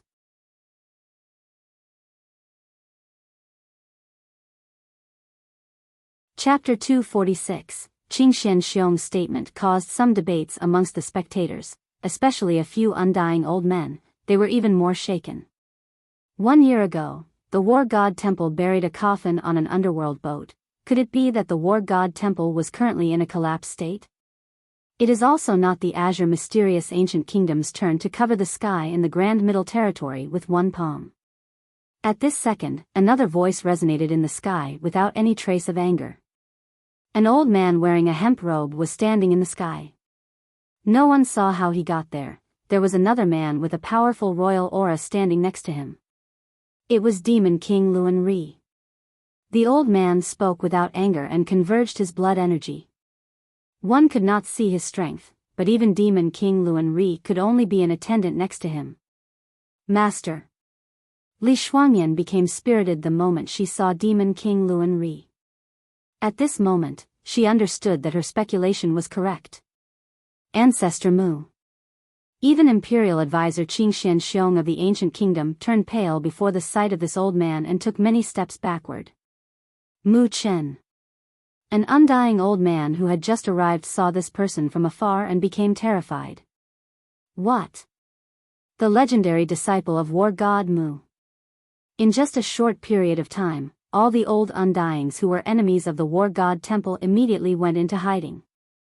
The news of the heavenly god sect attacking the cleansing incense ancient sect was spread throughout the Grand Middle Territory. After hearing the news, a few old undyings immediately flew here with their swiftest speed in hopes that they could fish in troubled waters and steal the sect's emperor laws during the chaos. However, the moment these reclusive old undyings saw Mu Chen, they seemed like mice encountering a cat and immediately fled. Many of these reclusive old undyings were renowned even before the difficult Tao era. They were heavenly sovereigns and heavenly kings, but they lost all of their courage the moment they saw Mu Chen. Is he really the disciple of war god Mu? These words frightened everyone. The name war god Mu was like a resounding thunderclap to all. Even though he was not an immortal emperor, he lived for 2 generations. This was already invincibility. Even if he isn't War God Mu's disciple, he is still an ancestor of the War God Temple. A royal lord with a pale expression also went into hiding the moment he saw this old man. As for the group of Gu Tai's Ho, they were in disbelief that an actual ancestor of the War God Temple had come. Any character from the War God Temple would have been an extraordinary person. However, their ancestor personally came to save the cleansing incense ancient sect. What kind of great favor was this? The ancestor even said that anyone who touched the cleansing incense ancient sect would be making enemies with the War God Temple. Even Qingxian Xiong, who came from the ancient kingdom, lost all of his colors and couldn't believe it while staring at Mu Qin. Outer sect elder Jiang coming personally was enough to surprise him, but the appearance of their ancestor completely left him dumbstruck. Outside of Qingxian Xiong and the old Undyings, who were renowned before the difficult Tao era, very few of the younger generation knew who he was. Is this old man that powerful? A royal noble couldn't help but ask a high elder from the previous generation of his sect. His high elder's expression turned sour and immediately stopped the royal noble's words before whispering, "A real heaven-defying existence. He's rumored to be a disciple of War God Mu himself. Even if the ninth ancestor of the ancient kingdom personally comes, only death awaits him." This royal noble didn't know Mu Chen's preeminent past, so he was frightened after hearing such words. The Azure mysterious ancient kingdom had 9 ancestors, and the 9th one was the most powerful. He had challenged immortal Ta Kong before, even though he was flicked away by just one finger from immortal Emperor Ta Kong. It was a defeat filled with honor. In contemporary times, some people placed the 9th ancestor of the ancient kingdom on the same level as the ancestor of the heavenly god sect. Today, the ancestor of the heavenly god sect was considered invincible and unreachable by the royal nobles all the way to the ancient saints. Why did he come here? A few old Undyings exclaimed as they noticed Mu Qin, sending shivers all over their bodies and draining their faces of color. This is a monster of the legends. Shouldn't he be suppressing his blood in the Era Bloodstone right now? Why did he come here today? A previous generation supreme elder of a great sect took a deep breath with chills running down his spine as he started to murmur, "What is the current situation of this cleansing incense ancient sect? To actually make a War God Temple's ancestor personally take action for them. This is really unexpected. Go back from where you came." At this time, Mu Qin decisively spoke. In his eyes, even the 10,000 cavalrymen and the absolutely talented mortal king of the heavenly god sect and even the Azure mysterious imperial advisor could not stop him. He threw in one carefree phrase that symbolized his supreme will. With an aghast expression, the heavenly jewel mortal king didn't dare to say anything. Even if their ancestor came here today, he would not be able to change the situation. "You want to leave?" However, the forever calm Li Qia, at this time, spoke, "Since you have arrived, don't think about leaving." The moment his words came out, many named heroes and royal nobles who were spectating became confused. The mortal king and Qingxian Xiong immediately changed their expressions as well. "Little demon, don't be so unreasonable." Qingxian Xiong continued on with a cold tone, "Today, it is not because I am afraid of your cleansing incense ancient sect, it is simply sparing some face for the War God Temple." Although he could not contend with an existence like the War God Temple's ancestor, but as the imperial advisor of the ancient kingdom, he simply did not consider the cleansing incense ancient sect as anything and especially did not care for Li Qia. The War God Temple's face? Li Qia nonchalantly retorted, "Even without the War God Temple, I will still massacre all of you today. Anyone who offends me shall be killed without mercy, even if they have an immortal emperor backing them." Many people now assumed that the arrogant Li Qia had become too defiant and unruly just because of the War God Temple's backing. However, no one dared to say anything in the presence of an existence like Mu Qin. Qingxian Xiong quickly glanced at Mu Qin, but Mu Qin did not reveal any attitude. He then glared at Li Qia with a fierce gaze and coldly asked, "Little demon, if we want to leave, you think you can stop us with just you? Kill all of them." Li Qia was too lazy to glance at Qingxian Xiong and slowly declared, "Let everyone in the Grand Middle Territory know that there is no mercy for those who offend me." After his words fell, no one took any action. Gu Taizhou was in a daze, for he was without any option at this point. He then bit his teeth and shouted, "Go, kill all of them. Is the cleansing incense ancient sect crazy? They just avoided a calamity, yet now they want to go on the offensive." A sect master couldn't help but murmur. "Just with your cleansing incense ancient sect?" Qing Xianxiong snorted, while the mortal king's gaze also turned cold. If the war god temple chose to not interfere, then their 10,000 experts would absolutely massacre all of these people. "I'm not talking about you guys." Li Qie shook his head towards Gu Taizhou, then he signaled with a hand wave to tell the cleansing incense disciples to stop. Boom, boom, boom, boom. The moment he finished speaking, 4 stone giants descended from the sky and stood around Li Qie's Tetrawar bronze chariot. After seeing these 4 stone giants, Demon King Luan Ri was astounded and almost cried out.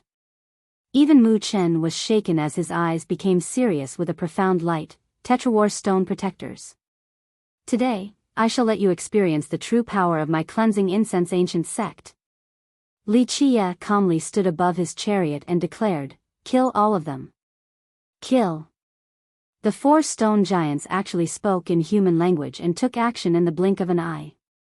They walked forward step by step before stomping down. Open the formation. The feet that were as gigantic as the heavens itself rendered the mortal king in horror. He crazily roared and commanded his disciples. The grand formation initiated as the 10,000 cavalrymen of the heavenly god sect chanted their battle cry, "Kill." In an instant, blades and blades of gigantic divine sword lights soared into the sky, wanting to stop the monstrous feet from stomping down. Boom!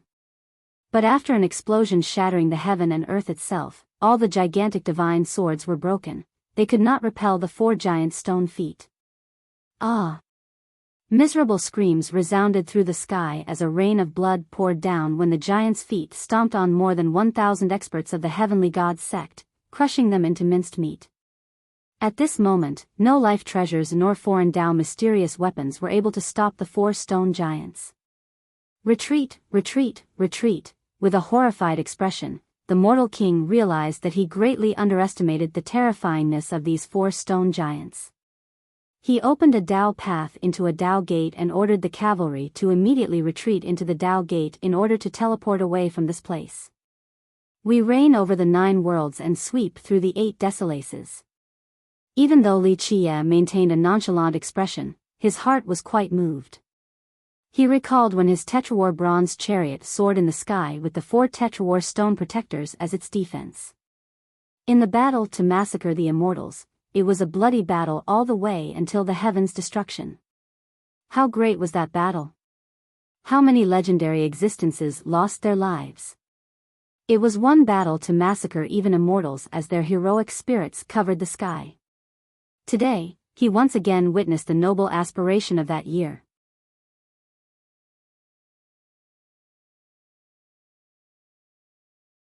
Chapter 247, Boom. Another deafening explosion occurred, and the Dao path that was supported by numerous refined jades began to crack. The 4 stone giants would not allow for the cavalry of the heavenly god sect to retreat.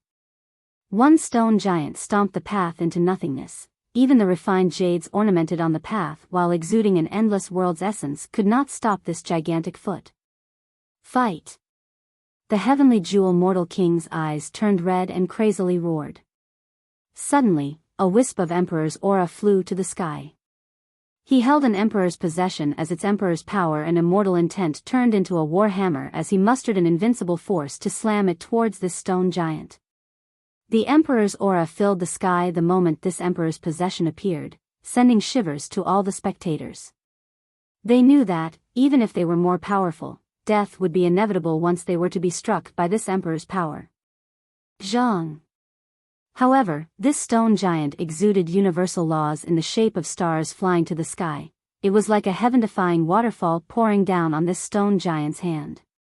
At this time, it ferociously unleashed a fist and split even the heaven and earth. The primordial void appeared as the stars in the sky fell down while the earth began to crack. The power of this fist slamming down made even ancient saints lose all their strength as they quivered, struggling to stand still. Boom!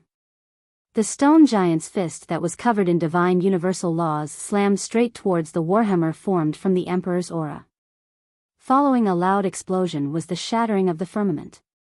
The stone giant slightly trembled, and the warhammer took great damage, for it lost its brilliance as a huge amount of Emperor's aura was expended in just a flash. This immediately prompted the mortal king to use his Emperor's possession for protection instead. His Emperor's possession could not slay the stone giant in front of him. What is this thing? Such a display of might quaked everyone's hearts. The stone giant was able to counter the Emperor's aura. The aura couldn't even slay him. This was reaching a legendary level. Elder Xiong, what are you waiting for? Even the mortal king was ghastly pale and screamed towards Qingxian Xiong. Go! At this time, Qingxian Xiong, with a terrified expression, screamed and did not mind wasting a huge amount of blood energy. He summoned an immortal emperor life treasure that emitted an sound. A divine bridge actualized. It sucked in a large amount of cavalry from the heavenly gods' sect and saved them from the 4 stone giants' massacre. This immortal emperor life treasure was also a foreign Dao mysterious treasure. It allowed for a heaven-defying method of flight. No one would be able to stop the retreat once this treasure was summoned. Keep in mind that the 4 stone giants were the heavenly protectors of their 9 Saint Demon Gate, but the gate didn't know just how powerful the stone giants were. Today, after witnessing their might, Demon King Luan Ri was extremely shocked. This was the real strength of their 9 Saint Demon Gate. With the protection of these 4 stone giants, it would be difficult for the 9 Saint Demon Gate to be destroyed even if they were to wish for it. Today, he actually saw the invincibility of their heavenly protectors. No wonder why their patriarch left them behind to protect their 9 Saint Demon Gate. In a very short period of time, all the disciples that were left behind from the heavenly gods' sect were annihilated, and their blood stained the earth while the corpses were scattered everywhere. More than 10,000 cavalrymen arrived in the sky, but the ones that were able to escape with the help of the Azure mysterious immortal arch numbered less than half. The rest were completely massacred in this place. In a short amount of time, there was a scene of utmost silence outside of the cleansing incense ancient sect. Everyone held their breath and didn't even dare to make a single noise. Tetrawar stone protectors, Tetrawar bronze chariot. At this point, Mu Chen couldn't help but murmur while staring at the protectors surrounding Li Qia's chariot. He had heard his senior brothers talk about a legend. This legend stated that the Tetrawar bronze chariot was the carriage of a supreme existence, and the Tetrawar stone protectors were the vanguards that opened the path. In an era long ago, even gods had to retreat at its sight, and immortal emperors quickly gathered to personally greet its coming. He never thought that these two things would both appear today. The more frightening thing was that they swore their allegiance to a young disciple of the cleansing incense ancient sect. This was truly inconceivable. Mu Chen couldn't understand why a young disciple like Li Qia was able to control the chariot and the 4 protectors from the legend. Even a legendary character like him could not master such existences. Go back now. Li Qia's heart was filled with numerous sentiments. Ever since he brought the 4 protectors from that area, they had always been together with him. Later on, he bestowed them to the 9 Saint Demon Gate because of the prestigious merits of 9 Saint Virtuous Paragon. Ever since then, the stone protectors had been sleeping inside the earth vein of the sect and borrowed its essence to power their hibernation. Whoosh! The 4 stone giants traversed the sky in a flash and disappeared. Even though the 9 Saint Demon Gate was very far away, this distance was nothing at all to existences of their level. Within the 9 Saint Demon Gate, all the elders, protectors, and even the supreme elders were in a daze.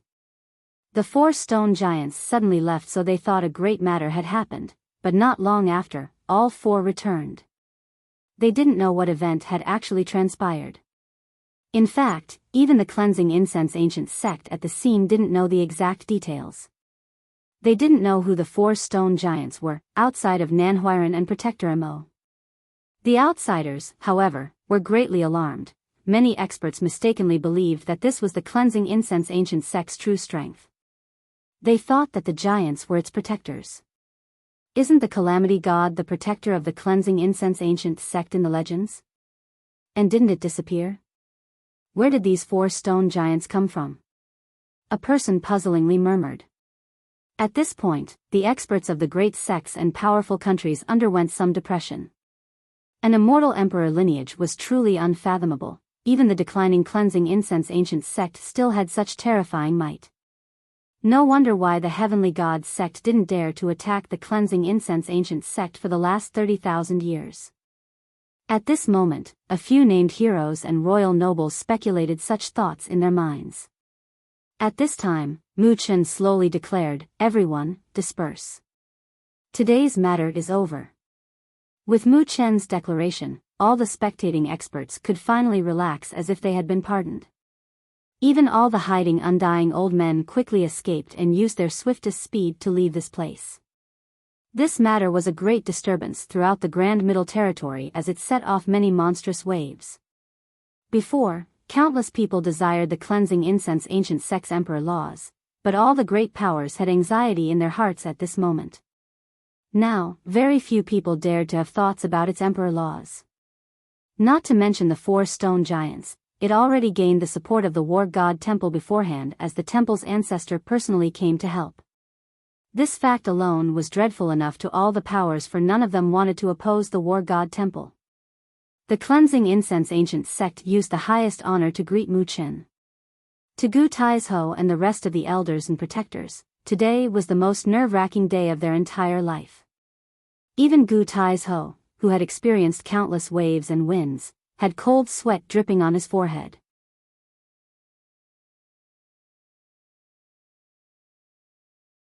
Chapter 248, dealing with the war god temple to Gu Taizhou and the cleansing incense ancient sect, not to mention an ancestor like Mu Chen, even an elder like Elder Jiang in the modern times was a character outside of their reach. What honor this was to have an ancestor of the war god temple personally visit and support the sect. Gu Taizhou and the other elders also understood that this support from the temple was because of Li Qie. Mu Chen did not linger around to speak with Gu Tieshou's crowd. He wanted to speak privately with Li Qie. Even a character like Demon King Luan Ri could only attend next to Elder Jiang. As for the group of Gu Taizhou, they were not qualified to participate in a meeting of this level. On the other hand, Li Shuangyan and Chen Baojiao were able to accompany Li Qie by his side. Up at the lonely peak, only Li Qie was at ease inside the room. He glanced at Mu Chen right across from him and spoke with a dismissive tone. "I heard that recently, your temple has not been very comfortable." Mu Chen could only wryly smile. Even an experienced character like him, who was feared by many great powers in the world, did not dare to put on airs in front of Li Qie. "We couldn't help but become a bit restless when it came to the matter of life and death regarding our ancestor," Mu Chen replied. However, he was very happy at this moment, otherwise, he wouldn't have personally acted for the cleansing incense ancient sect. "Your old man has returned alive, so you should give me my items, right?" Li Qie didn't want to waste his breath with formalities and courteous speech, so he waved his sleeve and unenthusiastically asked. To this, Chen Baojiao and Li Shuangyan, next to Li Qie, were quite surprised as well. They saw the war god temple's coffin being buried inside the underworld boat with their own eyes and didn't think that the forefather would come back so soon. In fact, even Demon King Luan Ri was shocked from excitement. Li Qie had truly accomplished the unimaginable. He had picked the right person. He knew that he would not misjudge a person. Demon King Luan Ri took a breath of relief. Their 9 Saint Demon Gate had exerted everything for this transaction, including all of its wealth and he, himself, as the assurance. He bet that he had not picked the wrong person, for he trusted his own insight. It might seem as if the 9 Saint Demon Gate did not have any direct benefit from this transaction, but Demon King Luan Ri was still extremely ecstatic. Their indirect gains were apparent the moment Ancestor Mu Chen personally came out for support. This was something that he would have never dared to imagine before. Even with their hardest efforts, they would not be able to invite an ancestor of the war god temple to protect the 9 Saint Demon Gate, but they might have won that chance today. All of this was because of Li Qie. Luan Ri's wisdom in judging people was the reason why this transaction was successful. The two kings chose two different sides. The Heavenly Jewel Mortal King chose to win the favor of the Azure Mysterious Ancient Kingdom, while Demon King Luan Ri aimed for the support of the War God Temple. Without a doubt, Demon King Luan Ri was more successful. At this time, Mu Chen handed a treasure box to Li Chia. After accepting it, Li Chia opened it for a look and noticed 3 keys inconspicuously lying inside. Li Shuangyan and Chen Baojiao right beside him were taken aback because of this. This transaction could be considered a grand exchange. Li Chia extended the life of a supreme character inside the War God Temple. They assumed that Li Chia's item would also be a supreme treasure. It could even be of the Immortal Emperor ranking. However, they never expected that it would be 3 keys. It is them.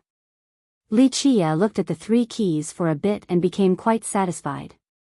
In fact, he had always wanted these 3 keys before, but the War God Temple had always considered them to be their treasure child. This time, the War God Temple had met a dead end and became willing to use these 3 keys for the deal. Before our forefather went into a deep hibernation within the Blood Era Stone, he wanted to ask whether if young noble Li was interested in joining the Hidden Immortal Hall or not. At this time, Mu Chen asked with a serious expression. Hearing this left Demon King Luan Ri shaken. Joining the Hidden Immortal Hall was an amazing matter. Even the disciple with the highest aptitude of the War God Temple was not qualified for such things. The forefather of the Hidden Immortal Hall had always been hibernating and basically never took in disciples. Take me in as a disciple? Li Chia smiled for a bit and shook his head. Your Hidden Immortal Hall is indeed amazing. I also know the items hidden inside are craved by everyone. However, I don't want to be tied up by a bunch of stinky rules of the War God Temple.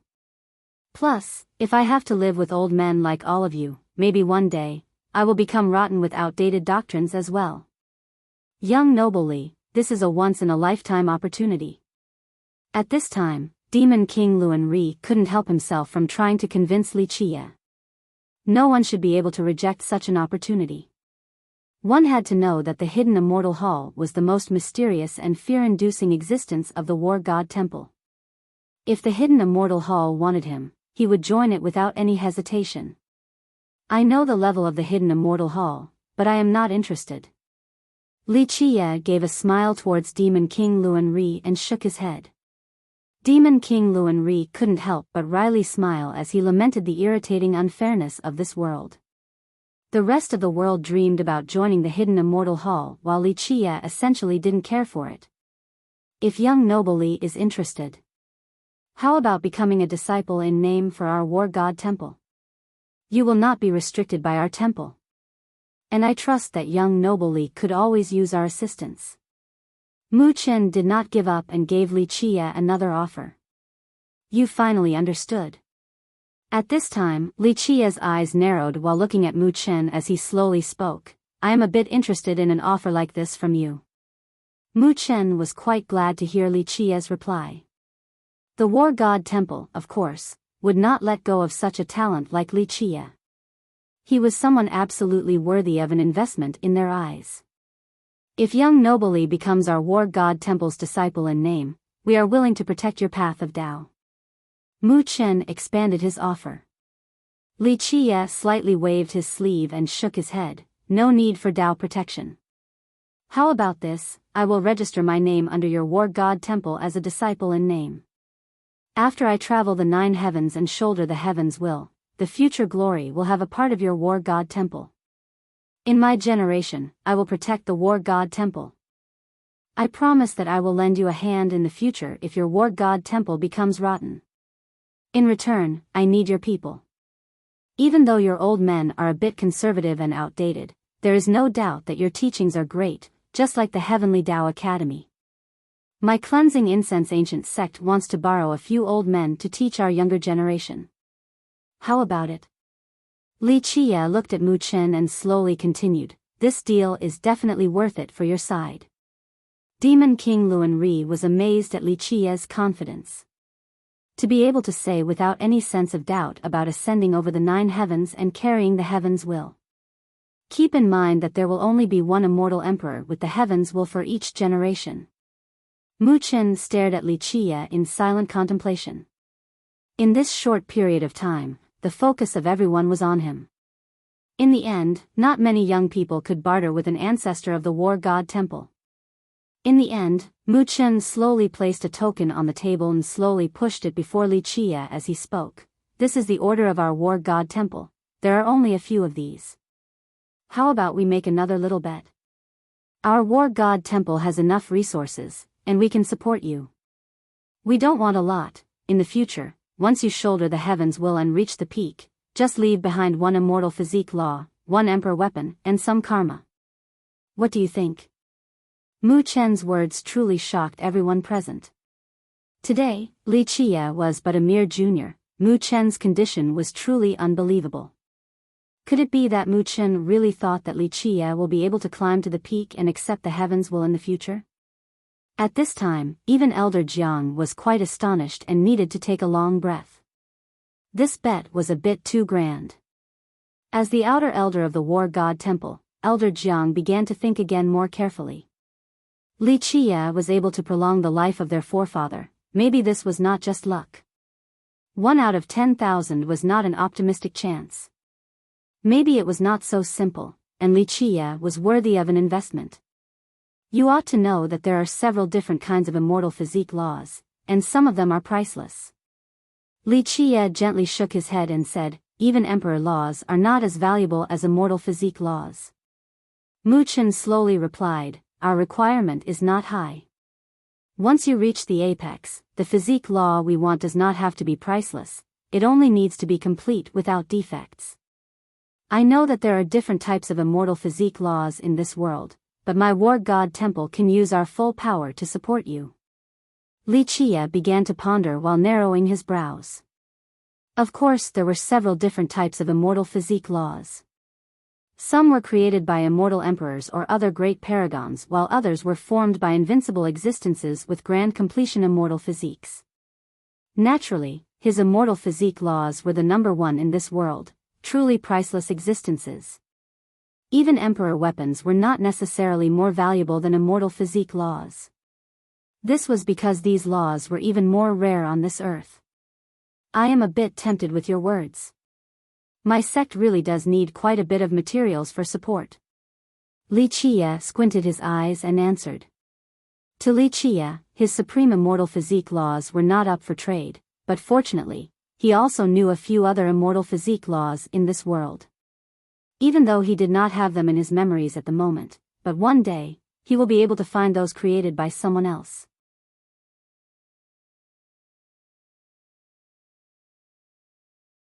Chapter 249, A Long Journey, so, it is a deal.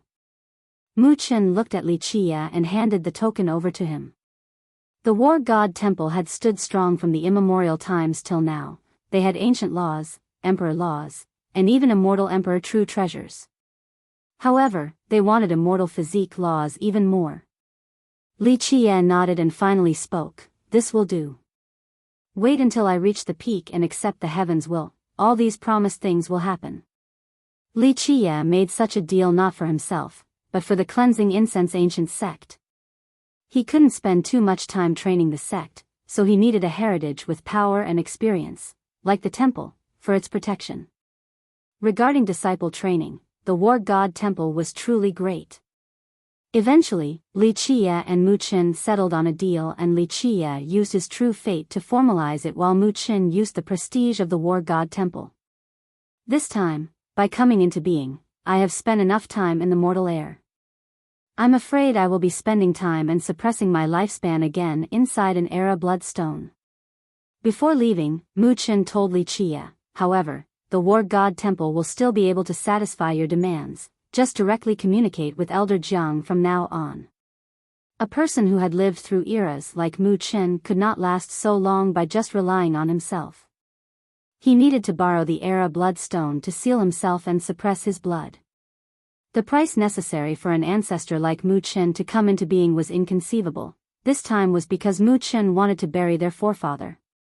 Moreover, before sealing himself again, he wanted to do a good job negotiating with Li Qie, for this young disciple was completely worthy of the temple's support. To someone like Mu Qin, time was gold and he didn't want to linger around much longer. He quickly left along with Elder Jiang after the pact. The moment when the group of Gu Taizhou found out that the War God Temple will send people here to teach the cleansing incense disciples, they became extremely excited. The sect of today was not only lacking resources, the most crucial thing was the absence of wise teachers. Even though they had lost many emperor laws, there were still numerous virtuous paragon and heavenly king laws. These were enough to strengthen the sect, however, they still needed good teachers. Now, not only will the War God Temple pour resources into the cleansing incense ancient sect, but they will also be sending teachers to guide their disciples. How could the group of Gu Taizhou not be stirred from excitement? This is really amazing. I really can't even dare to imagine this. Gu Taizhou was a bit at a loss for words when he saw Li Qie. He knew that Li Qie strived for this ending just for the sect. Compared to their excitement, Li Qie was still calm and collected. He slowly spoke, no matter how much they will be supporting us, there will always be a limit, their resources are not left entirely to our request. Their wise teachers will not always be here at our sect. To us, the support of the War God Temple is nothing but a chance for us to rise up, a simple pillar. However, true strength must be won by our own abilities. In order to sweep this world with powerful strength, we can only rely on ourselves, we can only develop and work on it ourselves. If we just rely on the War God Temple, it will be nothing more than being a dependent. We want to become a powerful lineage and be able to rely on ourselves alone. Li Qie spoke without haste, each word contained an air of solemnity and gravity. Li Qie's words were like bells waking up the excited Gu Taizhou. Li Qie was correct. The War God Temple will not always support the sect without other conditions. They must rely on themselves alone in order to become powerful. I will remember these words well, and the rest of the cleansing incense ancient sect will also remember. At this moment, Gu Taizhou reached a moment of clarity, for Li Qie words had awoken him. Good. Li Qie nodded. Even though Gu Taizhou was old, he was still worthy of an enlightenment. Even though he will never be able to reach virtuous paragon in this life, he still has room to grow. Moreover, within the cleansing incense ancient sect, his insight was not bad. For this reason, Gu Taizhou brought together all the elders and protectors of the sect for an overnight meeting. During this night, the entire cleansing incense ancient sect became excited with ambition and surging motivation. All of their hearts contained a renewed heroism of wanting to revive the sect. Demon King Luan Ri stayed as a guest for a few days at the sect. Before leaving, he formally spoke to Li Qie. As long as you say the words, no matter what it is, my 9 Saint Demon Gate will muster all of our strength to complete the task. Even Mu Chen was willing to help Li Qie, so needless to say, their 9 Saint Demon Gate will also do the same. There was no one else more worthy of investment than Li Qie in Demon King Luan Ri's eyes. Regarding Demon King Luan Ri's powerful rhetoric, Li Qie simply smiled and did not reject it. If other people were willing to become his friends, he'll be happy to make an ally. Li Qie became even more assured after winning the support of the War God Temple for the sect. He wanted to go on his path without having to worry about the sect's matters. After Li Shuangyan and Chen Baojiao formally began their isolated cultivation, Li Qie started his trip to the eastern 100 cities. Li Qie took out Su Yuha's coffin from the yearning lunar peak and started on his trip. Before leaving, Nan Huiran and Niu Fen also wanted to come along. However, Li Qie did not bring them. What he did do was pass down the true solutions to Niu Fen. Niu Fen's loyalty was able to withstand the test, so Li Qie passed it down to him. In the future, the sect needed a heavenly ancestral snail like Niu Fen. Just like the calamity god in the past who was the sect's divine beast protector. As Li Qie's henchman, Nan Huiran naturally wanted to follow by his side and exert his strength for him.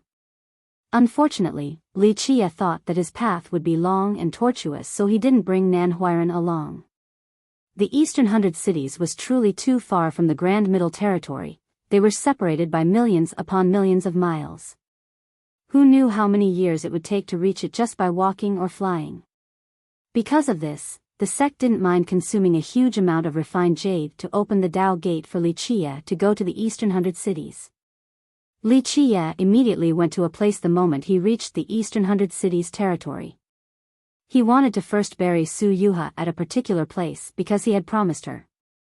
In a deep green forest and mountain, at an empty place with weeds and wild grass everywhere, there were only beasts and birds at this place. There wasn't any sign of humans.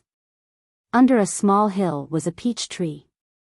The peach tree nearly died of old age, but it still stubbornly survived in this place. Its roots had grown here for who knew how many years as young shoots were growing from it. It did not seem to have much time left, as it seemed as if it could die at any time.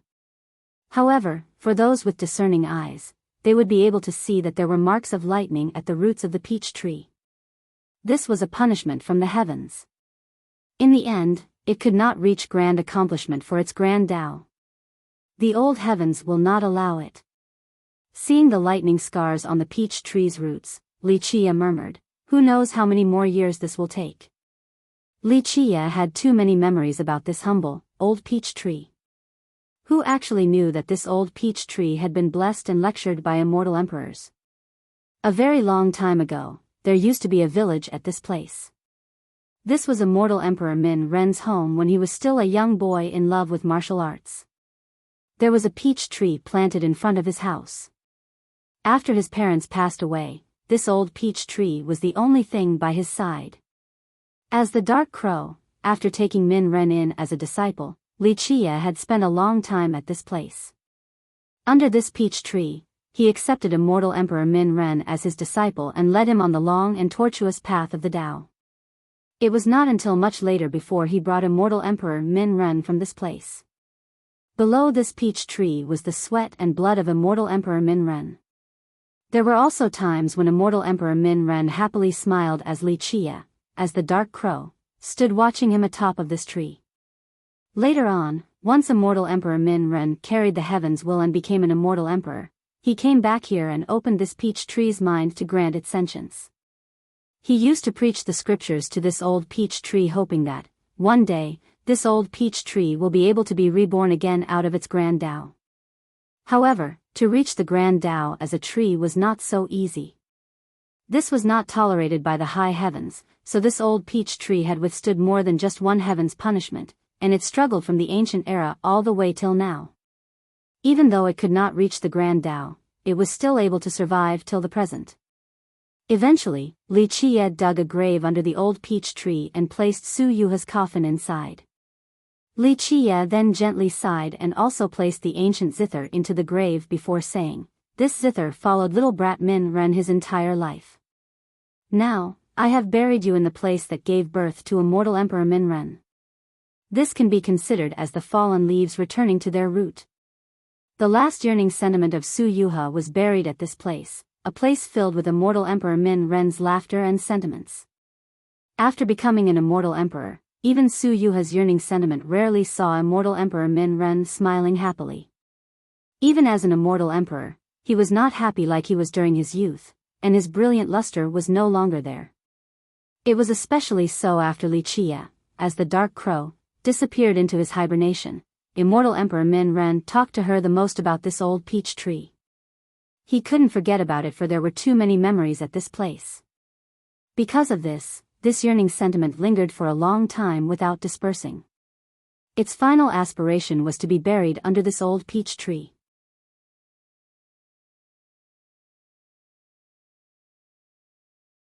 Chapter 250, Remembrances at the Eastern 100 Cities. At this point, the yearning sentiment emerged once again as Su Yuha's figure came out from the coffin.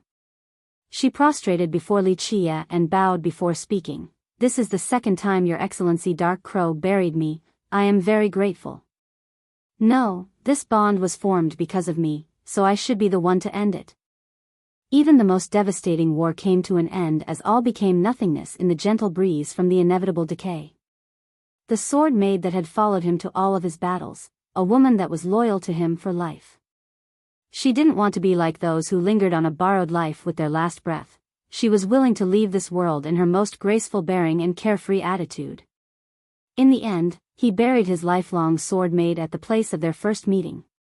During that era, who knew that the goddess with one sword that frightened the 9 worlds used to be a daughter of a fisherman? Because of the training from a crow, she eventually became the most amazing sword goddess in the 9 worlds. Fallen leaves returning to their root, this is but an impossible wish for me. With one final glance at this resting place for all eternity, Wuxia eventually drifted away. Above the mountains on a high peak, Wuxia silently stared at a shattered column. This used to be a monstrous and prosperous city. Unfortunately, the heartless torment of time had turned this place into a wilderness with towering trees. Pictures of the grand heaven appeared one after another in his mind. This was the area where he met Empress Hong Tian for the first time. At that point, she was just a stubborn girl and nothing more. Who would have guessed that she would eventually become an invincible character in all the domains? As the Dark Crow, an eternal existence, Wuxia had developed many invincible characters and not just one immortal emperor. However, the most exceptional was still Empress Hong Tian. An entire generation as an invincible empress who put an end to the 1000 Emperor Gate. This was one gate with 4 emperors in a row. At that time, even the soaring immortal sect would not dare to compete with the 1000 Emperor Gate. This was the 1000 Emperor Gate that reigned over the 9 worlds, yet it was ended in the hands of Empress Hong Tian. Even a genius with the highest talents and probability to become an immortal emperor was killed in the hands of Empress Hong Tian. This was a time when they were always together and shared many experiences. In the end, because of conflicting ideologies, because they aimed for different paths, they were separated and even became enemies. Wuxia stood in this place with a heavy heart. It seemed that there were some things that couldn't be helped, for there was no other option. He had his own principles, and so did she. The master and disciple, lifelong friends, became enemies in the end and never met each other again. Why must you pick such a route? Wuxia finally murmured, time is endless. There will be a day when even the ocean dries up and the mountains erode, a time where even the blue seas turn into mulberry fields. Why the need to suffer like this? In the end, Wuxia dejectedly sighed before leaving this place. Empress Hong Tian had become a legend forever.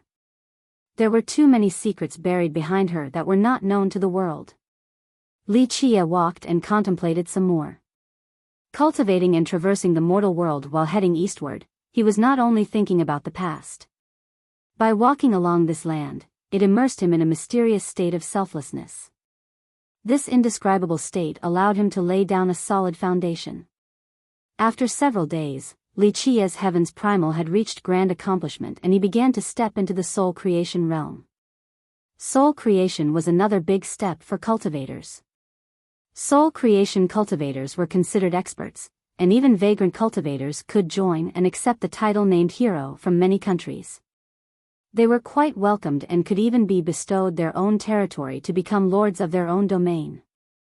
Named heroes and royal nobles could be considered the temporary masters. During the difficult Tao era, all the enlightened beings and ancient saints were living in seclusion. As for the legendary heavenly sovereigns and heavenly kings, they were even more hidden inside their blood era stone, for they did not want to endure the torturing difficult Tao era. Because of this, the contemporary world was a battle stage for named heroes and royal nobles, especially before the end of the difficult Tao era.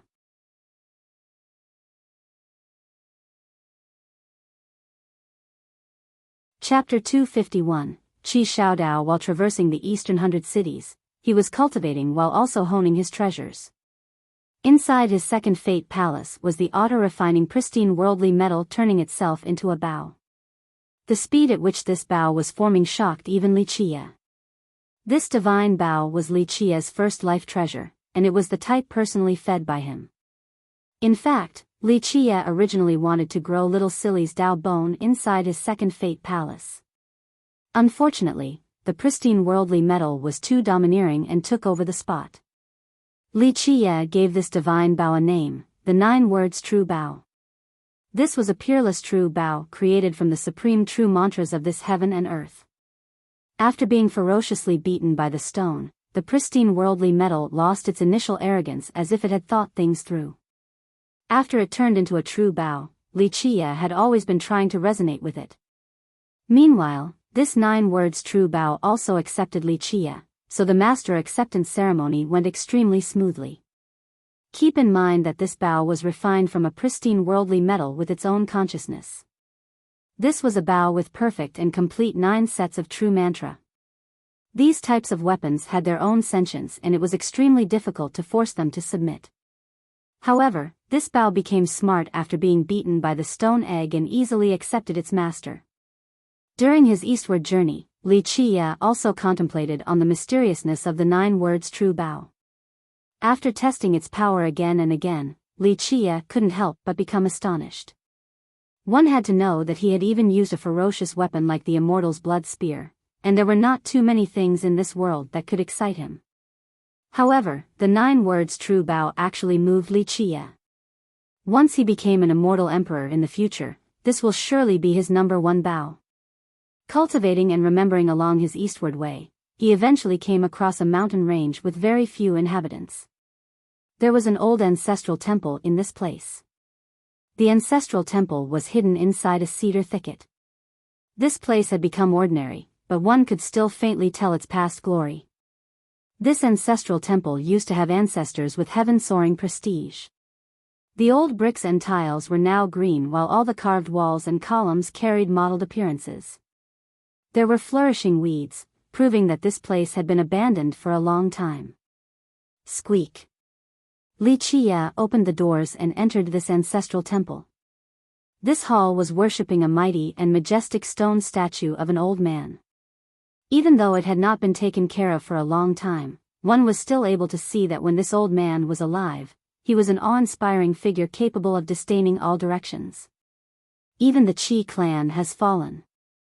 Wuxia lamented after seeing the empty incense burner without any signs of recent visitors. This was the ancestral temple of the Qi clan. Its ancestor used to be one of the most powerful generals under him. However, the Immortal Massacre War was too cruel and countless people died in the battles.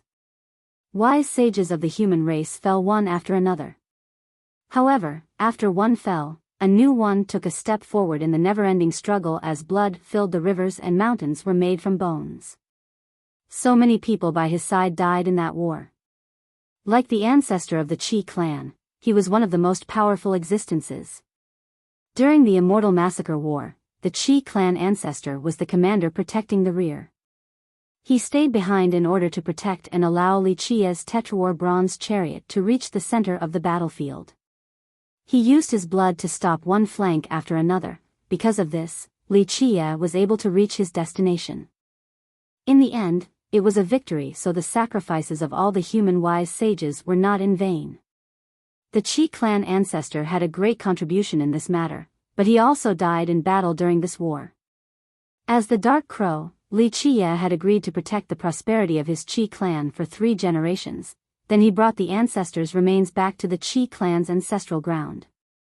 For the next 3 generations, the Qi clan was protected by the Dark Crow, so they prospered for its entirety. After millions of years, he came here again today to look at this old ancestral hall. The Qi clan that was once protected by him for 3 generations had fallen. Time was heartless, and even an immortal emperor lineage like the cleansing incense ancient sect would eventually fall. The years are so relentless in the end. Wuxia finally looked at the old man's stone statue and bemoaned. This was one of his most powerful generals with great contributions during the Immortal Massacre War. After looking at the stone statue for a bit, he left the ancestral temple and walked through this cedar thicket before inadvertently stopping at an old pond. Ah! Before Wuxia reached the old pond, there was a loud scream that resonated to the far reaches. There was a young man standing before the old pond. His fate palace hung above his head with a turtle image. His entire body exuded a bright light, creating an illusion of a lion. It rushed towards the emerging turtle and bit this image. After a roar, the light around his body eventually disappeared and his fate palace went back inside his meridian. At this time, the turtle and lion both disappeared while the young man looked as if he had just been through a harsh battle. His entire body was sweating as he sat straight on the ground with a tired expression. Li Qie from afar was surprised from this scene as he murmured while walking towards the old pond, "It has been a long time since I've seen a person with this fate line." "Who?" Li Qie's footsteps immediately alerted the young man next to the pond. He suddenly stood up and turned around to glare at Li Qie. "Who are you?" "Just a passerby." Li Qie gave a friendly wide smile at this young man before him. This young man was a bit older than him and he had a clear and bright expression. He was dressed in black from head to toe to give off an unusually awesome look. His eyes flashed a brilliance that revealed an unyielding resolution. "Why did you come to this place? There is no beautiful scenery to be found here." The young man was on full alert after seeing a stranger like Li Qie. Li Qie smiled a bit and replied, "I had read many ancient books about the Eastern 100 cities. However, people do say that reading for 10 years is not as great as walking 1,000 miles. I am on a vacation and wanted to see a few legends. It was written that this place used to be the ancestral temple of the Qi clan, so I came here for a look to see if it was the truth or not." "Oh, so you are trying to find the ancestral temple? I will lead the way for you to see." The young man became relieved after hearing Li Qie's answer. Li Qie did not look like a bad person, so he had a good impression of him. This young man was truly friendly and immediately led Li Qie to the ancestral temple. He was walking while talking. "My name is Qi Xiaodao, what is your name?" So it was a descendant of the Qi clan. Li Qie smiled and was a bit surprised. He didn't think that he would meet a descendant of the Qi clan. Li Qie then told the young man his name. "Where are you from?" Qi Xiaodao was a talkative person and immediately struck up a conversation after meeting Li Qie. "The Grand Middle Territory, it's very far from here. I went on this trip so that I could see this world." Li Qie calmly and leisurely responded with a smile. "The Grand Middle Territory, wow." Qi Xiaodao was quite surprised and became even more curious as he struck up even more small talk. A few moments later, Li Qie followed Qi Xiaodao back to the ancestral temple. While looking at the stone statue, Li Qie glanced at Qi Xiaodao once and smiled, "The Qi clan's ancestor." So the ancestral temple of the Qi clan was at this place. "Yep, this is the ancestral temple to honor my maternal ancestor." Qi Xiaodao looked at the statue and said with some emotion. Li Qie acted as if he was in a daze. He looked at Qi Xiaodao and asked, "Your maternal ancestor? But your last name is also Qi." Qi Xiaodao smiled and explained, "My grandfather was a live-in son-in-law at the Qi clan.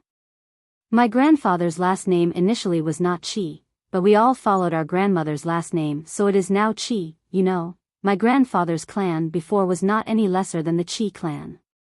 My grandfather's ancestor was also an unfathomable character, and people called him Lion Monarch Ba Xian.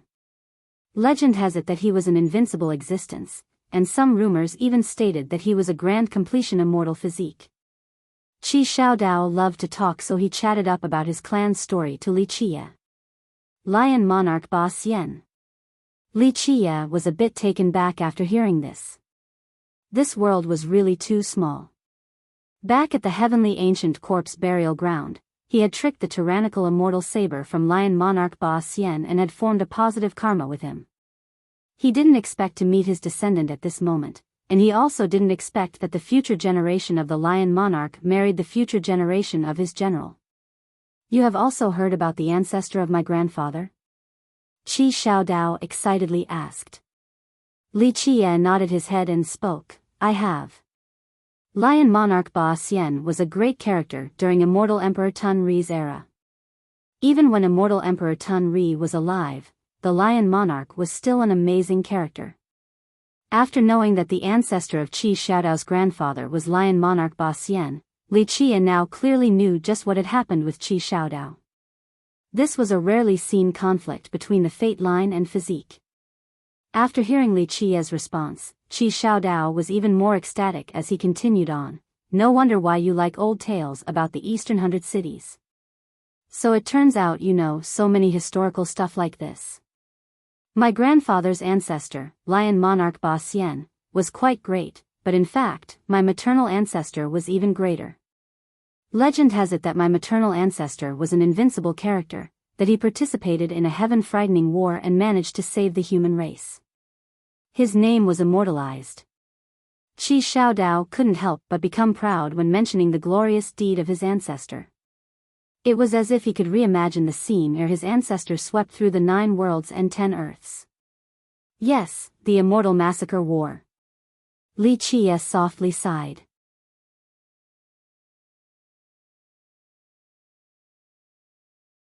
Chapter 252, Old Pond Golden Turtle. Right, that's the name.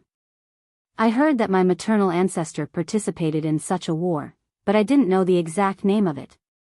Qi Xiaodao continued on with excitement. You really do know a lot. No wonder why you are here to see my Qi clan's ancestral temple. Yep, in order to remember the great hero of the human race and recall the glorious memories of the past. Li Qie said while looking at the statue. The excited Qi Xiaodao couldn't help but become dejected. He glanced at the statue and softly sighed. Unfortunately, both my Qi clan and my grandfather's clan are no longer the same as before. After my grandfather's clan fell, he then came to the eastern 100 cities and eventually met my grandmother.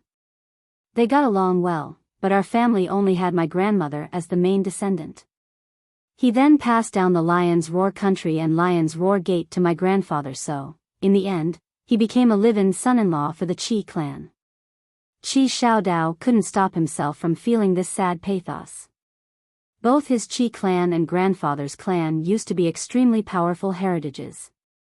Unfortunately, his grandfather's clan had completely collapsed in the present day. Even though the Qi clan of now still controlled a country, it was no longer as powerful as before. Time is heartless, declination is a part of nature. Even a more powerful heritage, like an immortal emperor lineage, will not escape from the eventual fall. Li Qie smiled and comforted him. In the end, Qi Xiaodao was a cheerful person. He lifted his head and smilingly said, "You are right. However, I still hope that one day, I will be able to revitalize my Qi clan." He clenched his fists as he spoke, but he became melancholic again after thinking about his own situation. After conversing with Li Qie, Qi Xiaodao then left towards the old pond again. Li Qie looked at him and asked with a smile, "Are you staying at this place?" "No, I stay at another location." Qi Xiaodao shook his head and replied, "Recently, I wanted to train. I heard that my ancestor used to train near this old pond and became powerful. Starting from this place, he finally became an invincible existence. I want to train at this place to see if I could get pointers from the ancestor's spirit, to become enlightened and break through my own shackles. I'm afraid your ancestor's spirit will not be able to guide you from your current situation." Li Qie shook his head and continued on, "I know 1 or 2 things about your situation." "You know?" Qi Xiaodao suddenly turned around and said with some emotion. Li Qie smilingly responded, "I can see it. You are stuck at the soul creation realm. The most important thing about the soul creation realm is to pay attention to the true fate, to control the inner physique, and to support the life wheel. However, your inner physique cannot control your true fate. During your stagnation, you can clearly feel a mad force breaking out and suppressing your true fate, rendering you unable to channel your fate palace and thus resulting in a halted blood energy. It should be just like being unable to breathe." "How do you know this?" Qi Xiaodao was extremely shocked. Li Qie's words revealed the full extent of his situation, all of the main signs. Li Qie elaborated, "Like I said, I like reading ancient texts the most. Regardless of whether it is a random one or a secret scroll, I like them all. I have seen your situation in an old classic. This is the lion biting the turtle from the legends. I understood it better once you explained the situations of your ancestors. You have a turtle fate, but also a lion physique. The truth is that your fate palace is a truly rare type. Most fate palaces are king fates or saint fates, but you are a turtle fate. This situation is really rare. Meanwhile, your grandfather's ancestor is Lion Monarch Ba Xian. Even though you didn't inherit his furious immortal tyrannical physique, you obtained the Hotian physique, the tyrannical lion physique. Coincidentally, your fate and physique oppose each other, lion biting the turtle. This results in your true fate not being able to control your physique, thus you are stuck in the soul creation realm. Li Qie elegantly explained as if he had it memorized just like the palm of his hand. Is this curable? After hearing him outline his situation so clearly, the emotional Qi Xiaodao stared at Li Qie and urgently asked after witnessing a sign of hope. Li Qie pondered for a moment and said, in a different old book about alchemy, I had seen a method that can change one's fate. Your fate is a turtle and it cannot suppress a lion physique. If we can change your fate and upgrade it one level to a heavenly turtle fate, then it will be able to suppress your lion physique. Fate changing. Qi Xiaodao was in a daze. He had heard of such theories before, but they were out of his reach. Fate changing was a technique that belonged to the legends. Only legendary alchemists and even emperor alchemists would be able to change one's fate. It was because this was the most profound technique of the alchemy Dao. After hearing this, Qi Xiaodao was like a deflated ball as he lost all strength in his body. He bitterly smiled and said, fate changing, this is an alchemist technique only found in the legends. Who will know of such a technique in this world? This is such a coincidence. Li Qie calmly spoke, I coincidentally am practicing a few alchemy arts and maybe I will be able to change your fate for you. Really? Qi Xiaodao's heart trembled after hearing Li Qie's words, but he quickly regained his mind and cautiously asked, what are your conditions? What do you want? Qi Xiaodao was very cautious, it was as if he was watching out for thieves. This made Li Qie unable to hold back his laughter. It seems like you don't believe me and think that I am swindling you. Qi Xiaodao was a straightforward person. He embarrassingly smiled and said, you and I met by chance, and it is indeed a bit too coincidental. I have found many alchemists and I was swindled badly by a little thief. He cheated a large number of medicinal materials along with refined jades from me when he swore that he would fix this issue of mine. Thus, you cannot blame me for this. After being fooled once, I have learned to be more cautious. I don't blame you. Li Qie smiled and said, would be cautious as well. At this moment, the two of them had arrived at the old pond. Even though Qi Xiaodao was wary of Li Qie, he still didn't give up. He couldn't hold it back and asked, my problem can really be fixed. Do you trust me? Li Qie smiled. This, Qi Xiaodao hesitatingly stared at Li Qie before finally replying, frankly, we have just met once. It would be a lie if I were to say that I trust you. Li Qie let out a smile and then looked at Qi Xiaodao to say, how about this, you will swear for me. Then, I will let you know a secret. You will never tell anyone about this, not even your closest family members. Use your true fate to swear. This is not possible. Qi Xiaodao shook his head and rejected the idea, using a true fate oath is too serious. A true fate oath was not ordinary and would have implications throughout one's life. They were just strangers, so how could he make this oath? I understand. Wait for a while until you trust me, then it will not be too late to make a true fate oath, right? If not, then I can only leave. Li Qie smiled and said. What could be so serious? Qi Xiaodao noticed that Li Qie was not messing around and asked with some confusion. At this time, Li Qie was staring at the old pond ahead and leisurely said, have you ever been down this old pond? I have.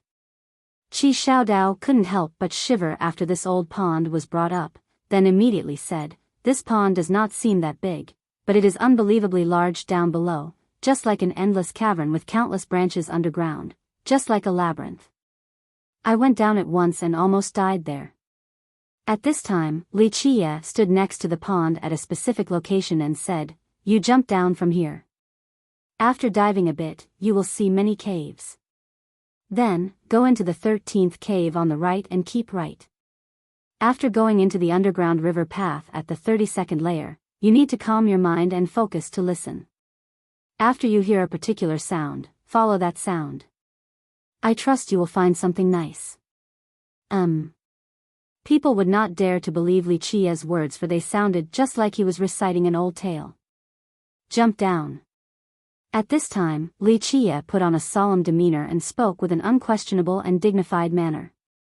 With a trembling heart, Qi Xiaodao took a deep breath and then jumped down the pond. He suddenly disappeared from sight into the water.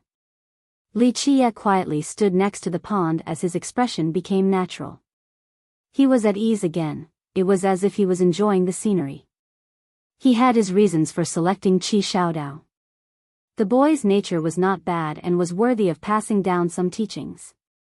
The more important part was because the Qi ancestor was extremely loyal to him back then, and he also made great contributions. At the same time, he had agreed with Lion Monarch Ba Xian about having a good karmic relationship with his future descendant back at the heavenly ancient corpse burial ground. These two things combined and resulted in a great choice for Li Qia. Because of this, he selected Qi Xiaodao and will train him for a bit. Whether he will be successful or not will depend on his personal efforts. Some time later, with a splashing sound, Qi Xiaodao's head suddenly sprouted from the pond as he excitedly exclaimed, I found something, I found something. Look, what is this thing? He was talking while raising his hand at the same time. He was holding an item grasped in his palm. There was a golden turtle in his hand.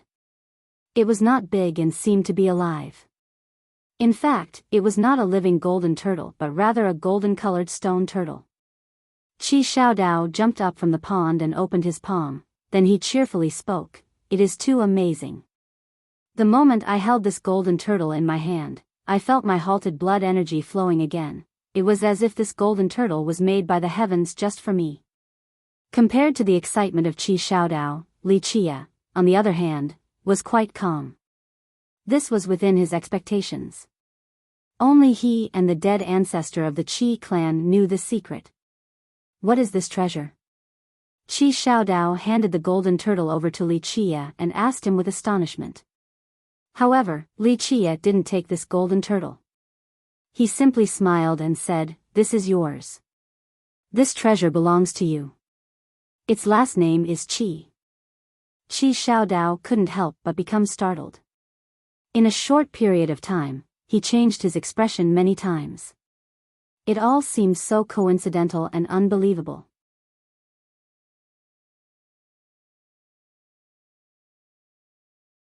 Chapter 253, Qi Xiaodao took a deep breath before asking, What is this treasure? He had an indescribable feeling when he grasped this golden turtle in his hand, just like what Li Qia had said. It was as if this golden turtle's last name was really Qi. How did you get it? Li Qia answered with a question instead. Qi Xiaodao earnestly answered, I followed your instructions and dived to the end of the cave. Eventually, I saw a huge and majestic stone foundation with this golden turtle lying on top of it as if it was growing there, so I just caught it. Li Qia gently sighed and said without any clearly discernible emotions, This place is the origin of your Qi clan. There is a golden turtle earth vein down below, and the entrance is precisely this old pond. A golden turtle earth vein can give birth to a heavenly stone golden turtle. Outsiders might not be able to use this heavenly stone golden turtle, but it is a different case for a Qi descendant, especially you. At this point, he continued on, Keep carrying this heavenly stone golden turtle on you.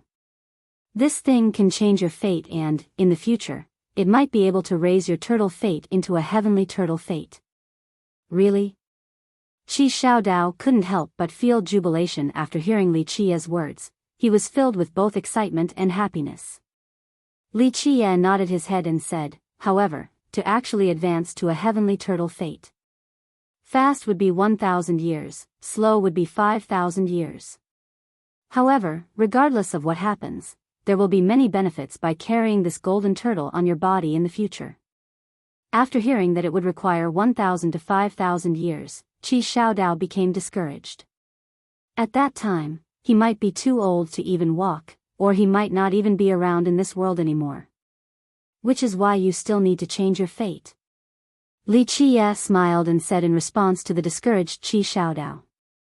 Calming his mind once again, Qi Xiaodao looked at Li Qie in surprise and said, "How do you know all of these things? Even my Qi clan didn't know about this." This is why people say to read more books. The more you read, the more you know. Li Qie said with a smile, "However, you need to make the vow right this moment. You will never speak of this matter to anyone else, including the ones closest to you. This is the origin of the Qi clan, and it's also the root of your Qi clan." Qi Xiaodao was astounded to find out that this place was the origin of his Qi clan. In the end, under the urging of Li Qie, Qi Xiaodao used his true fate to make the vow in order to protect the secret of the golden turtle earth vein. Can I really change my fate?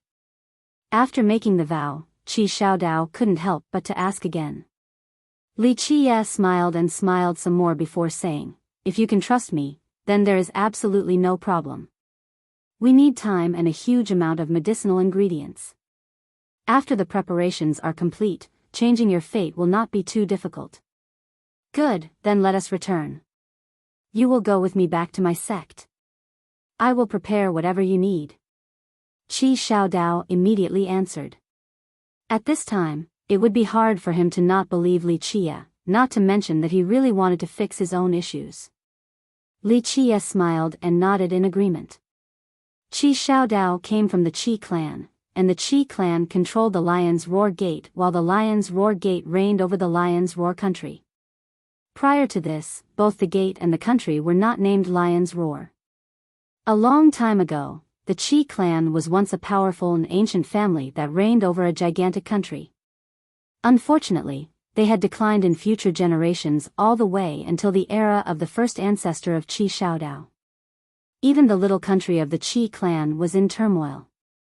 It was not until Qi Xiaodao's grandfather, the descendant of Lion monarch Ba Xian and live-in son-in-law of the Qi clan, showed up that the Qi clan started to show positive signs as the country stabilized due to his powerful personal strength. Because of this, after the union of the two clans, the Qi clan was considered to be reborn and its foundation, from then on, became the Lion's Roar Gate and the Lion's Roar country. And Qi Xiaodao's grandfather was referred to as Lion's Roar Heavenly King. He could be considered a top character within the Eastern Hundred Cities. In fact, the current Lion's Roar Gate compared to the truly fallen Cleansing Incense ancient sect was still much more powerful. At the very least, it still had its own country while the Cleansing Incense ancient sect only had control over a remaining ancestral ground. The sect could not be called a country. There were more than 10,000 disciples at the Lion's Roar Gate. Many disciples began to enthusiastically greet Qi Xiaodao as he brought Li Qie back to the gate. Qi Xiaodao could be considered the descendant of the Lion's Roar Gate as well as the heir for the Lion's Roar country. However, he was not arrogant and mingled with the disciples in the gate with an air of friendliness, so he was quite well received by others. And so, after his return, many disciples quickly came to give their greetings. One of them even asked, "Senior, did anything major happen this time? Did Junior Qi get any inspiration after going back to the ancestral ground?" Another senior sister jokingly asked. Another senior brother saw Li Qie and also asked, "Junior Qi, you wouldn't be bringing another alchemist back, right?"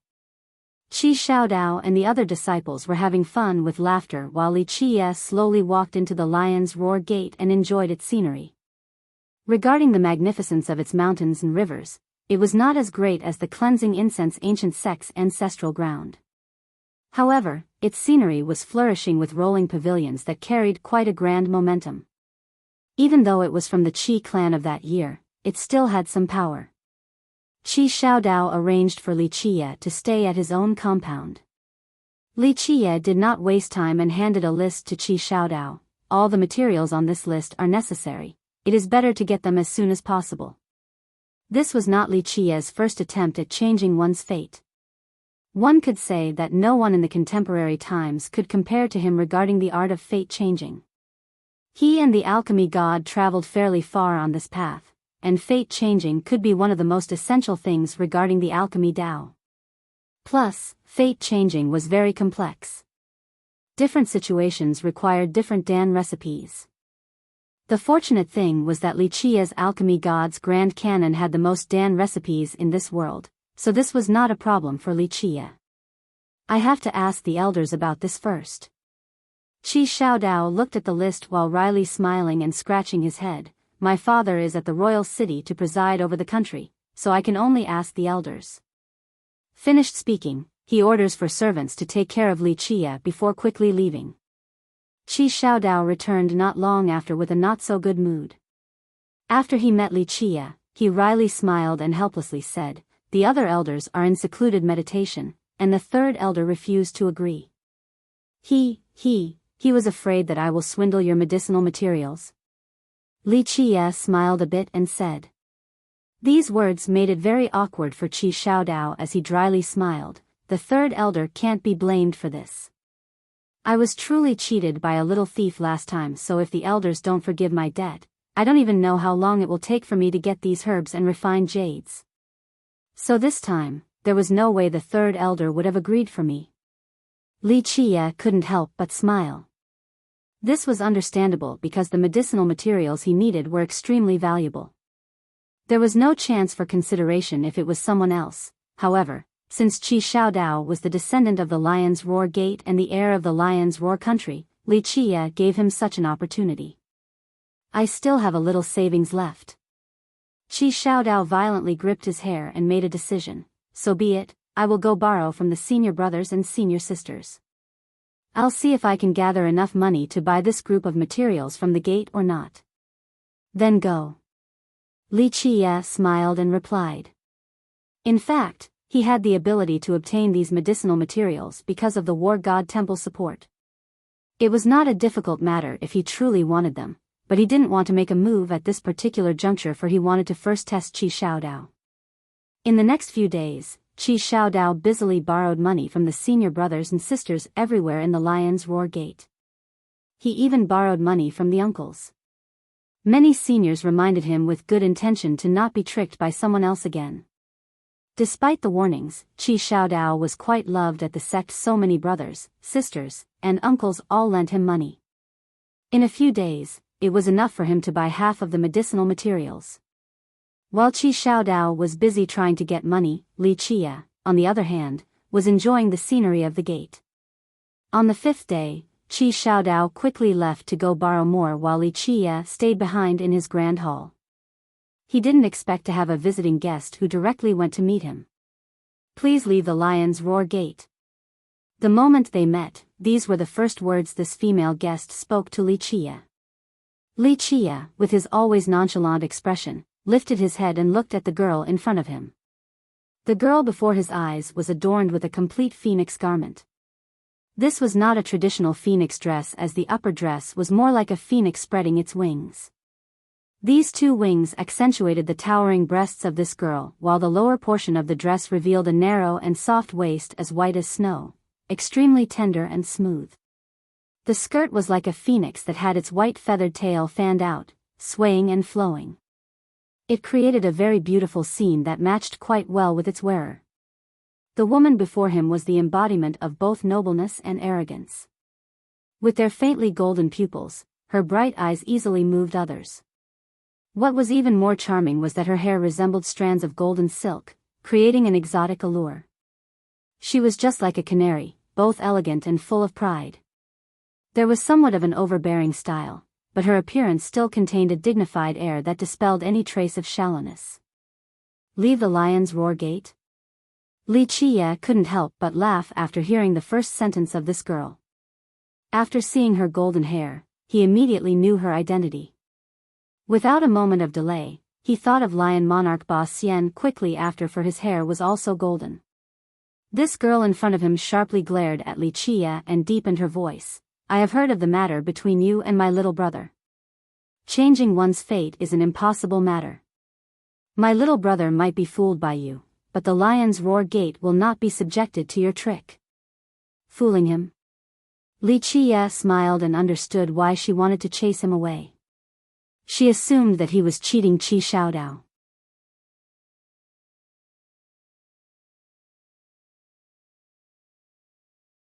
Chapter 254. Qi Xiaodai. In fact, most of the people in the Lion's Roar Gate thought that Li Qia was fooling Qi Xiaodao.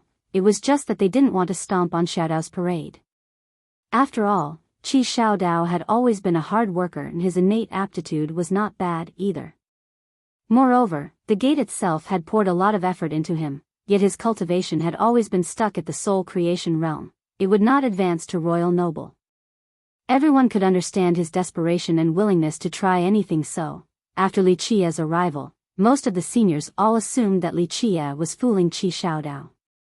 Back when Qi Xiaodao went around to borrow money, his seniors also reminded him of this fact, but they didn't go as far as this girl who directly wanted to chase Li Qia away. Am I not correct? The girl glanced at Li Qia and said, "Fate changing is the most profound technique of the alchemy Tao. For a little brat like you who's only around 17 to 18 years old, are you able to grasp it? My little brother is sick in the head, so he believed you, but this does not mean that you can also fool other people." Li Qia smiled and looked at the girl before him to say, "First, even though I am a bit young, this does not mean that I am unable to grasp the profundity of fate changing. Have you never heard of the phrase, 'The first to be enlightened is the senior'? Second, these medicinal materials might be precious in your eyes, but they are nothing in mine. They are not worth my effort to try and swindle from you. Third, we'll pretend that I am a swindler. If this was the case, then I would not pick your lion's roar gate in the first place. Your gate has nothing that's worth my time to swindle." Qi Xiaodao really wanted to reveal the secret regarding the Qi clan's ancestor that Li Qia told him, but he made a vow so he couldn't say it no matter what. If it is really the lion biting the turtle, then this matter of fate changing cannot be rushed. Qi Xiaodai continued on, "Fate changing is not a trivial matter, and it could hurt you without having careful preparations. We need to tell Royal Father to find the most renowned alchemist in the Eastern 100 cities. What do you think?" "Sister, I trust Brother Li." Qi Xiaodao took a deep breath and exclaimed with a firm attitude. As for Qi Xiaodai, she was wondering just what kind of medicine Li Qia fed to Qi Xiaodao to completely win this trust after only meeting him for a short amount of time. Li Qia could only shrug against Qi Xiaodia's killer gaze as he said, "You don't need to glare at me like this. I didn't feed your brother any weird medicine. I dare to say that in this era, only I can change your little brother's fate. Even if you find a legendary alchemist, they would not be able to do it as well as me." Such big words. Qi Xiaodai couldn't help but snort and said, "Do you even know what a legendary alchemist is? You're so young yet so arrogant already." "Legendary alchemist?" Li Qia leisurely smiled then answered, "They are only alchemists who are capable of refining 7th or 8th transformation fate pills. They're no big deal." Qi Xiaodai was completely speechless. It was her first time meeting such an egoistic person. Even Qi Xiaodao, who trusted Li Qia, became silent. A legendary alchemist, this was an existence of extremely high status. Even a heavenly king would have a hard time inviting such an existence even if he personally went to do so. At this moment, Li Qia made it sound as if they were only chefs who could make decent meals. "Well, I don't care if you believe it or not." Li Qia lightly waved his sleeve and said, "This time, the reason why I am helping him is purely to form a positive fateful bond with your lion's roar gate, and it's also to end a karmic fruit. I have not obtained any benefits from you, yet you feel afraid of the possibility that I might swindle your little brother's materials. You all can just keep the materials then. The moment when I need to use them, you can stay and watch. Of course, if you feel that I am not trustworthy, then this matter concludes here. The opportunity is in your hands, whether you can seize it or not is up to you." Li Qia's words caused Qi Xiaodai to be a little bit lost. What was this about forming a positive fateful bond, and what was this about ending a karmic fruit? No one would be able to understand such a thing. Qi Xiaodao took a deep breath and earnestly spoke to Qi Xiaodai, "Sister, I trust Brother Li, and I have confidence in him." Li Qia didn't even hesitate the slightest bit when he told him a secret like the ancestral vein of the Qi clan. Even a great treasure like the heavenly stone golden turtle was not worth a glance to Li Qia. Xiaodao believed that Li Qia would not swindle his medicinal materials. Seeing her brother show such determination caused Qi Xiaodai to gently sigh. As his big sister, she naturally wished for his problem to be solved and, no matter what, she wouldn't want his cultivation to always be stuck at the soul creation realm. The elders will never give you these medicines. Qi Xiaodai became soft under the firm resolution of Qi Xiaodao. She couldn't do anything but to say this. Qi Xiaodao nodded his head and replied, "The elders have already rejected my request, but I will gather enough refined jades to buy it from the gate at whatever the market price is." Qi Xiaodai looked at her little brother and asked, "How much did you manage to borrow right now?" "A little more than half." Qi Xiaodao wryly smiled and didn't answer. The medicinal ingredients that he needed were all very precious.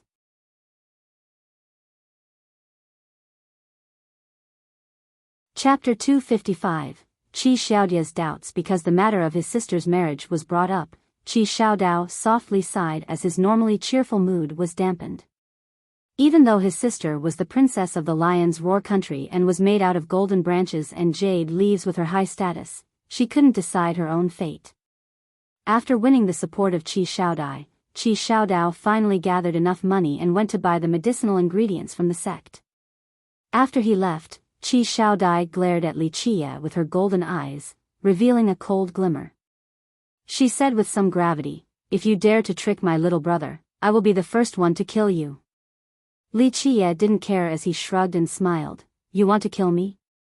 You are welcome to try, but unfortunately, you have to wait in line. There are too many people who want to kill me at this moment. But no matter how this line was formed, you're definitely not the first in this line." Qi Xiaodai simply snorted at Li Qia's attitude. Without a doubt, she didn't trust Li Qia as she was maintaining her antagonistic and cautious attitude towards him. On the other hand, Li Qia essentially didn't care for her attitude. He smiled and left the yard to take a stroll throughout the Lion's Roar Gate's territory. At the same time, Qi Xiaodai scowled and followed Li Qia. Of course, she was not friendly enough to be his guide. It was more accurate to say that she was supervising him. "There's no need to be my tail and follow me like this. This much property of your Lion's Roar Gate is really not enough for my taste." Li Qia nonchalantly stated his thoughts about Qi Xiaodia's supervision. Qi Xiaodai was very unhappy with Li Qia, so she drily retorted, "You don't know the immensity of the heaven and earth, so conceited and ignorant. A dog's mouth will never be able to spew out ivory." Of course Qi Xiaodai was annoyed with Li Qia's response. Even though their Lion's Roar Gate was not a grand heritage, it still had a considerable amount of strength and their outlook was still quite optimistic. At the moment, Li Qia spoke as if it was not worth a single coin, so how could Qi Xiaodai remain at ease? A girl should be more soft-spoken and have a gentler attitude. Li Qia glanced at Qi Xiaodai and freely spoke, "If you are a bit more friendly, then maybe out of love for your ancestor, I can think about taking you in as a maid. I personally still want a maid to take care of my daily necessities." "You?" Her complexion immediately turned ashen from anger. With a clanking sound, she suddenly drew her sword and, with a murderous shimmer in her eyes, she coldly spoke, "Do you believe that I will kill you right now or not?" How could she not become angry? She was the golden child of the Lion's Roar Gate, the princess of the Lion's Roar country. As a royal noble, it was not outrageous to call her a heaven's proud daughter. Although the Lion's Roar Gate was only a small country, it was very close to Eastern Descent City and the Heavenly Tao Academy, so it did not take long for the group of Li Qia to arrive. While standing outside and overlooking the walls of this ancient city, Li Qia's heart began to recall a myriad of memories of this ancient city that belonged to the human race. It was not an exaggeration to call it the place that gave birth to the human race.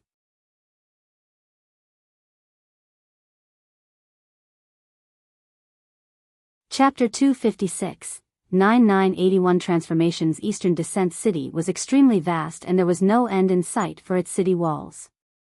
The citadel pillared all the way to the clouds. Among its ancient walls, there were countless mottled holes with numerous scratches from arrows and blades.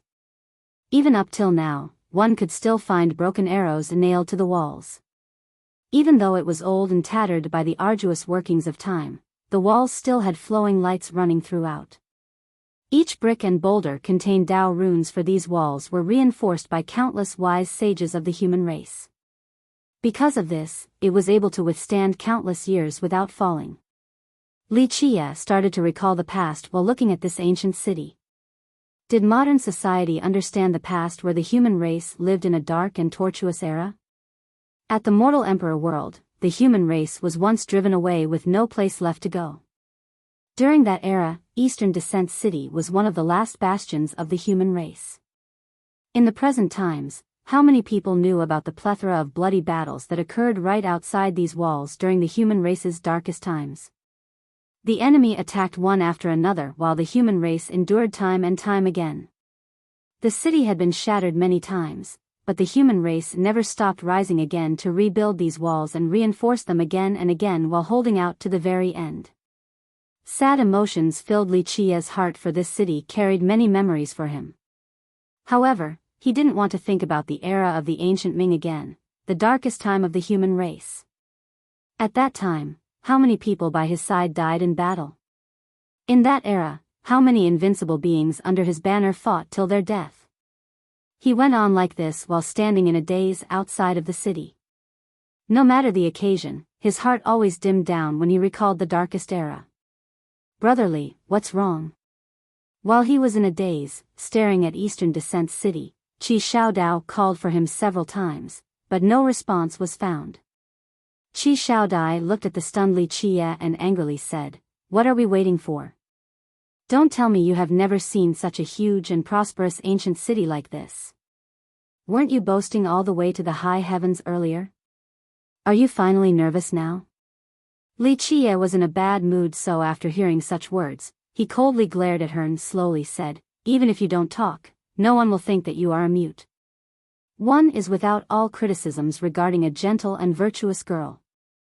This seemingly ordinary middle-aged man amongst the crowd was completely different from the street vendor from earlier, but the moment Li Qie's hand approached, this middle-aged man lost his colors and immediately retreated.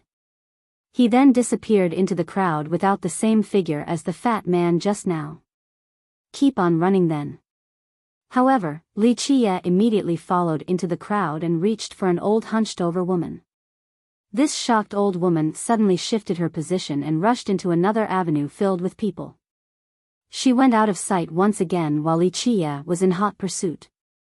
This left Qi Xiaodao and Qi Xiaodai, who were right behind Li Qie, dumbfounded with stars in their eyes.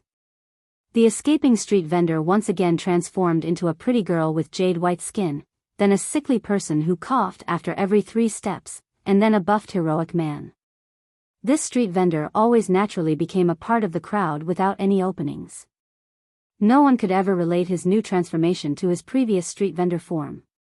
Even if it happened right before their eyes, the sister and brother duo would still not be able to tell that this was the little thief who swindled Qi Xiaodao. However, regardless of his transformation and how he blended in with the crowd without any flaws, Li Qie could easily find and distinguish him. This really amazed the two who were following right behind him. It was as if this little thief's transformation could not hide from Li Qie's eyes. The 4 of them kept on running from one street to another. As for the pedestrians, they did not find this to be strange, for this kind of thing occurred many, many times every day. Eventually, the vendor stopped after entering a small alley and no longer tried to escape after all of his transformations failed to elude Li Qie's gaze. "How is this possible?" The little thief stared at Li Qie in astonishment with a pale expression and said, "This is not possible, my 9981 transformations have never failed before. Even an old undying would not be able to figure out my 9981 transformations. How did you do it?" The little thief believed that his 9981 transformations was extremely magical and no one would be able to guess his transformation. He turned from one person to another and no one would be able to link the two. Even with a magical pair of eyes, one could not see any flaws in this technique. It would be as if his transformation was a real person. However, his time-tested 9981 transformations had met its nemesis. No matter what he turned into, Li Qie was able to tell with just a single glance. This was simply too unbelievable. And so, this little thief looked at Li Qie in a daze and didn't think about escaping anymore. Qi Xiaodao and Qi Xiaodai were just as surprised. They used magical gazes and still were not able to see through the thief's transformations. In their eyes, his transformation compared to his true form were two completely different people that was without any discernible connection. Moreover, his transformation speed was extremely fast, within the span of a blink. They had no way of distinguishing between true and false. However, this magical transformation was not a match to Li Qia's eyes. This was simply inconceivable to the utmost extent. 9981 transformations, do you know its true origin? Li Qia gave him a glance and lightly said. The thief was stunned by Li Qia's words. He obtained this 9981 transformations by chance. After he managed to cultivate it, it proved to be very useful. He could escape completely unscathed from many dangerous situations, but he knew nothing about its true origin. Don't tell me you know its true origin? The confused thief answered with a question.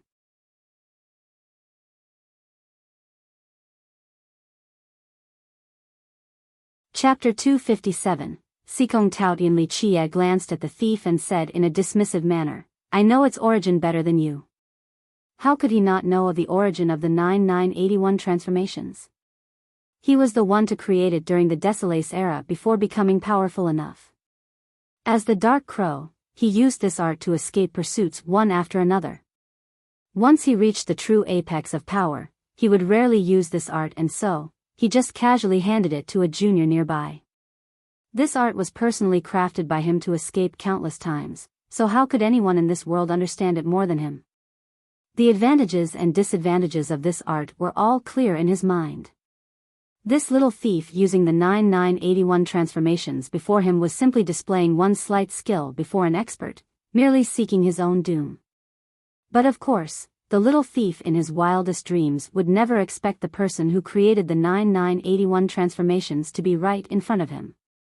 If he did, he surely would have not used such tactics. Reveal your true body, don't play games in front of me. Li Qia nonchalantly demanded.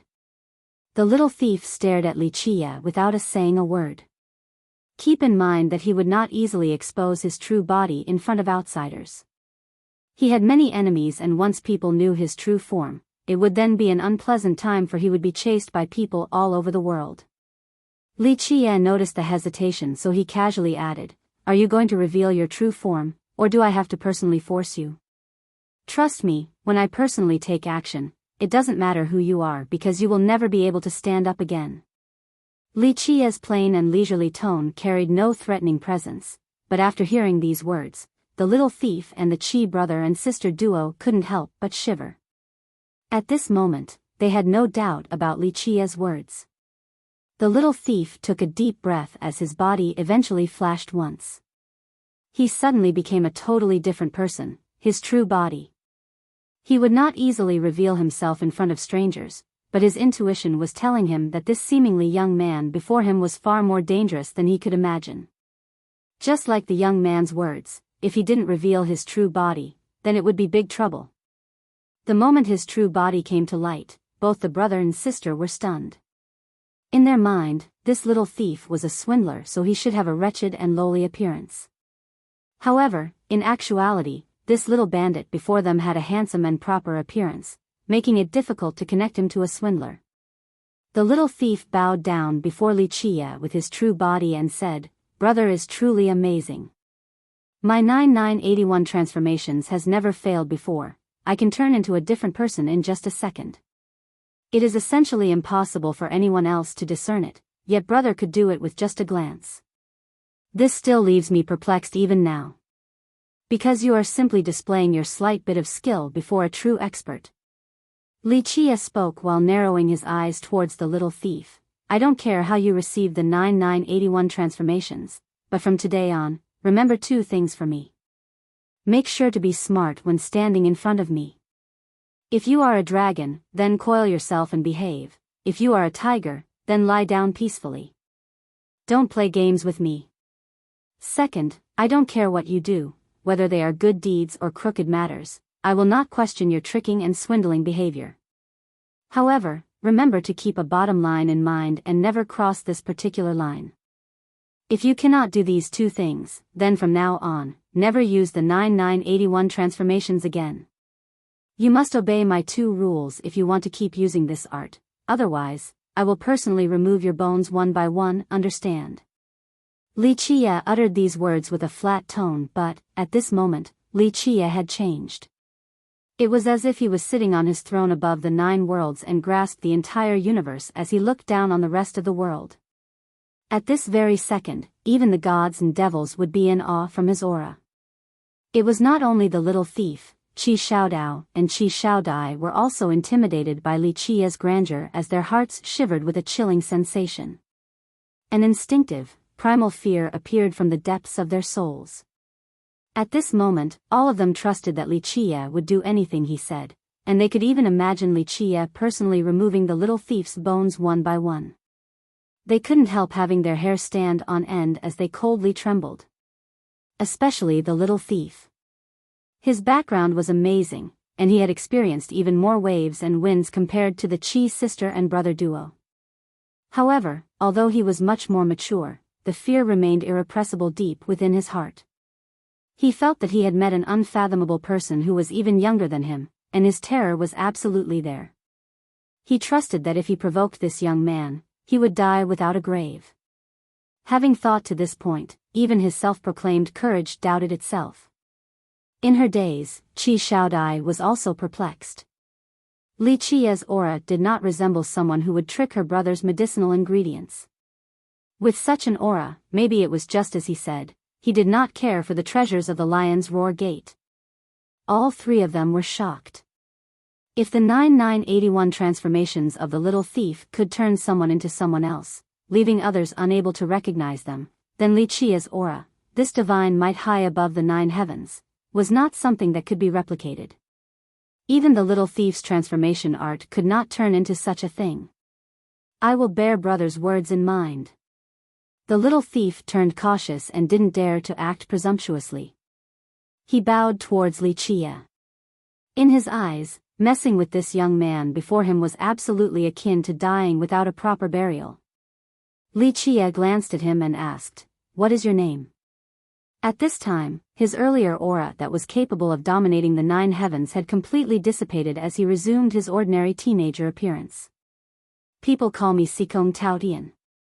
So many people curse you as a wicked merchant, grave digger, thief, shameless dirty thief, miss. Rumors like this are not credible and shouldn't be trusted. Sikong Taotian was quite embarrassed after Qi Xiaodai listed so many nicknames like that and retorted, "I am only a street vendor, although I sometimes coincidentally pick up a few things that are thrown away by other people. I am not a wicked merchant and definitely not a thief." Bullshit. Then what about when you swindled my materials? You still dare to say you are not a little thief, but you clearly stole a lot of medicinal ingredients from me. Little thief, you really caused a lot of trouble for me, I'm not gonna let you go today. Qi Xiaodao jumped up and cursed Sikong Taotian while pointing at his face. Sikong Taotian was quite embarrassed after being cursed at by Qi Xiaodao. He wryly smiled and said, "Brother Qi, this, I really didn't want to deceive you.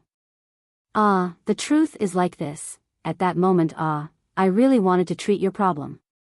At that time when I had just started, I thought that your physique and blood energy were too powerful and hard to control, so I thought about calming down your blood energy. But when I actually started your treatment, I found that it was not the case. At that point, I understood that your issue was not just a simple overpowering physique and blood energy, it was an extremely rare condition of the lion biting the turtle.